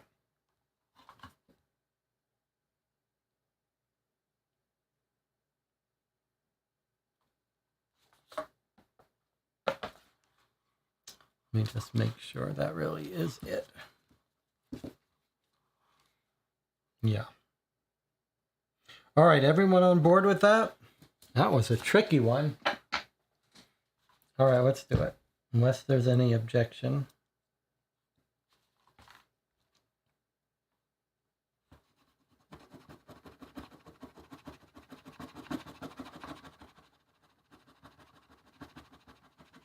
Okay, it's green, so we got it right. 28 and 1. So tile 1. Okay, there aren't that many tiles left. And card 28. And then I think it's time for a... That was pretty cool. That was pretty cool. All right, we're done with puzzle 10. Card 28.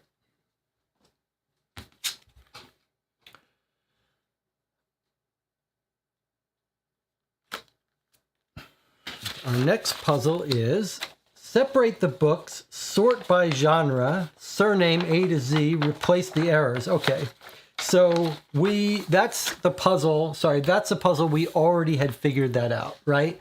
That is telling us to do exactly what we guessed from this.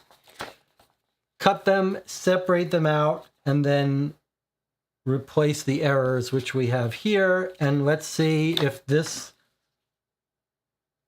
Well, we don't have another set of errors, but you know what it is, don't you? It's these books are backwards. So these are going to be missing letters. It's not that these go on top of these. It's that that's our missing letters that are going to be gaps. That's pretty clever puzzle. All right.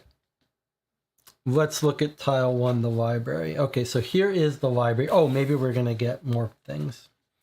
Okay. It's a library tile, and according to his new map, where does that go? Here somewhere.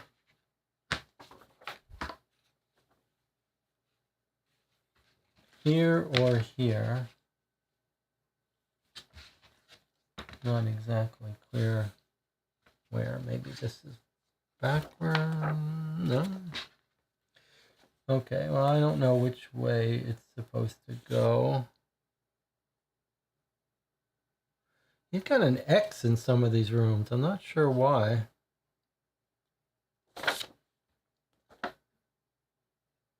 Are they just always rooms with circles? Yes, they are. Yeah, maybe they are. Okay, so there's that. All right, so here's our library. Let's take a break and we'll come back and we'll do the library. Reverse on the floor, as Jesse said. I don't know what that means. Reverse and another statue. Oh, is that what it says, reverse? I thought it said revenge.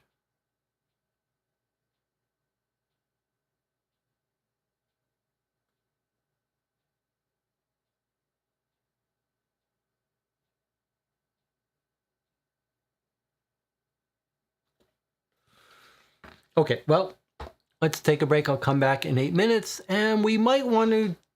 We're almost halfway, so I think what we do is we keep playing, and maybe when we get to the halfway point, the end of Act 1, maybe we'll stop for tonight and continue tomorrow. Give that some thought. I'll see you in 8 minutes.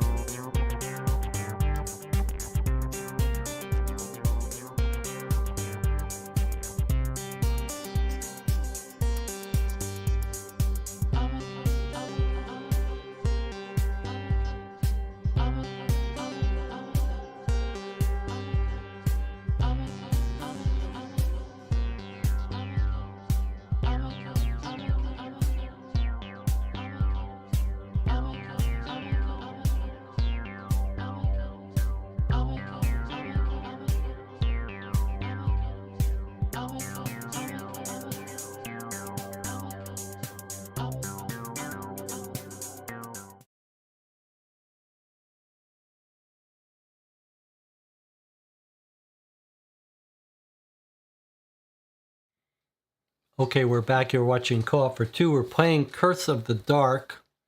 We're almost at the halfway point where we will break for tonight and then continue tomorrow. Our last puzzle is this one.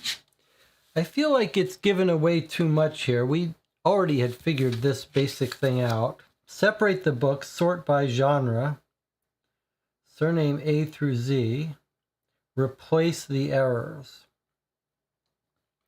So I actually scanned this in because we originally had figured this out. We found 4 books. We sorted them into history, and occult. Let's see if we can get a better view of this. History and occult. All right, so we've cut these stacks of books in half. We've sorted them into a history pile, and an occult pile. Originally, we were thinking just slot them in, but then we realized, I see, these should be in alphabetical order by last name. So actually, this one, M, belongs in between these 2 books. And then Huxley belongs here. But I think it's not only that, but I think these books are filed in backwards, but they're real. So I think these are going to be gaps in the reconstructed word, and then same thing here. So I'd be happy to cut up this page, but it's got stuff on the back. So that's a little troublesome. I suppose we could just try to figure it out from here. H, I, and then M is here. So what does this say? Assuming this book wasn't between these, assuming this was here, what is that? A T, A, P, E, S.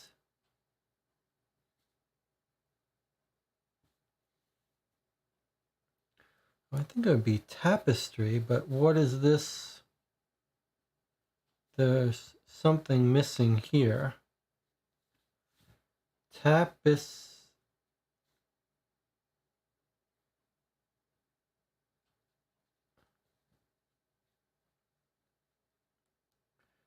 T, A, P, E.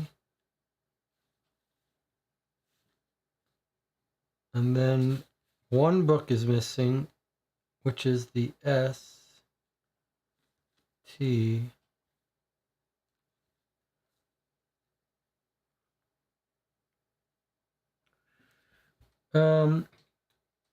How do we get an answer out of this? Okay, so tapestry. If this says tapestry, although I still don't understand if that's right.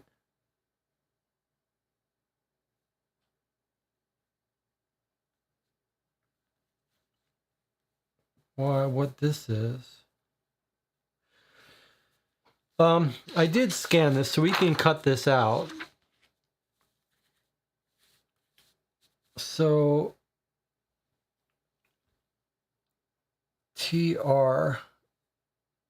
This one is confusing me. What this letter is. That looks like a C or something. So that's why I'm confused what this would be. But let's continue, because even if we knew what word that was, whether it was tapestry, it would make sense if it was tapestry and it was pointing us to one of these, like tapestry, and then if we had a number here, it would make sense. But maybe these are out of order. No, okay. Let's try this one. This would have to go here, or before this.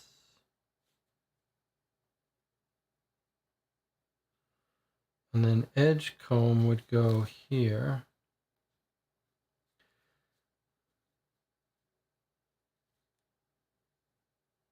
This sure looks like it's saying 3. T, H.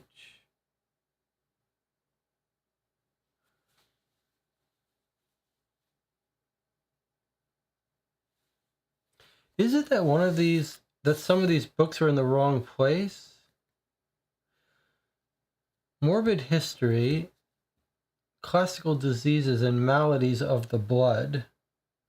I wonder if that's supposed to be here. Yeah, that's what it is. That's what it is. Okay, so this book belongs here. And this book belongs here. That's how we get our tapestry. This is part of this. I think what we've got is, let's cut it. Let's use my scan cutout to make it make sense. I think it makes more sense this way. But I think that's what it is. Some of these books are the wrong books, but let's just cut it out for fun. To have the satisfaction of having it put together properly.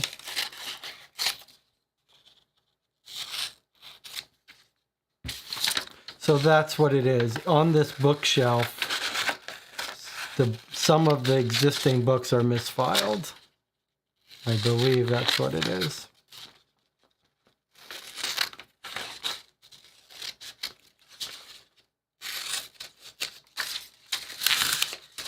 Okay, let's put these out of the way.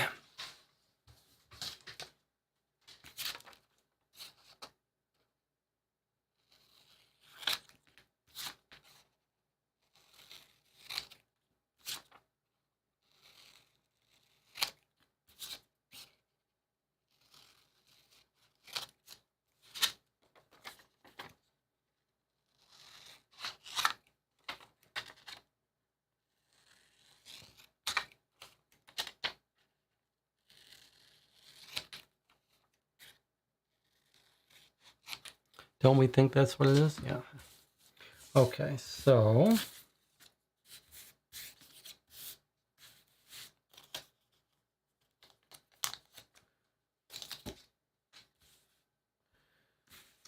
okay, so history,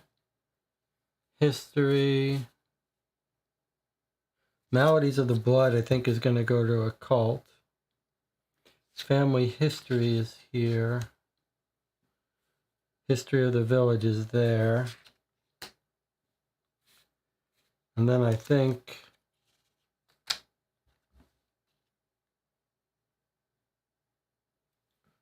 musical mastery of the organ, study of supernatural creatures and other phenomena and history.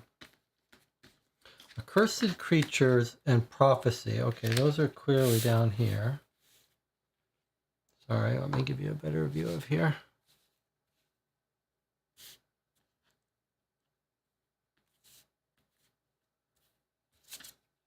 Surely that's... Okay, I think that's what we're looking at, like this. Maybe like this. Tapestry.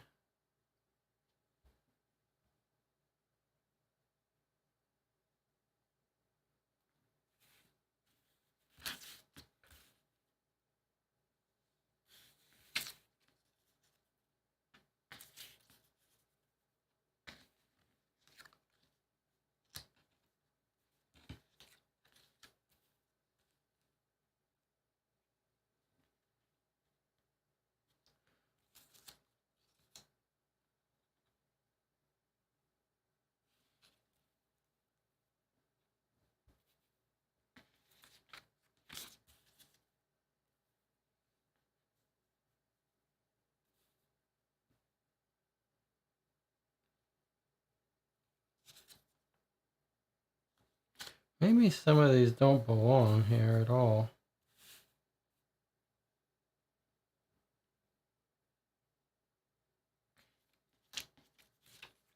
That one's upside down. What the hell is that?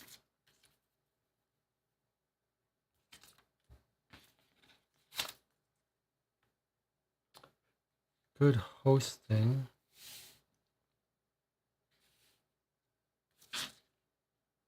Diseases of the malady in the blood. Mastery of the origin. These almost don't belong. Where's our other blank one? There should be 3 blanks.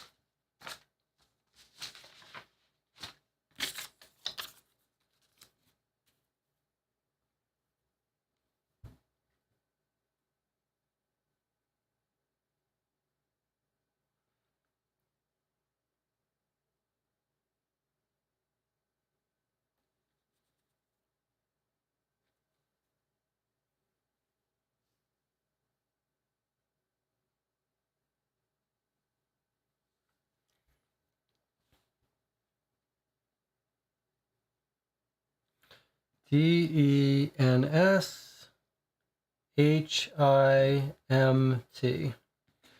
And then these I would claim are misfiled.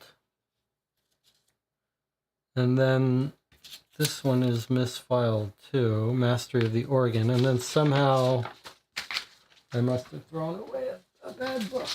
Yeah. Okay. So this is what I think we've got here.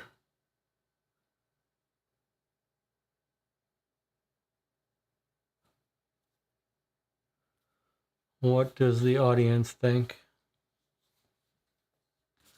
So my claim is that the instructions are separate the books, sort by genre, replace the errors. So my claim is that this is the solution. Tapestry 3. And that these books, Feigning Respectability, A Guide to Good Hosting, Clinical Diseases and Maladies of the Blood, and Attaining a Musical Mastery of the Organ don't belong in history or occult. Logan says it sounds good to me. Now, here's the problem. Here's the problem with that. If you look at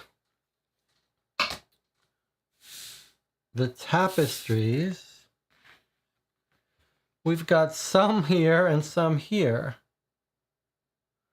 This one says 1, 2, 3, and this one says 1, 2, 3, 4. 1, 2, 3, 4, 1, 2, 3, 4. So, which one is it?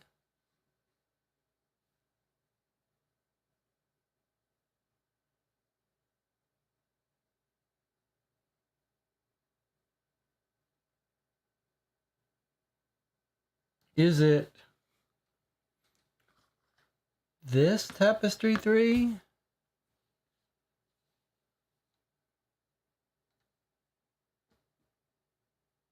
Or is it this tapestry 3? Come on, little cubes. Oh, one shot. This one isn't on automatic. Which one is it? And how are we supposed to know? Replace the books, sort by genre, replace the errors. Do they use different fonts? This has got an E with the bottom extra little squiggle. What about this 3? One shot. That one also has an E with a bottom extra squiggle. Are they exactly the same fonts? And if so, how are we supposed to decide between them? There's a 3. There's a 3.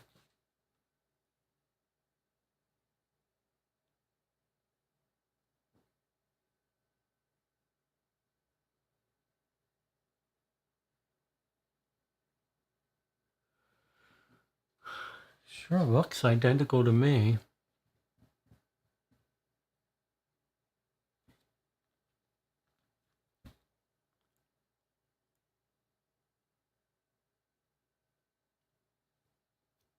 I mean, I do have a thing I can do for the fun of it. If we go to like this, take a screenshot And then I do this one and take a screenshot. And then I go to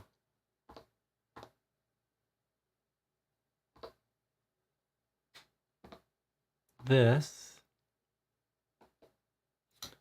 There's one, there's the other.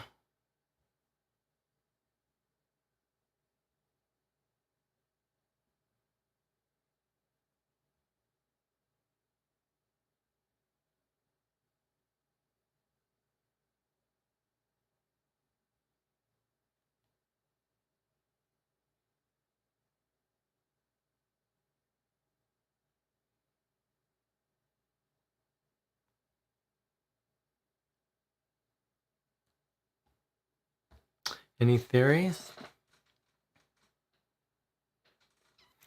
What about the last 3 books? That's a very good idea. If we alphabetize the last 3 books, we get this.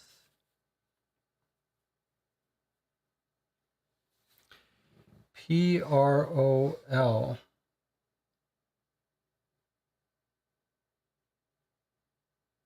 That doesn't really, whoops, sorry. If we alphabetize the last 3 books, we could get a missing letter. What the heck? Come on, guys. I should turn that on automatic. Maybe that's our problem. Toggle tracking. How about now? Is it going to be automatic? Yes. Okay, fine. Okay.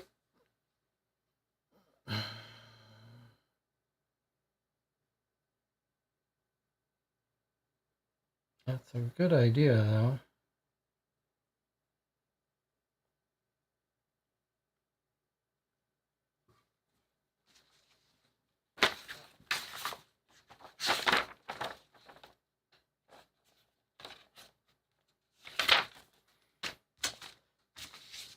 Let's see. Are both the symbols on the thing? Let's see.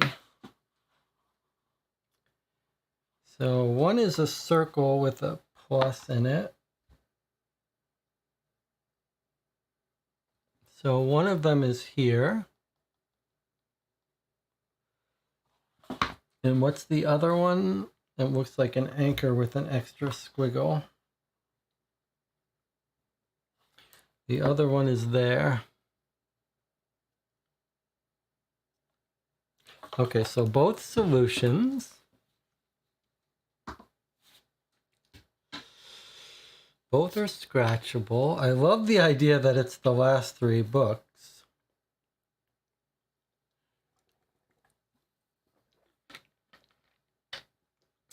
Tapestry 3.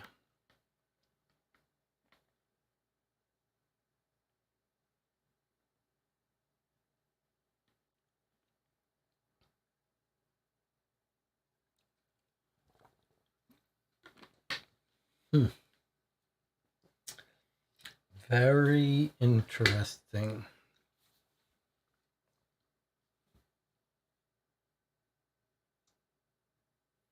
What's different about these tapestries?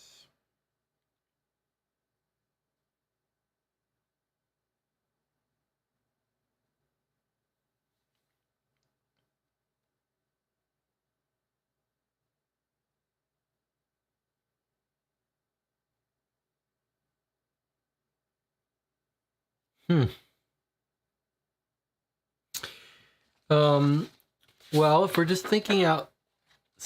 thinking out loud, it says let's look at the library.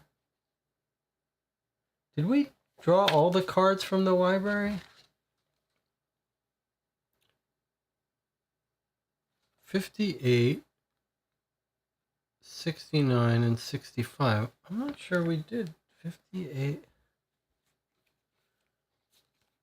We didn't draw 69. Were we supposed to? No. 58. I don't think we drew any of the cards from the library. I don't think we drew any cards from the library. So let's go back for a second. All right, the library has 58. Okay, we didn't draw that card yet. There's our 58. Okay, next, 65. Okay, we didn't draw that yet. And then 69. Okay, so we didn't draw any of the 3 cards. Boy. And we didn't look at what that thing said. All right, this is what Anna says. Anna says, seriously? Seriously? Yes, seriously. So look, we've got more books that we didn't need, but we've got another card. Another book another one of these cards, and another clock. So there's another clock in this room right there. And then another set of numbers that we found in the library, as well as the reverse thing. Okay, let's cut this card and see where it fits in. But I think this is just the confirmation of exactly what we had figured out. Because look, there's the tapestry part.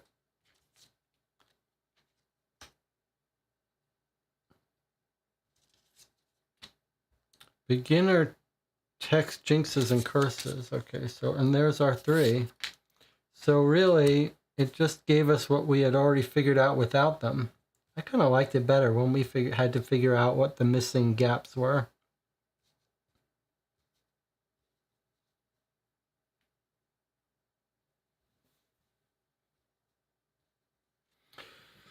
So, that doesn't really help us.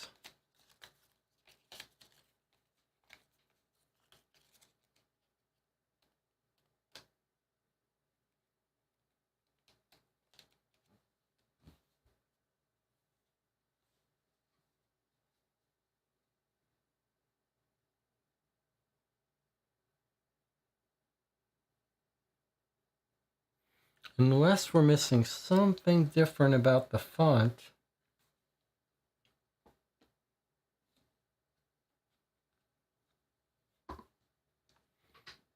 Is it possible? THRE and then the weird E. Okay, and then here. So let's turn it upside down so we can see it better.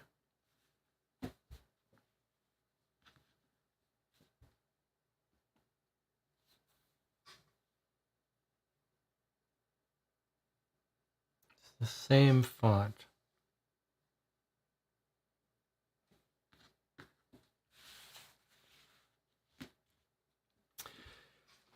Interesting. Very interesting.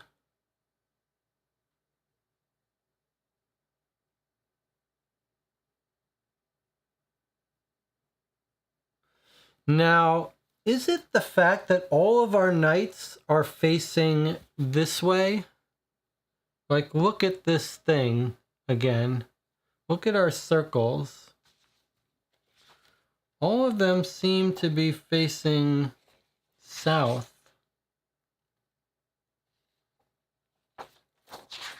Is that the... could that possibly be sufficient for us to know that, like, it's always facing this way? Like that, if we've got this library right, which I'm not 100% sure, we know we've got the music room right because he drew us the map that had the music piano here. But actually, I think this is wrong because this X seems to suggest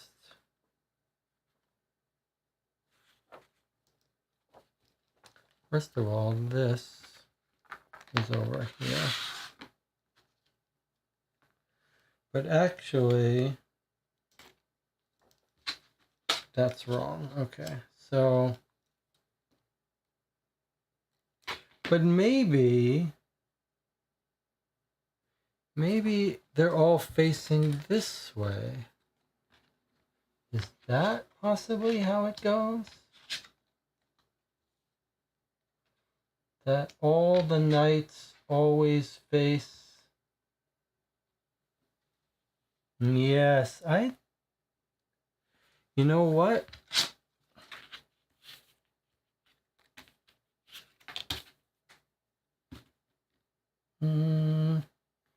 No, it winds up either way.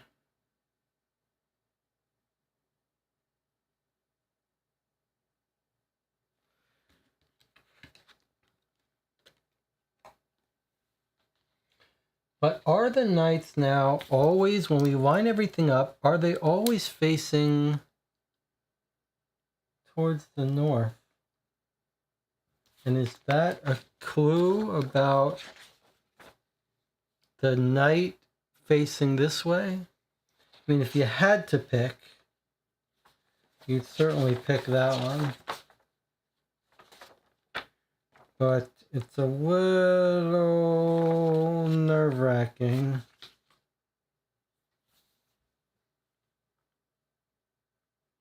Let's see what the chat thinks.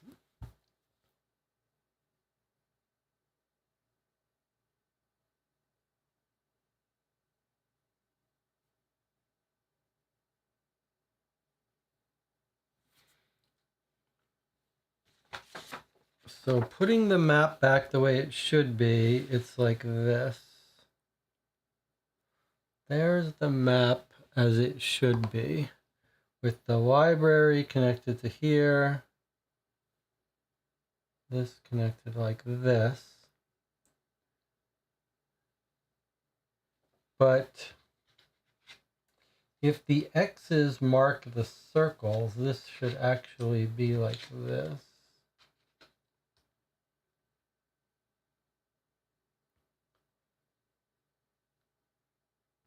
So the circles don't always point north.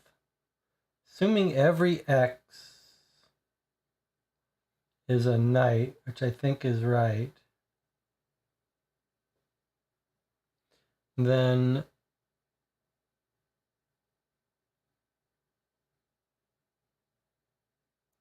they don't always face the same direction. Then there's a clock here.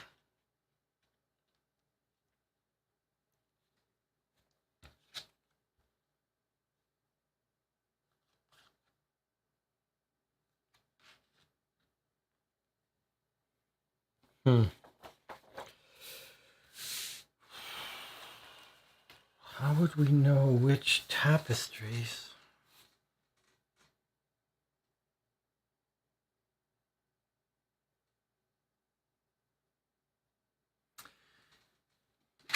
Rob says maybe the solution is we need both tapestries.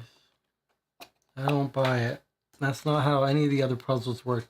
All of the other puzzles have been like, here's a couple to choose from, you got to pick the right one.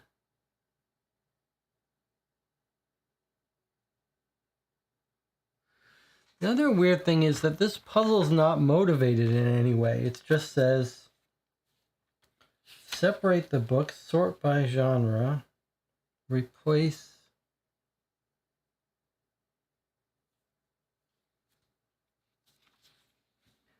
We don't know what this 5, 6, 7. Long is the color, short is the number.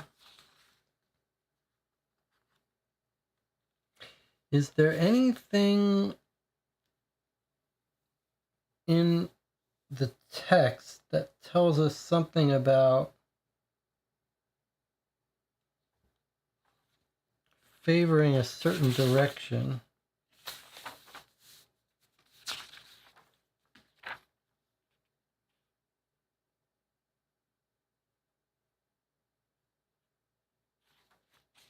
The sunlight burns north and south.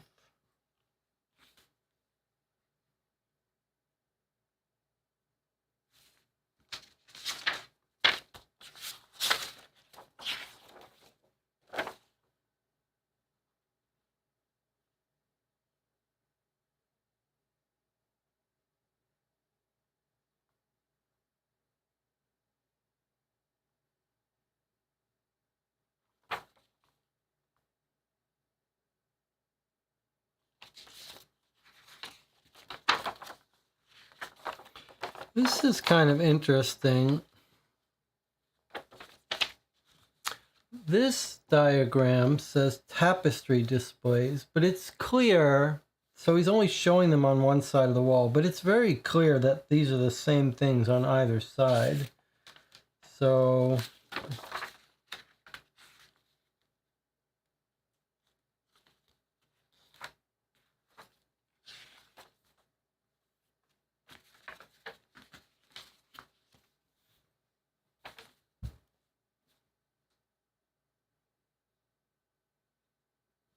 is there something about this that could help us?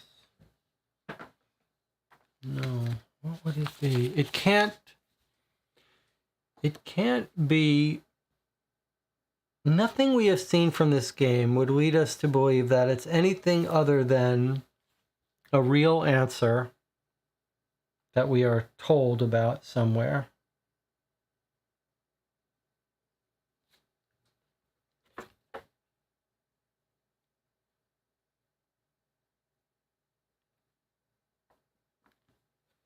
And yet it's not motivated, huh? It's just that, oh, wait a minute. Wait a second. Wait a second. What about the writing on the library floor? What about the writing on the library floor? I got a mirror for us. What does it say? I'll bet it says north or south, but what, is there a way?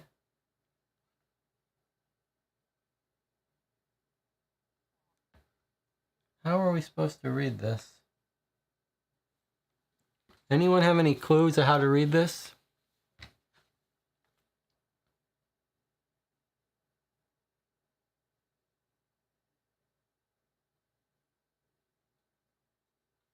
What are the letters here?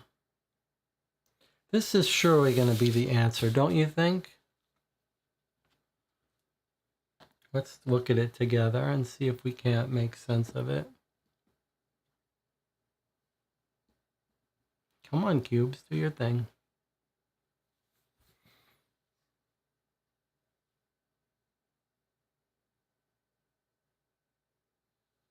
What does that say?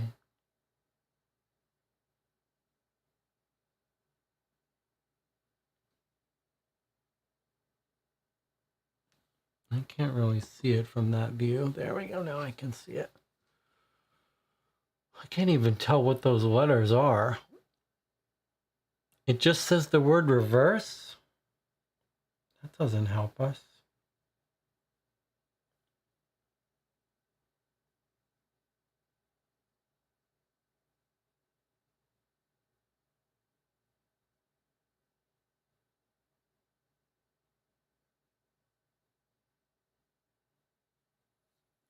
It's an ambigram, upside down, right side up. It all says the same thing.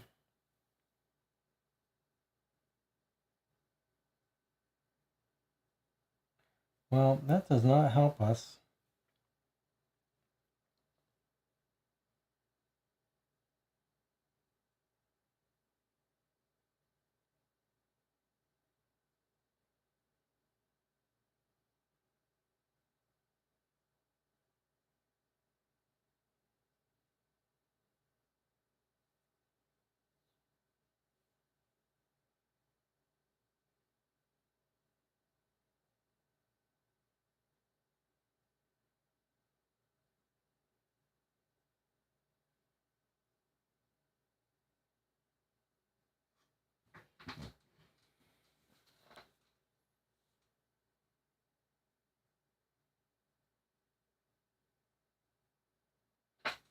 What did the flip side of the tile say?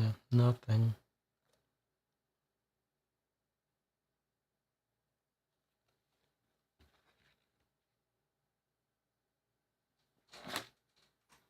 I don't want to guess because nothing about the game has made us think we should be guessing about anything.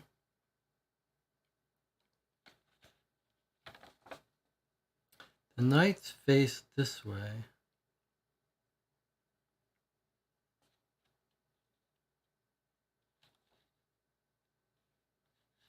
The knights are always facing in a specific direction. This knight is facing this way. Where's my cube? Why is it? The knight is facing this way, so if I had to guess, I would guess that it's in the direction the knight is facing. But boy, that is from slim reasoning.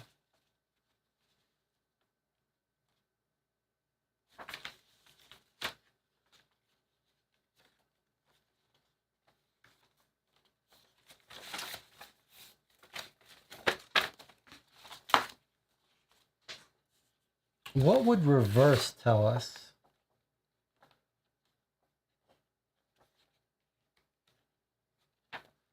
How does reverse help us? And what about this? We're supposed to get this. We got this card from here. What other cards did we get? 28. We got a clock. We got this. What else did we get here? 69. 65. What was the other one?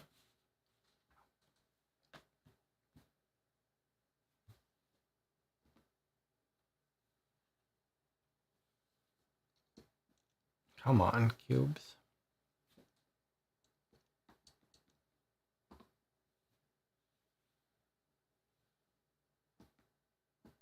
Wow, these cubes don't want to work now. I don't know why.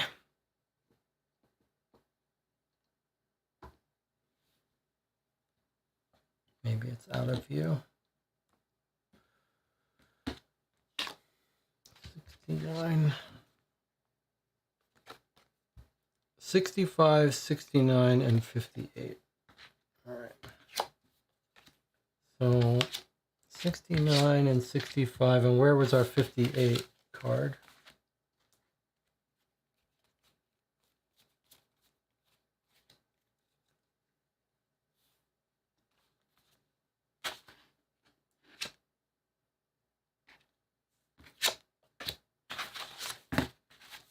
What did I do with 58? 58, oh, was the books we cut up. Thank you.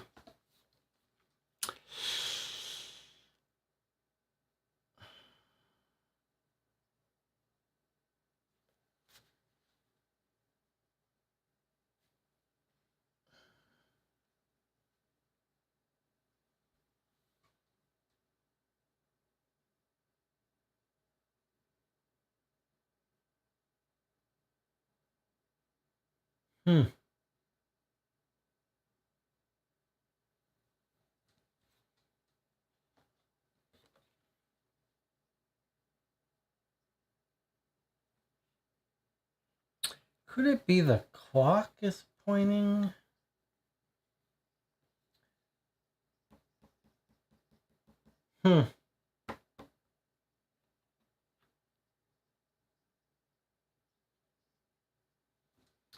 That is tricky. Can we zoom in again on the entrance tile? Sure. I mean, this tile here, although my zooms seem to be acting up. Let's try it.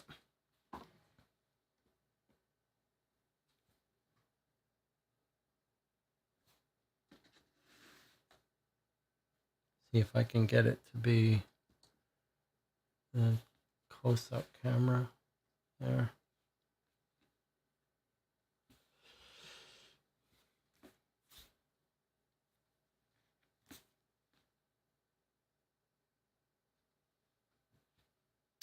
There is this little H too sitting at this thing, but I'm not sure why we would look at that.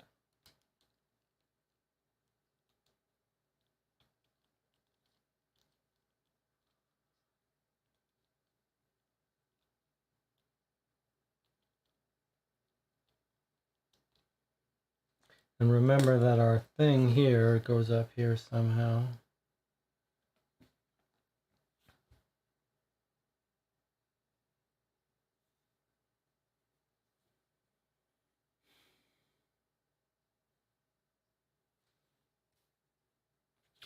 Separate the books, sort by genre, replace the errors.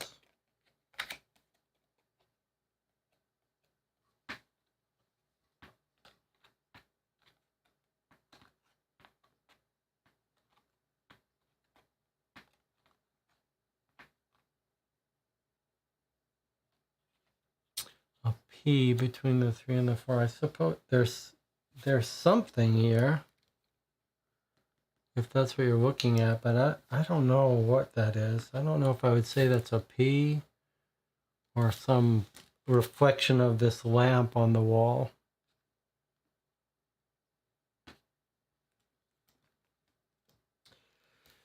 One thing is interesting is the ordering here. 1, 2, 3, 4. 1, 2, 3, 4. It is interesting that it's going clockwise. 1, 2, 3, 4, 1, 2, 3, 4. We've seen mention of number order, like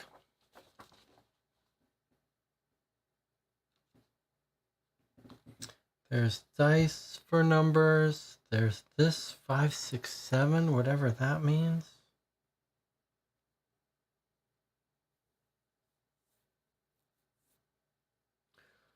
Long is the color, short is the number.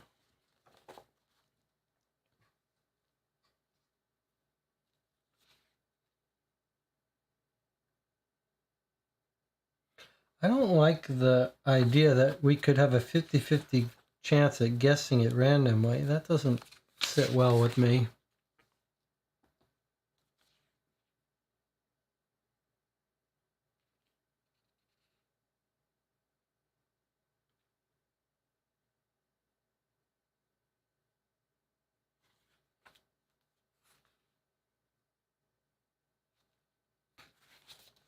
Like, shouldn't it be harder to get it right?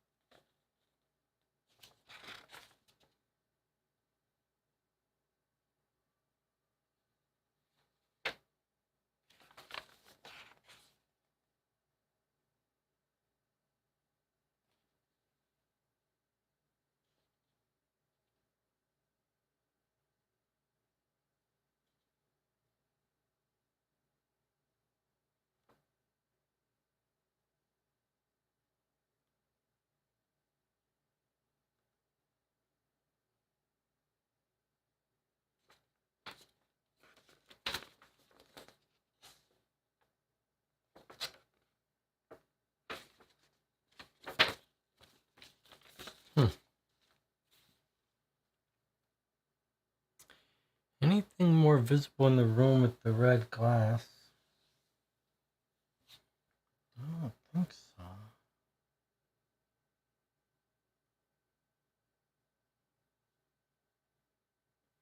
Anything more in the library? And what would can reverse help us? Surely, that if anything's a clue, it's that reverse. I'm not sure I agree that this says reverse. I agree that it kind of looks like it should, but can we just look at this again? Does it really say reverse? Like, okay, I see RE, but where's the other E at the end of that?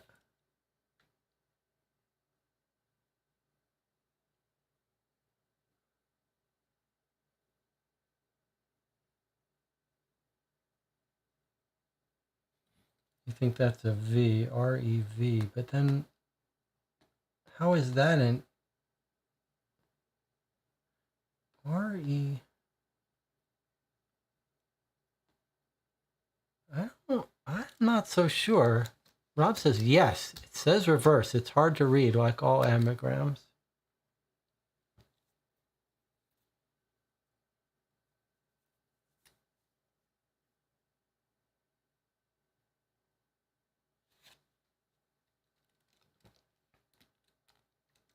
What is that trying to tell us, reverse?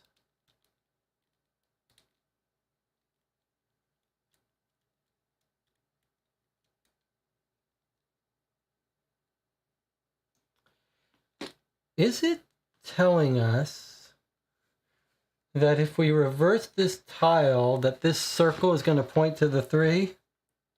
What do you think about that?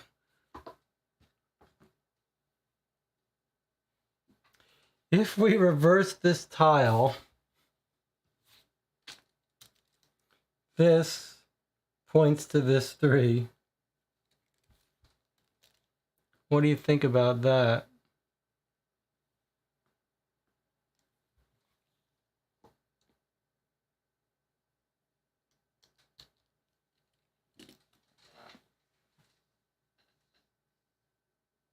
Logan says it's a winner. Anna says great.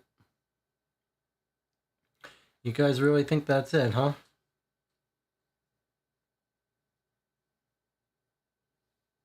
Everyone thinks that's it?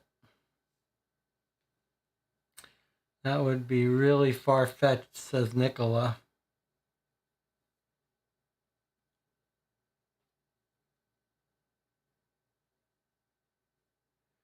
Rob says, I'm not sold on it either.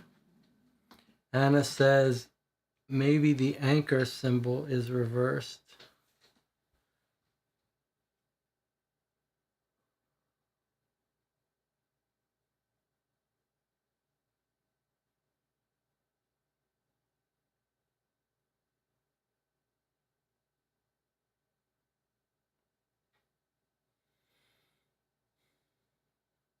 I mean, I'm not sold on any of it. Did we miss some other clue in the book page with the books?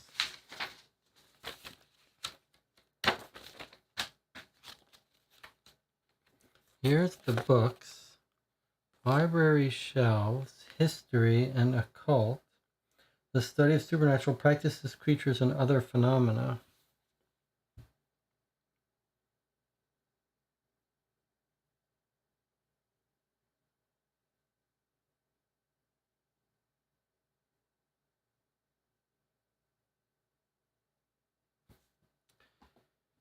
I don't think we did miss anything. There's the library shelves.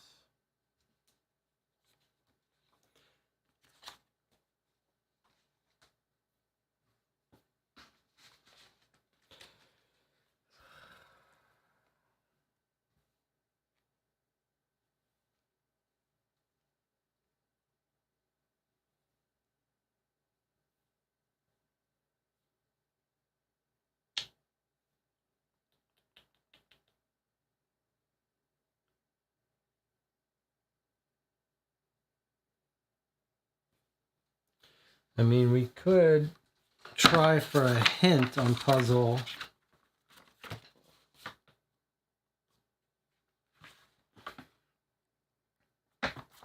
This feels like we shouldn't need it. We haven't needed it yet.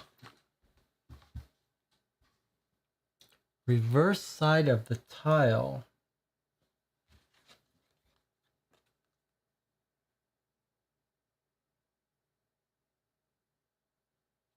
Doesn't really help us.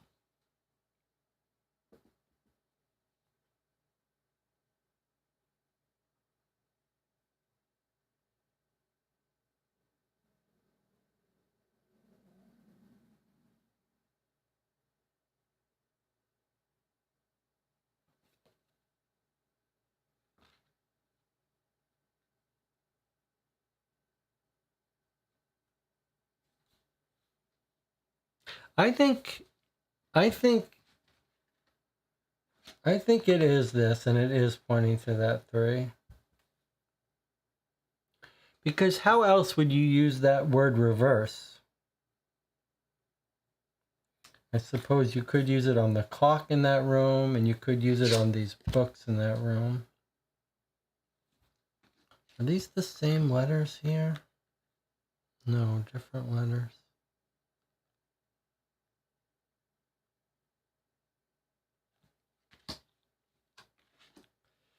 Well, we don't know that the reverse text is related to this puzzle. No, we certainly don't. We certainly don't.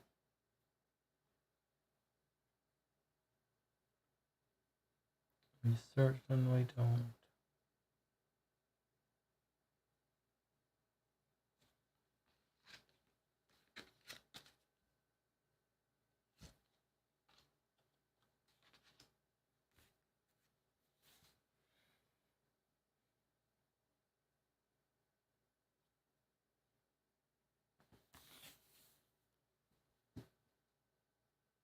We weren't told to use the dice, so I don't see how using the circle would make sense. Circle shouldn't be relevant yet. That's a good point. Shall we go slowly through all the pages in the booklet one last time before asking for a hint? Okay. Yes, because if we find something that tells us north or south, then that would be what we wanted. Something foreboding about the stained glass window. One of these is on, a sun is on one side, a moon is on the other. All right. Let's get it somewhere we can both see it. Okay. Long is the color, short is the number.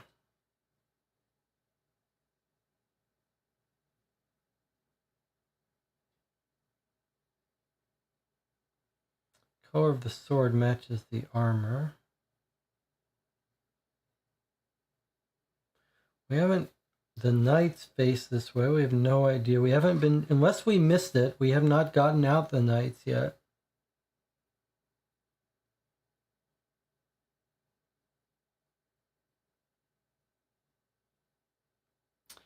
Legend has it that where the gold sword rests is a secret room. So if we knew a gold sword, we don't know what this means. 5, 6, 7. We don't know what these dice mean. The dice go 1 to 4, and then we've got purple, black, and whatever, brown. 5, 6, 7. North Tower, which is over here somewhere to the north. Can't hold back the creature. Living in a trance.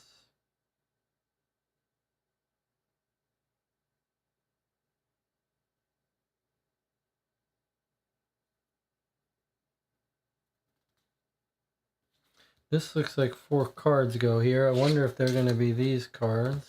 Don't know. Or clocks.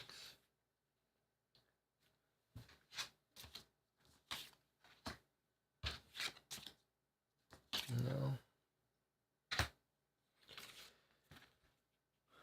Diary entry 603, 602. Tried to curb it.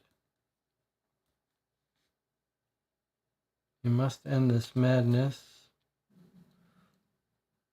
Have yet to find the rest of this entry. Then there's our books, library shelves.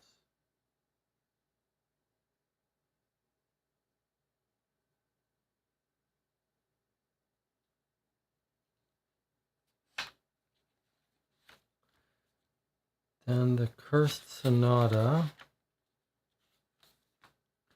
South Tower. Numbers on the different floors. Always past these dots on the stairs. Something has cursed my soul. It's in the castle. One good thing. Creature cannot venture far from the castle. Curse of blood. Which we do have a book about blood. It's this one. Victoria Saunton.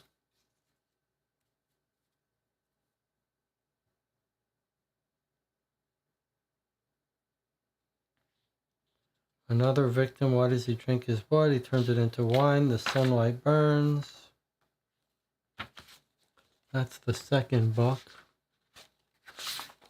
There was a South Tower. There was a North Tower.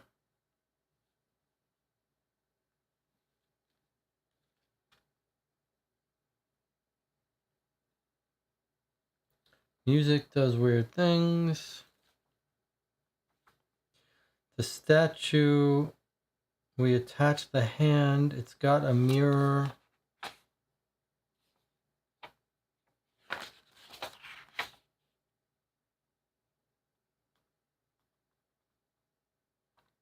We did this one. Tapestry. This one we don't know how to use. 602. It's interesting that this number is 602. And then we've got diary entry 602. Right here. I do think that these might be telling us what we might be able to make a word with this by figuring out what words these are.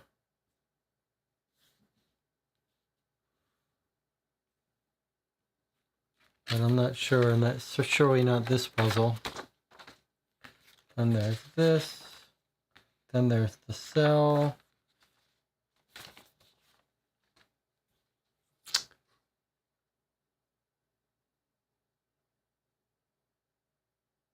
So what haven't we used? We haven't used this guy's eyes.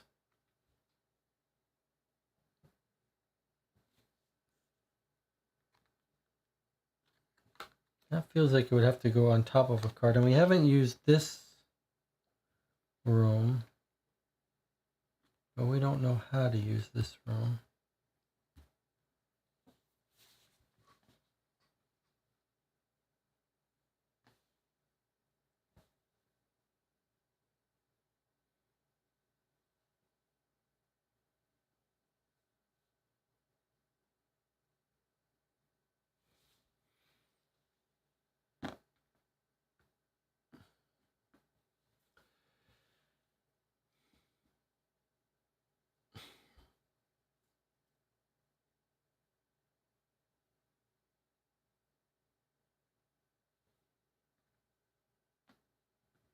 I mean, we got a 50-50 chance if we guess. I don't like that. Like, why would that be?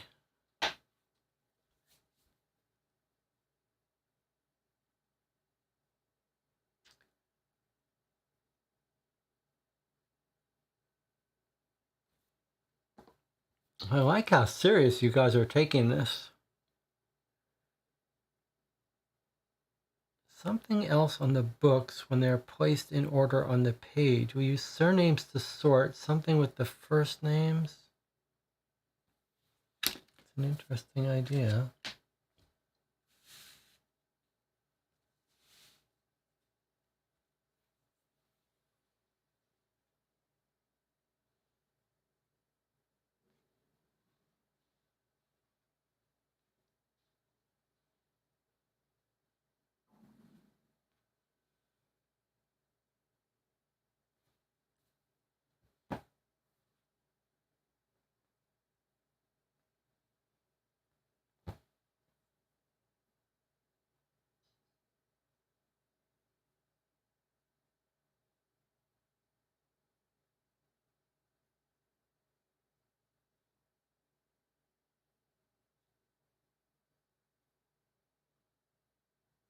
I wish we were given a little more context about this puzzle. Like, what are we doing with these books?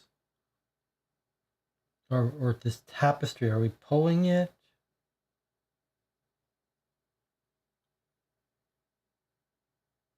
What is it doing for us? All right, I gotta... no, never mind. This goes here, right?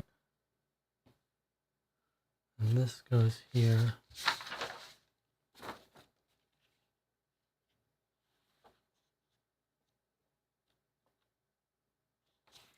And it's this secret room that we're trying to get into. Is that what we think?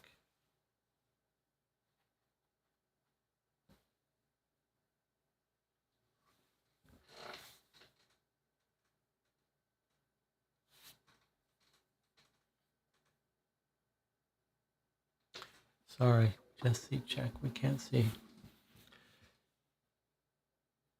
Gotcha. Sorry, I got you in the chat. Sorry. Thank you for doing it twice. Sometimes if I don't notice it, after a minute it turns off on its own. I should probably change that so it doesn't turn off on its own. And then remember that this should be properly here.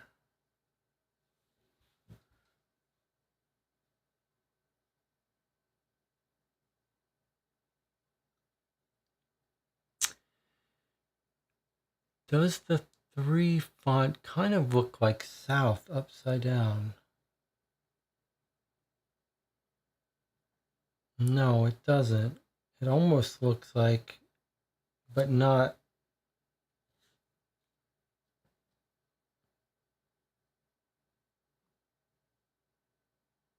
It's an interesting idea.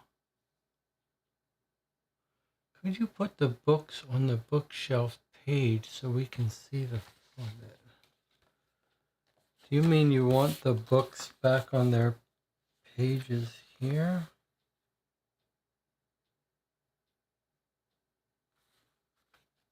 I like your idea of reversing this to see if it says south, though. That's an interesting idea. It kind of does look like south. It kind of does look like south.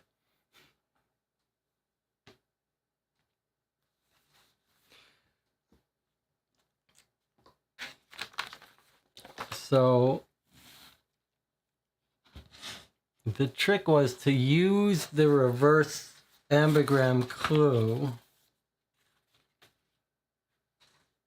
but not do it with that tile, but do it with the 3.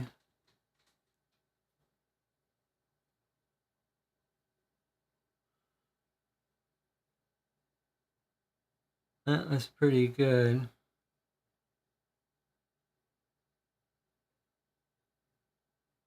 That was good work by Logan. I guess the reason it's convincing is because that weird E at the end really looks suspicious.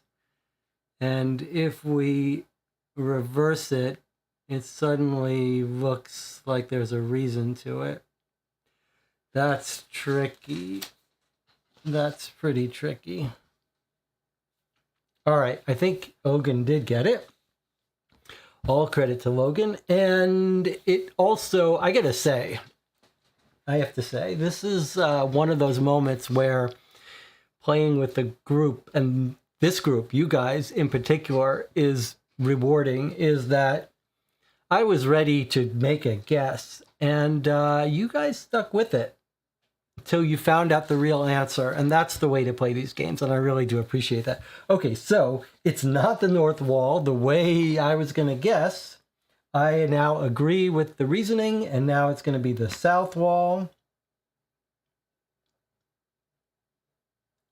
Let's just make complete sure that we've got this oriented correctly. But surely we do, right? Let's just make sure, because I want to make sure this tile's not supposed to be like this.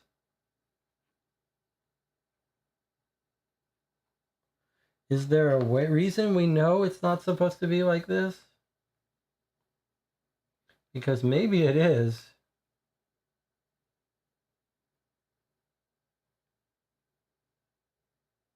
In fact, that sort of makes sense. How do we know? How do we know which way this is supposed to face?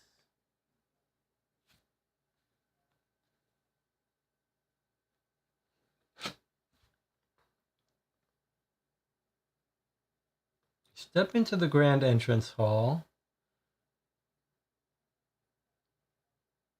As you move forward, the candlelight is snuffed out by a dense fog. Then we're hit over that. So how do we know which direction it's facing? Because of where it shows to stand it. Yes, okay. Because where it shows to stand the stained glass is right there. Okay, so that's how we know it's that way. Good. Okay, so south 3 is this one. The clock confuses me because I don't see any clock on this map at all. But this is very clear that this is where the stained glass between these two things. And that he's very clear on his map.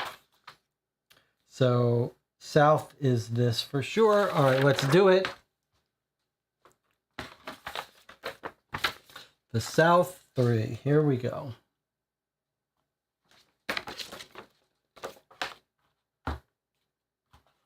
So the south 3 is the circle, that one right there.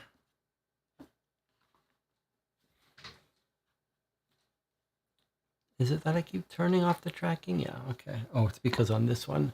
All right, so there we go. There's our south 3. Let's do it.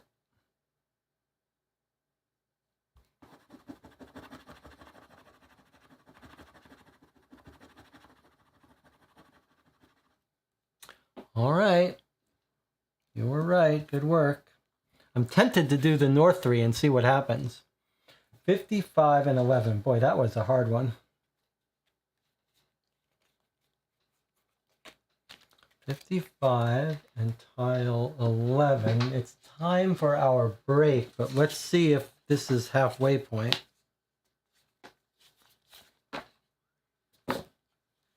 Is it going to tell us when it's halfway point?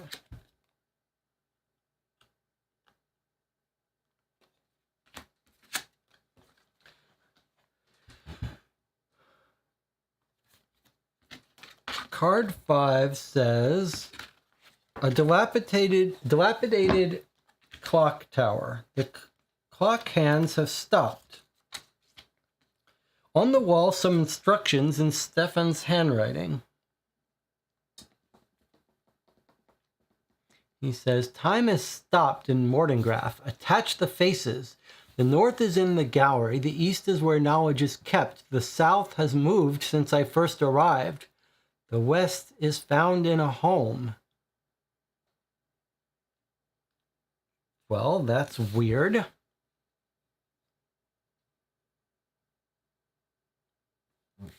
So it wants us to assemble the clock tower, and then this is the north tower tile.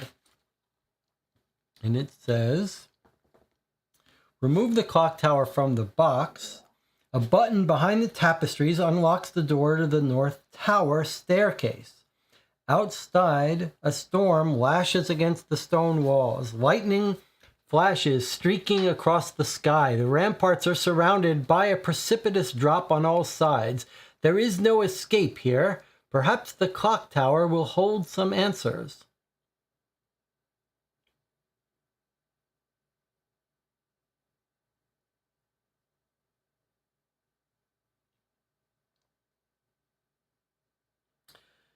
So there's the North Tower, which we know from our book, if we can find our book, is off here. We know it's over here somewhere. Let's get out the cards and see if some of them tell us to pause the game. 29 and 57. It tells us that it's broken into 2 acts, so I thought that was going to be it. Let's see. It's another clock. It's 29. And then also on this, where did I put my cubes? Well, you can't see it, but it's 57.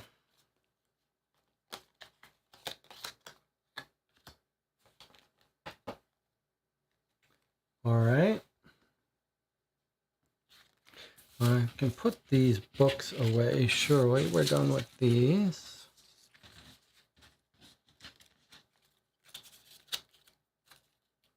I'll keep them in case we need them. I think we must be done with them.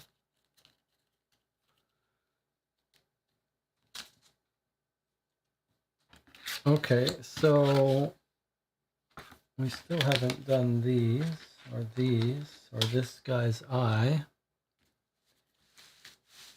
But now we've got, and we haven't discovered the secret room, but we have discovered the North Tower, which is right there.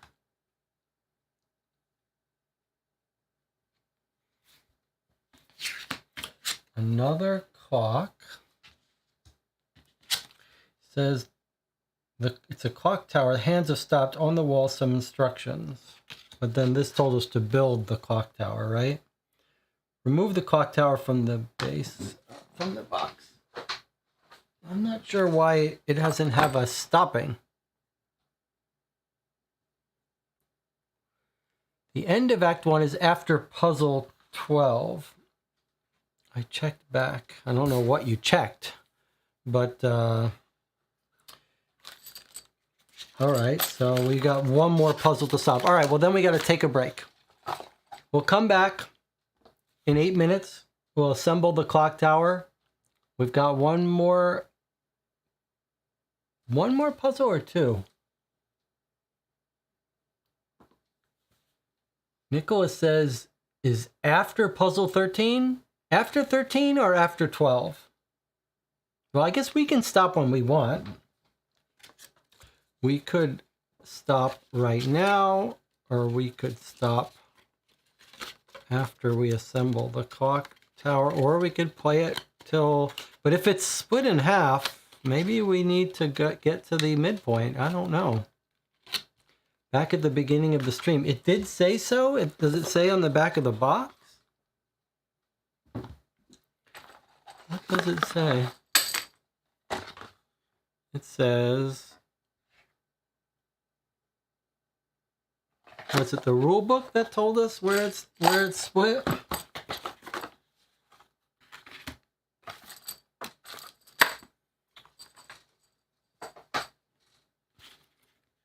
It was in the instructions.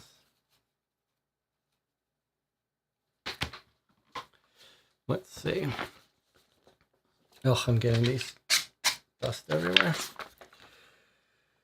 Time limit. The end of part 1 is after puzzle 13. A card will inform you when you have finished part 1. Take a break before the end. All right. Well, it's time for the channel to vote. So you've got two options. And it says, I don't think I have the mental capacity for two more unless they are easy ones. Well, you got a tough choice now because we either stop now or we keep going a little bit further. I'll tell you what, let's do. It's been an hour and 13 minutes. Rob says, keep going, that might be easy. Here's what we'll do. We will take our 8-minute break. Everyone retch, stretch, get yourself tea or whatever. And we'll put together this clock tower and we'll figure out what we want to do. Maybe we'll try to do one more puzzle, or at least we'll look at it. We'll see if it's trivial. And then if it's trivial, we'll just keep going. If it's hard, if we get stuck, then we'll pause. All right, I'll see you in 8 minutes.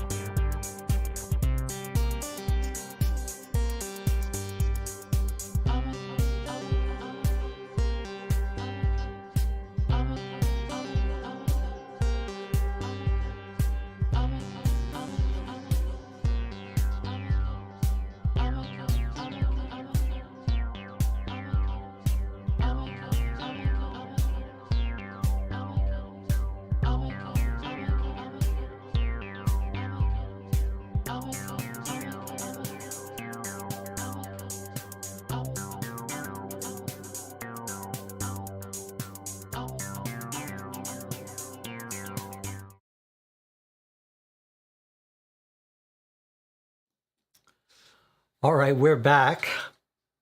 We found the north clock tower, and it's actually a very cool component because it looks like what we're going to be doing is putting these clock faces inside the clocks at the right sides, right 4 quadrants to solve some puzzle. But I moved some of the clocks around. So this, let's look at the puzzle again, what it says. It says, time has stopped in Mordengraph. Match the faces. The north is in the gallery. The east is where knowledge is kept. That seems like the library. So I think the east is going to be this one. This is this card 65. This clock goes to here. The south has moved since I first arrived. I'm not sure what that means. The west is found in a home. All right, so there's two clocks that I moved around a little. Where were these? Card 50. Where did we find that? And one was in a home. Did we find one early on?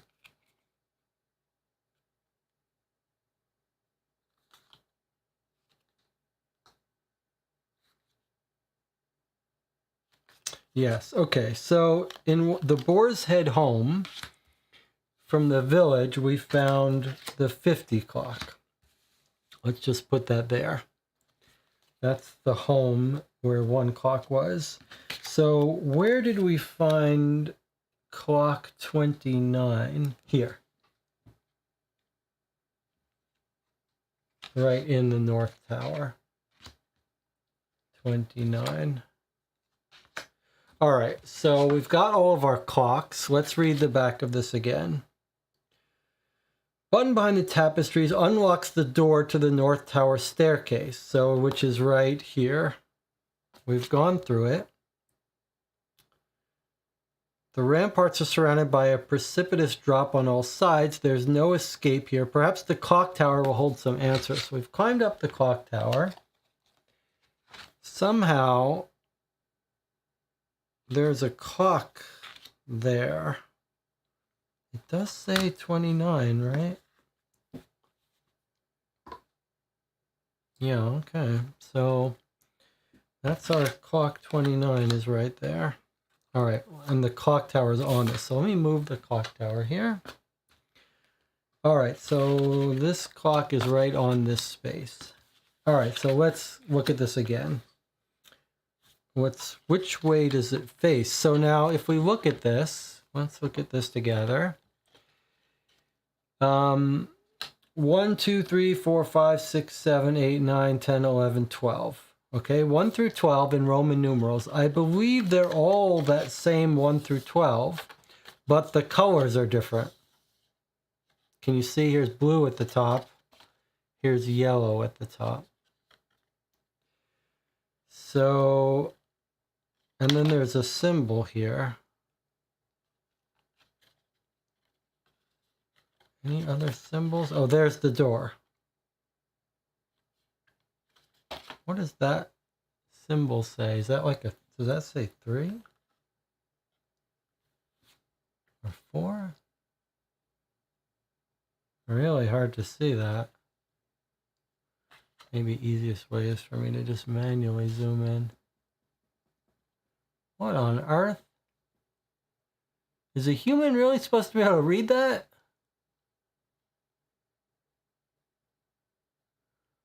I don't know about that. The drawing shows the north face. Okay, yes. So on the drawing, we're told the south face of the North Tower is where this door is. Okay, so south face, that means this goes right here like this. There's facing north, and here is facing south. Just like that. Okay. And we're shown the stairs are there. Stairs are on this tile like that. Okay. So here we go. This is facing south. That's facing north. Everything makes sense. Okay. The north is in the gallery. What tile is this? There's the gallery. Okay, so the north is in the gallery. So we think this goes on the north side, right?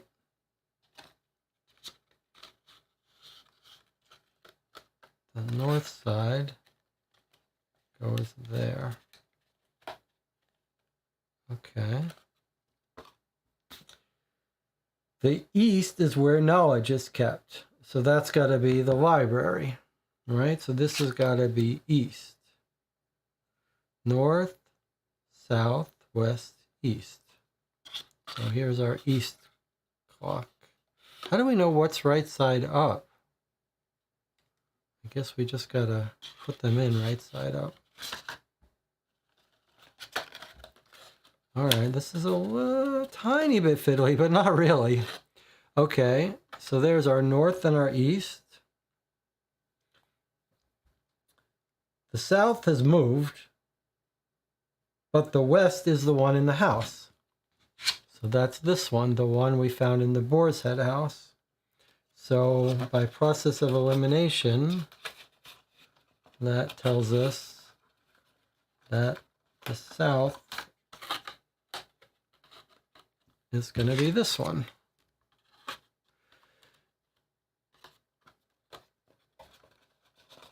Okay, so we've got our faces in. There's our south facing, our north facing, our west facing, and our east facing. Okay. Fine. Now what? Match the faces. Okay, so we've done that. And then we do have this card.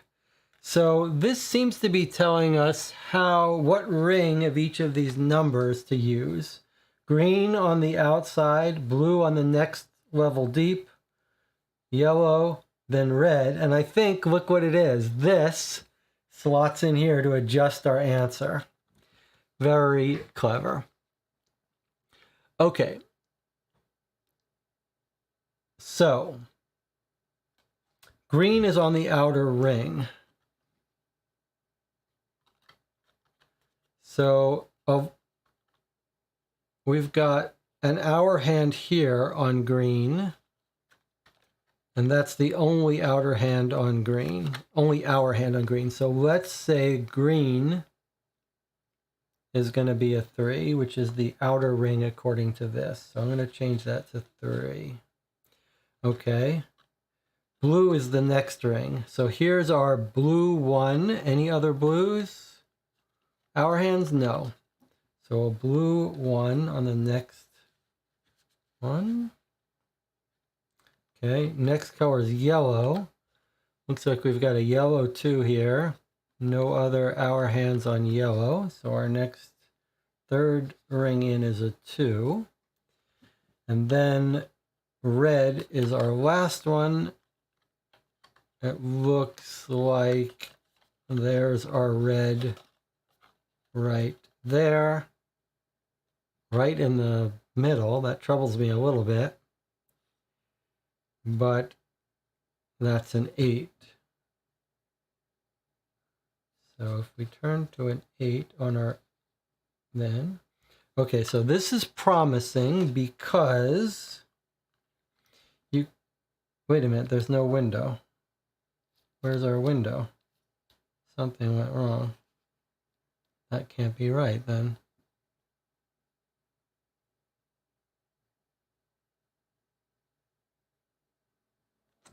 Let me make sure I've got these all in right side up. Green was 3. Blue was 1. Yellow was... Maybe I got that wrong. Yellow was 5. Why did I say 2? I read the minute hand. Whew.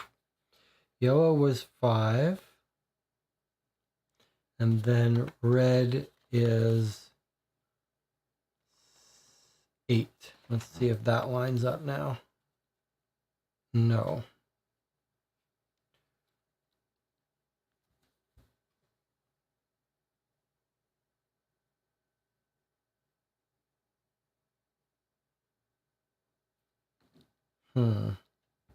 I do think that we know where this is going to open up in one of these bottom rows here to show one of these symbols. But what am I doing wrong? This one, this last one, is tricky. Is that, where is the hole? Is it moving? The hole is up here. That's not right. Something more serious is wrong than just the south.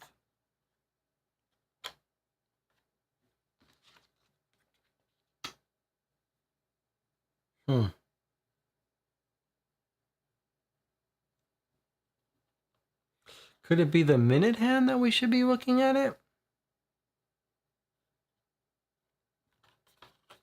There's one red minute hand, there's one yellow minute hand, there's one green minute hand. All right, let's try the minute hands. So green is on minute hand 5. Let's try this. Green is, if we put green on minute hand 5, then blue, nope, that's not right. Green's, yeah, green is on 5. What's happening here? Why are these two?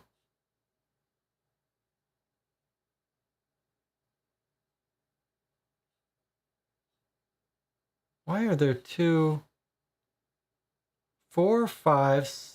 This is a misprint. This is a misprint. This should be 6, but it's labeled 2 7s. All right, but anyway, green is a 2. Then we have a blue minute hand. Here I have 12. Let's just try this.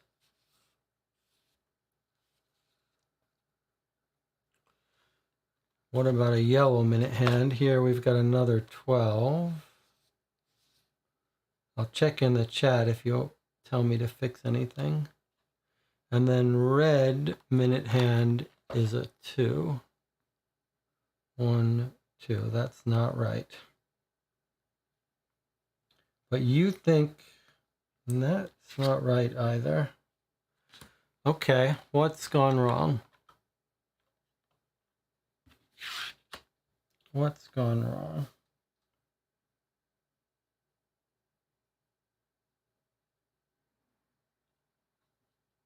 Is it just something stupid I'm doing?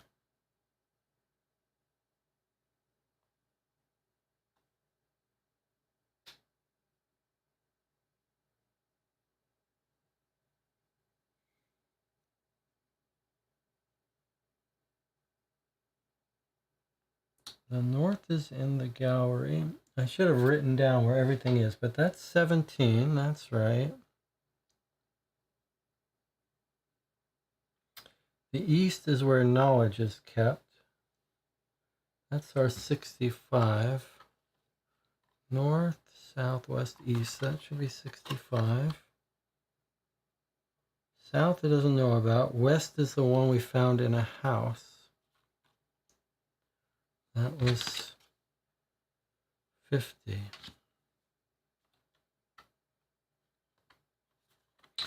So what am I doing wrong here?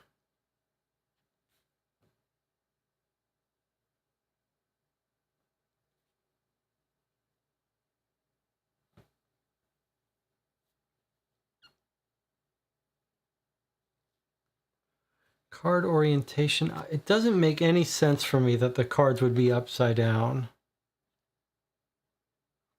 That just doesn't seem right.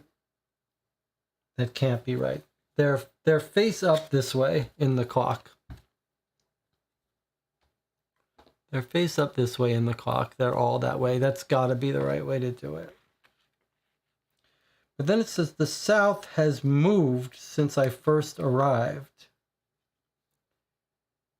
I think that is saying that the south number is wrong. But, okay, hold on a second. If the south number is wrong, what color is south? Let's go back to hours. It's sure we got it. It's probably hours. Okay, let's say it's minutes. If south is wrong, it's this one that's wrong. This is our south. Okay, so I mark this as 5, green.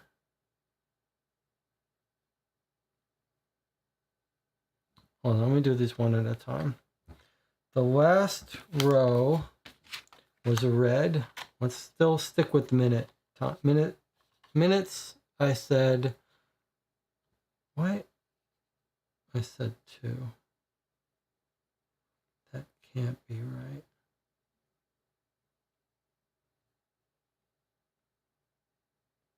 If the south has moved,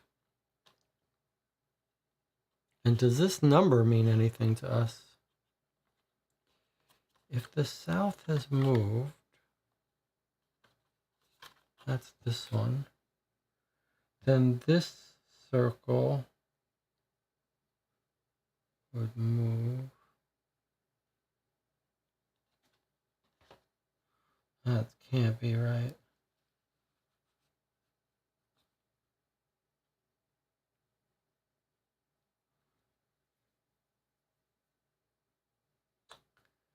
Let's do hour hands again, and then we'll move. Okay, Jesse, check. Check the booklet. The answer is there.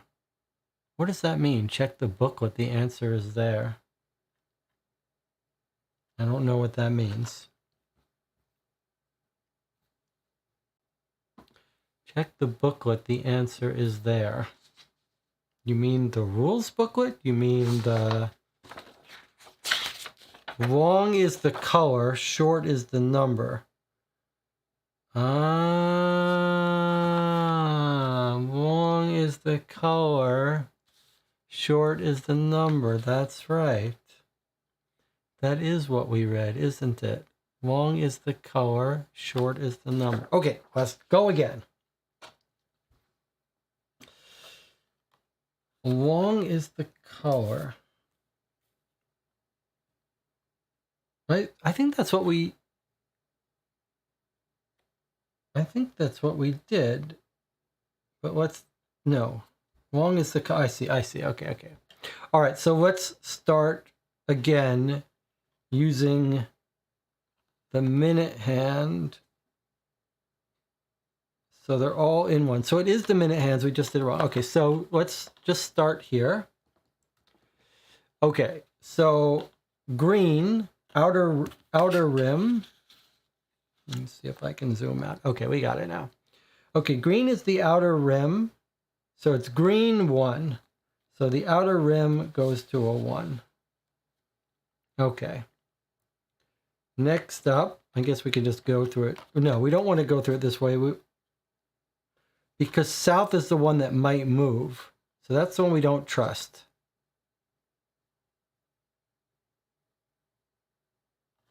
All right, well, let's just try this and see what happens. Next one is yellow, which is, all right, yellow 2. So 1 step in gets a 2. Okay. All right, minute hands on blue. So it's the second wheel in. Shorthand is the number 6, 7, 8. So blue, we got to keep everything else from moving. Blue 8. Then we've got yellow 3. So yellow is this one, goes to this. And then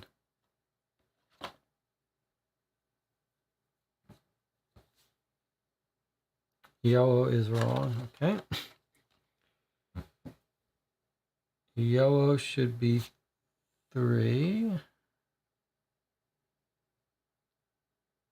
Long is the color.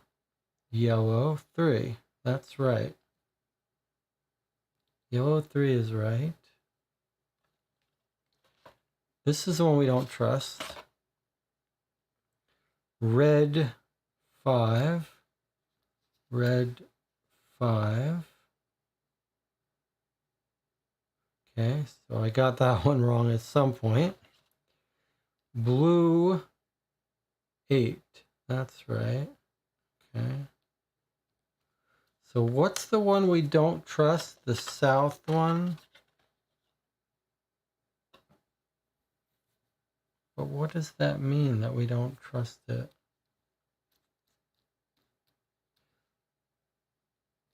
These are right.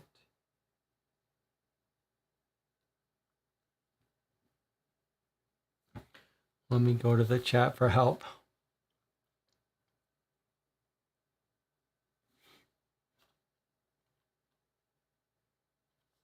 You say I did this one wrong?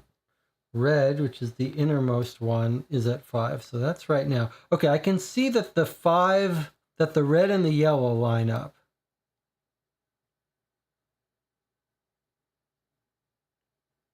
But what's wrong? Could be our south wall has moved. The south wall is our blue at 1. Wait, we did that one wrong. We did that one wrong. This should be, oh no, green 1.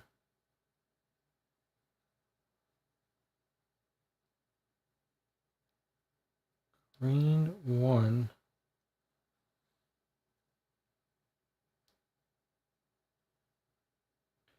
Green 1 is here. Is it this middle one?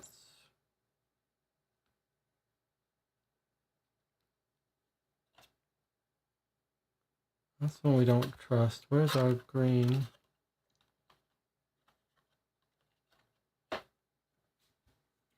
Green 1 is the one we don't trust. No, that's not a green 1. That's a blue green 1.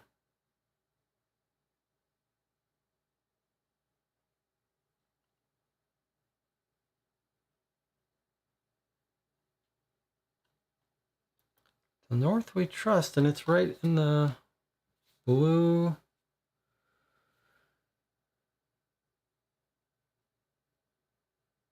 Blue 8. What's happening here? Jesse, check camera. Sorry. I'm getting a little on tilt, I guess. The south is basically a free space. It will move to the opening. That makes sense to me.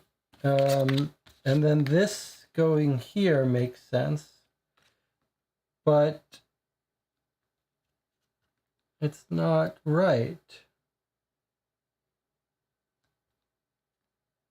Is it? Oh, I see it is. Okay. So everything's right but the yellow dial. But the red dial. Okay, so our south side, we have no idea what it is. So I guess what we're being told here, I wonder if it's this upside down way. Red 7, is that what it is? Yeah, that's what it is. Okay. So I'm going to reverse the one card upside down is going to be the south side. And now it says red goes to 7, and when red is at 7, it works. I think, though, you might not have been able to assume that south should be red 7, but you could have tried anything. But the confusing part is that saying you could have tried everything wouldn't tell you what dial you should be messing with. But I guess we could see that it was this last dial. I didn't realize that there were multiple holes in all the other dials. So that was one of the things that was throwing me. Okay. So all of the other dials lined up.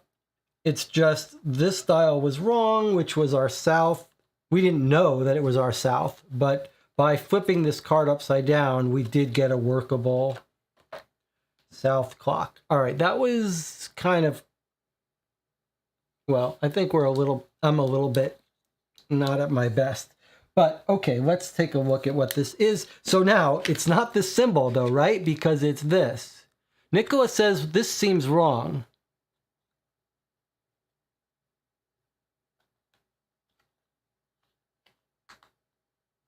No, I don't think that's true. Oh, you're right. Something's wrong. You're right. That's wrong. Okay. Well, let's put south back to what it was. Red 4. That can't be right.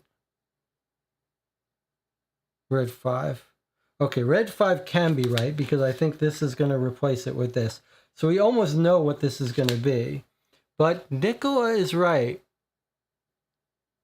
So this can't be right, this upside down one. This is just going to have to be something random. So what color haven't we got? We've got a red. We've got a blue. We've got a yellow. We don't have a green. So it's going to have to be a green, but it's not going to be what we thought it was. We thought it was going to be, if it didn't move, it would be a green 1, which is what we have here. But now we think it's got to be a green something else. So let me hold everything else straight and change the greens.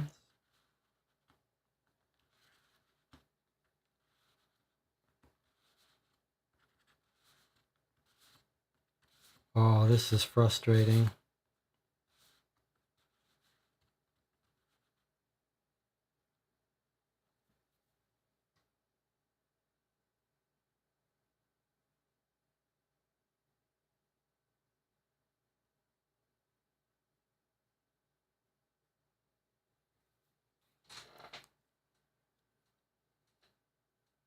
It sure seems like we had it right, but it's hard to argue with Nicola that that it can't be. We can't have two colors the same.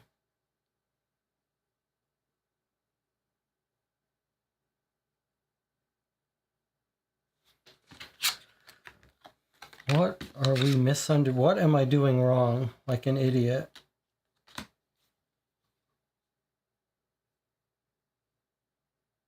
I just don't see how.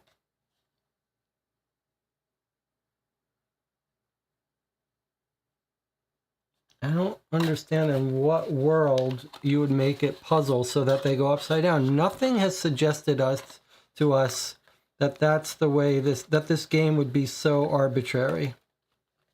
Nothing in this game has suggested that. It's got to be that I'm just making some stupid mistake. Yeah, maybe we got to write it down. Let me just put these right side up. It doesn't make any sense to me to put them upside down. Let's try writing it.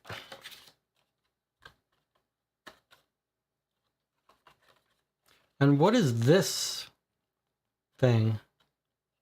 Is that a misprint? Is that supposed to be a symbol? All right, this is the north face. So I'm going to write north, south, west, east. The north face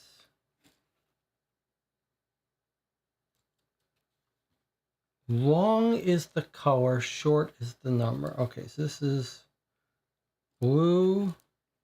You tell me if I do it wrong. Blue 6, 7, 8. Blue 8. South, which we don't trust, is green 1. Okay. South, north, west. West is yellow 3. And then east is red 5. And south is the one we don't quite trust. All right, let's just do this again. So green 1, which we don't trust, then blue 8, then yellow 3, and then red 5. That's exactly what we have.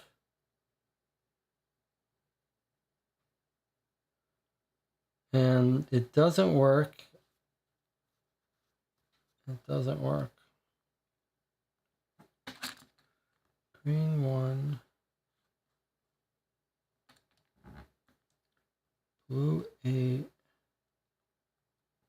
Yellow 3.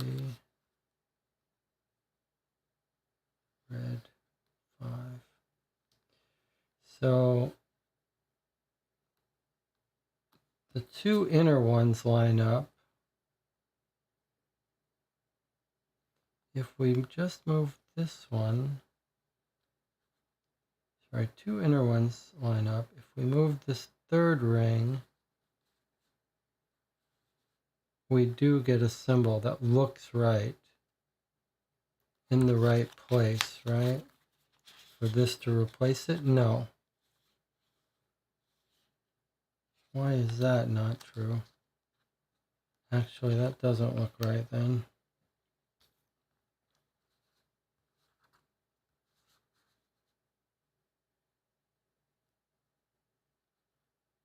But this looks right.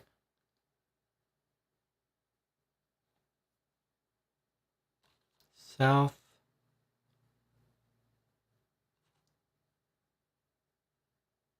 But that can't be.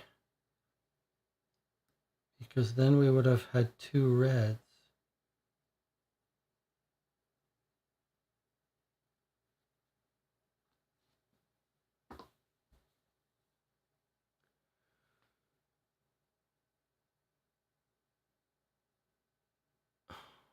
Logan says, it looks like a printing error to me, missing the cayenne.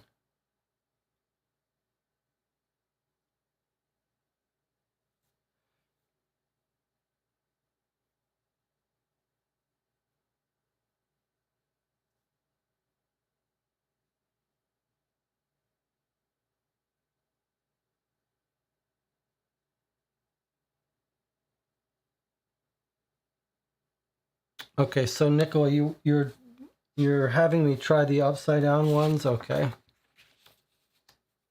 Assuming you mean 11 on the outside, 9 on the next one, 2 on the next one, 7 on the next one, 9, 11, 9, 2, 7 doesn't work. If I go in order from biggest wheel to smallest wheel, 11, 9, 2, 7 doesn't work. It's blocked right away here. Is that with the things reversed? Okay. The comment about cayenne missing, don't get it. You'll have to be clear about that.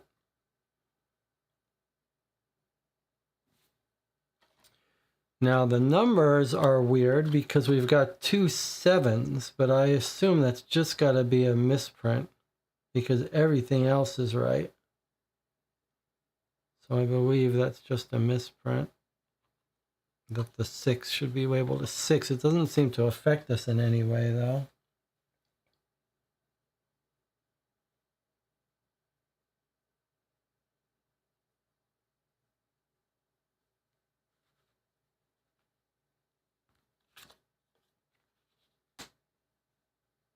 This seems like it's just it's like we've got it. It's just something's being stupid.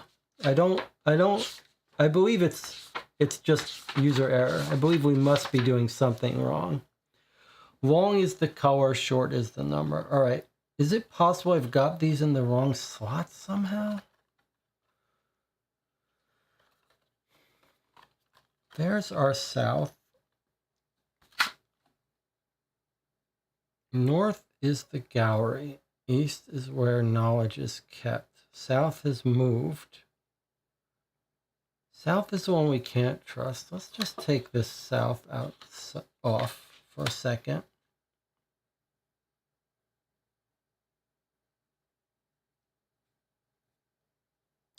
North is the gallery. That's card 17. And actually, this time matches this time on this clock. So that's reassuring. Okay, so that's north. West was the one in the house. West is the house. Okay, so let's take a look at this. This matches this. So that's right. East is where knowledge is found. Okay. So does this clock match this clock? Not really. Not really, it doesn't. Is this one upside down? Is this clock telling us that this card should be upside down? Is that our problem right there? Because that's our red. I think that's going to be our fix right here. I think this one clock is supposed to be upside down. Now it matches the tile. Okay. All right, now we're getting somewhere. And that's all of our tiles now, I believe. Okay, now we're getting somewhere. Notice it's also on the reverse library card. It's on our reverse tile. Okay, let's try it again now. We've got a blue, a yellow, a green, and a missing, which is red, which is the last one. Okay, that makes life a little easier. All right, let's try again. So what did we change here? We changed our green. Yes, okay, so instead of green 1,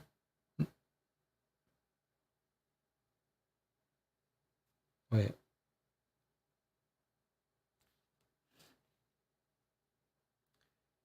Instead of, we've got a blue 8, a yellow 3.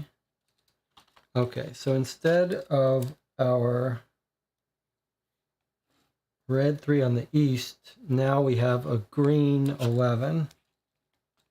And then on the south, we have a red question mark, which is our last dial. Okay, here we go. So outermost dial green is our green 11, which is what we've now... Is that what we had before?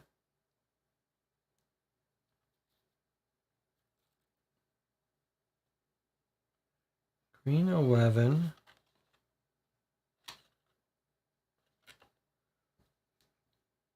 Next dial in is blue 8. Yellow 3. And then red we can change to whatever we want, which we make a red 7. And now I believe we can get our answer. There it is. Okay.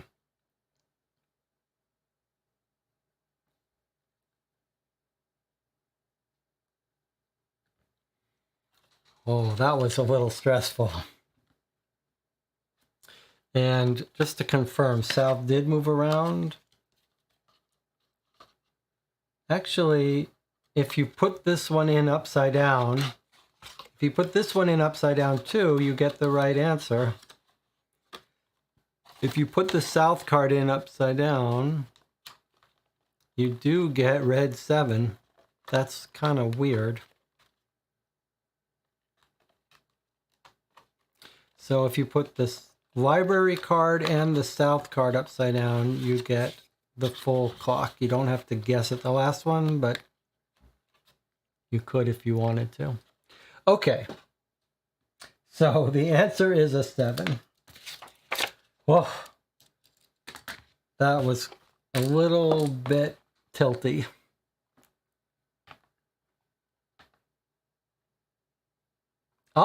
Can I point out one more thing though? Notice there's 2 7s here, like this typo. Could that be a little hint?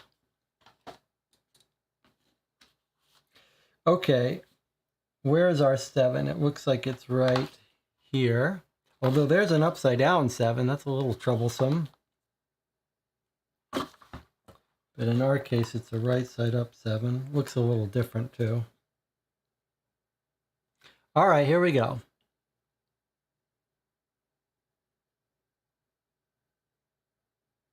Wait, stop.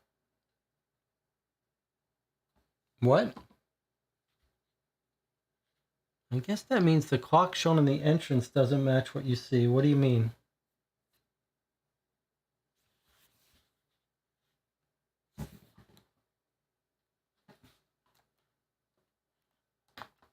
Is there something I should pay attention to and care about? I don't understand that.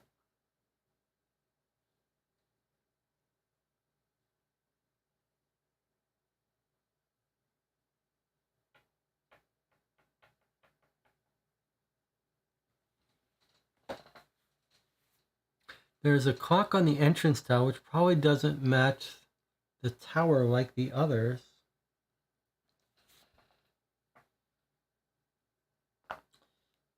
There's no clock on the tile in the entrance. Is there a clock in his book?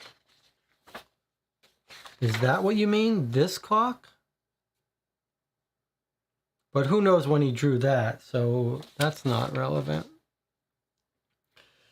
Pointing out with the puzzle card. Okay, let's do our 7. Here we go. And if it's not green, I'm going to flip this table. Okay, 33. That puzzle was much harder, much more painful than it should have been. Maybe because we're on tilt here. But the nice thing is we've actually used all our clocks now. Feels like we can put those away now for a while.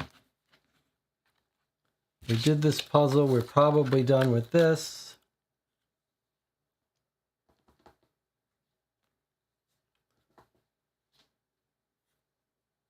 We can put this off to the side. Okay, there's our North Tower. I'll put the tower on that, facing the right way. Card 33. Here we go.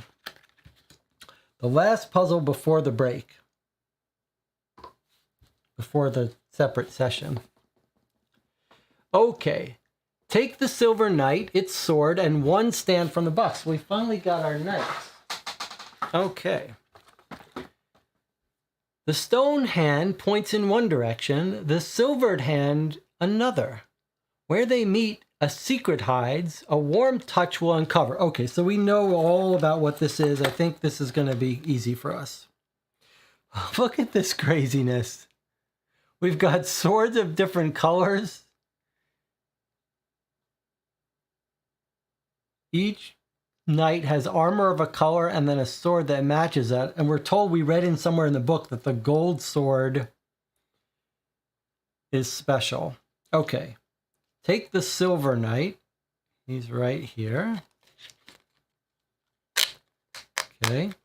I see he's got a blue and a red dot. Okay.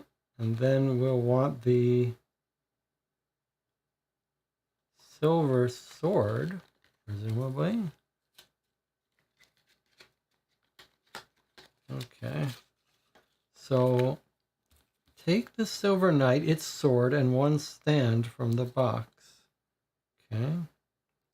Boy, that's some small little cuts there. And we recognize that horseshoe when we looked in that heat-sensitive room. We saw some symbols. All right, so it wants me to snip this little piece here and then snip a little piece here and give him his sword, which I guess he's holding upright. No, he has to be holding it straight, I guess. So the fact that this is so long means he has to be holding it straight. Yikes. That's really a bit fiddly, but I guess it doesn't matter. So there's his sword. He must be holding it straight out because it won't go down. That's sort of a clever design, actually. Okay. Oh boy, he's going to want to slip off. That's not the best. All right, let's just try to tape him on his stand. We don't have time for this nonsense. All right. So it says, take the silver-knighted sword and one stand from the box. Okay. The stone hand points in one direction, the silvered hand in another. Okay, so the other one was our other guy with the stone hand, right? So stone hand can revolve. It points in one direction. The silver hand in another.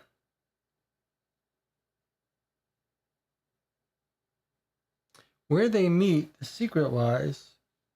Will they reflect the horseshoe? Well, here's our horseshoe.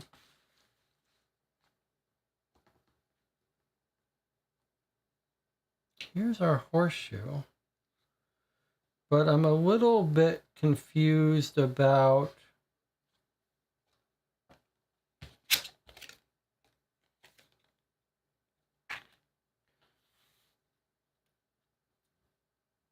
is it that he's on this clock tower space and we have to remember where to put the everything else to get the clock tower right? Is that what we think? So the library and the courtyard. Let me set up the entire map, I guess. Library, courtyard, music hall.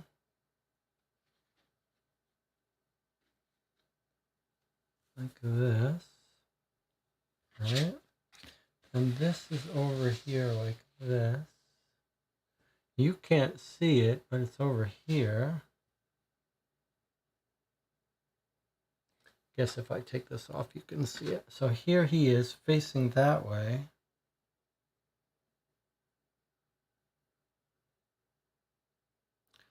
Stone hand points in one direction, the silver hand another. Where they meet, a secret lies. Reflect off this.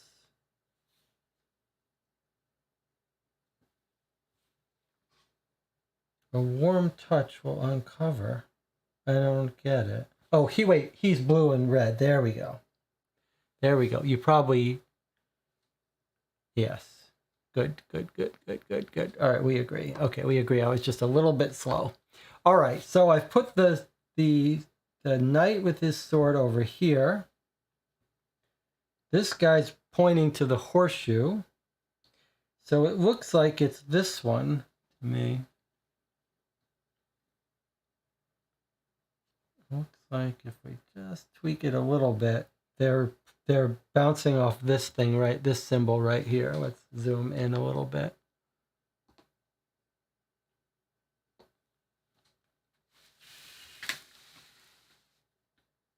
So I believe this is what we're after, yeah?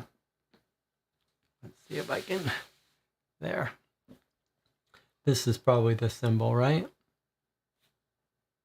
Let me just get his blue and red lined up as well as I can. So it's a lowercase f. Are we all in agreement that this must be what he's pointing to? This could be a little that way. Everyone agrees. Okay. So lowercase f for puzzle 13. Reflect off the handcuff, off the horseshoe. Okay. Lowercase f is right up here. All right, here we go. It's a little nerve-wracking. Okay, looks like we got it right.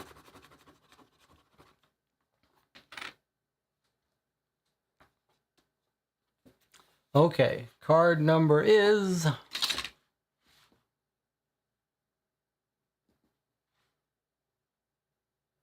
Oh, it's the greens that's confusing it. Okay. Anyway, card number is 61. Okay. So we think this is going to be our break. This or soon after. Whoa, look at this. Look at this craziness. You are just over halfway through your escape from Castle Mordengraf.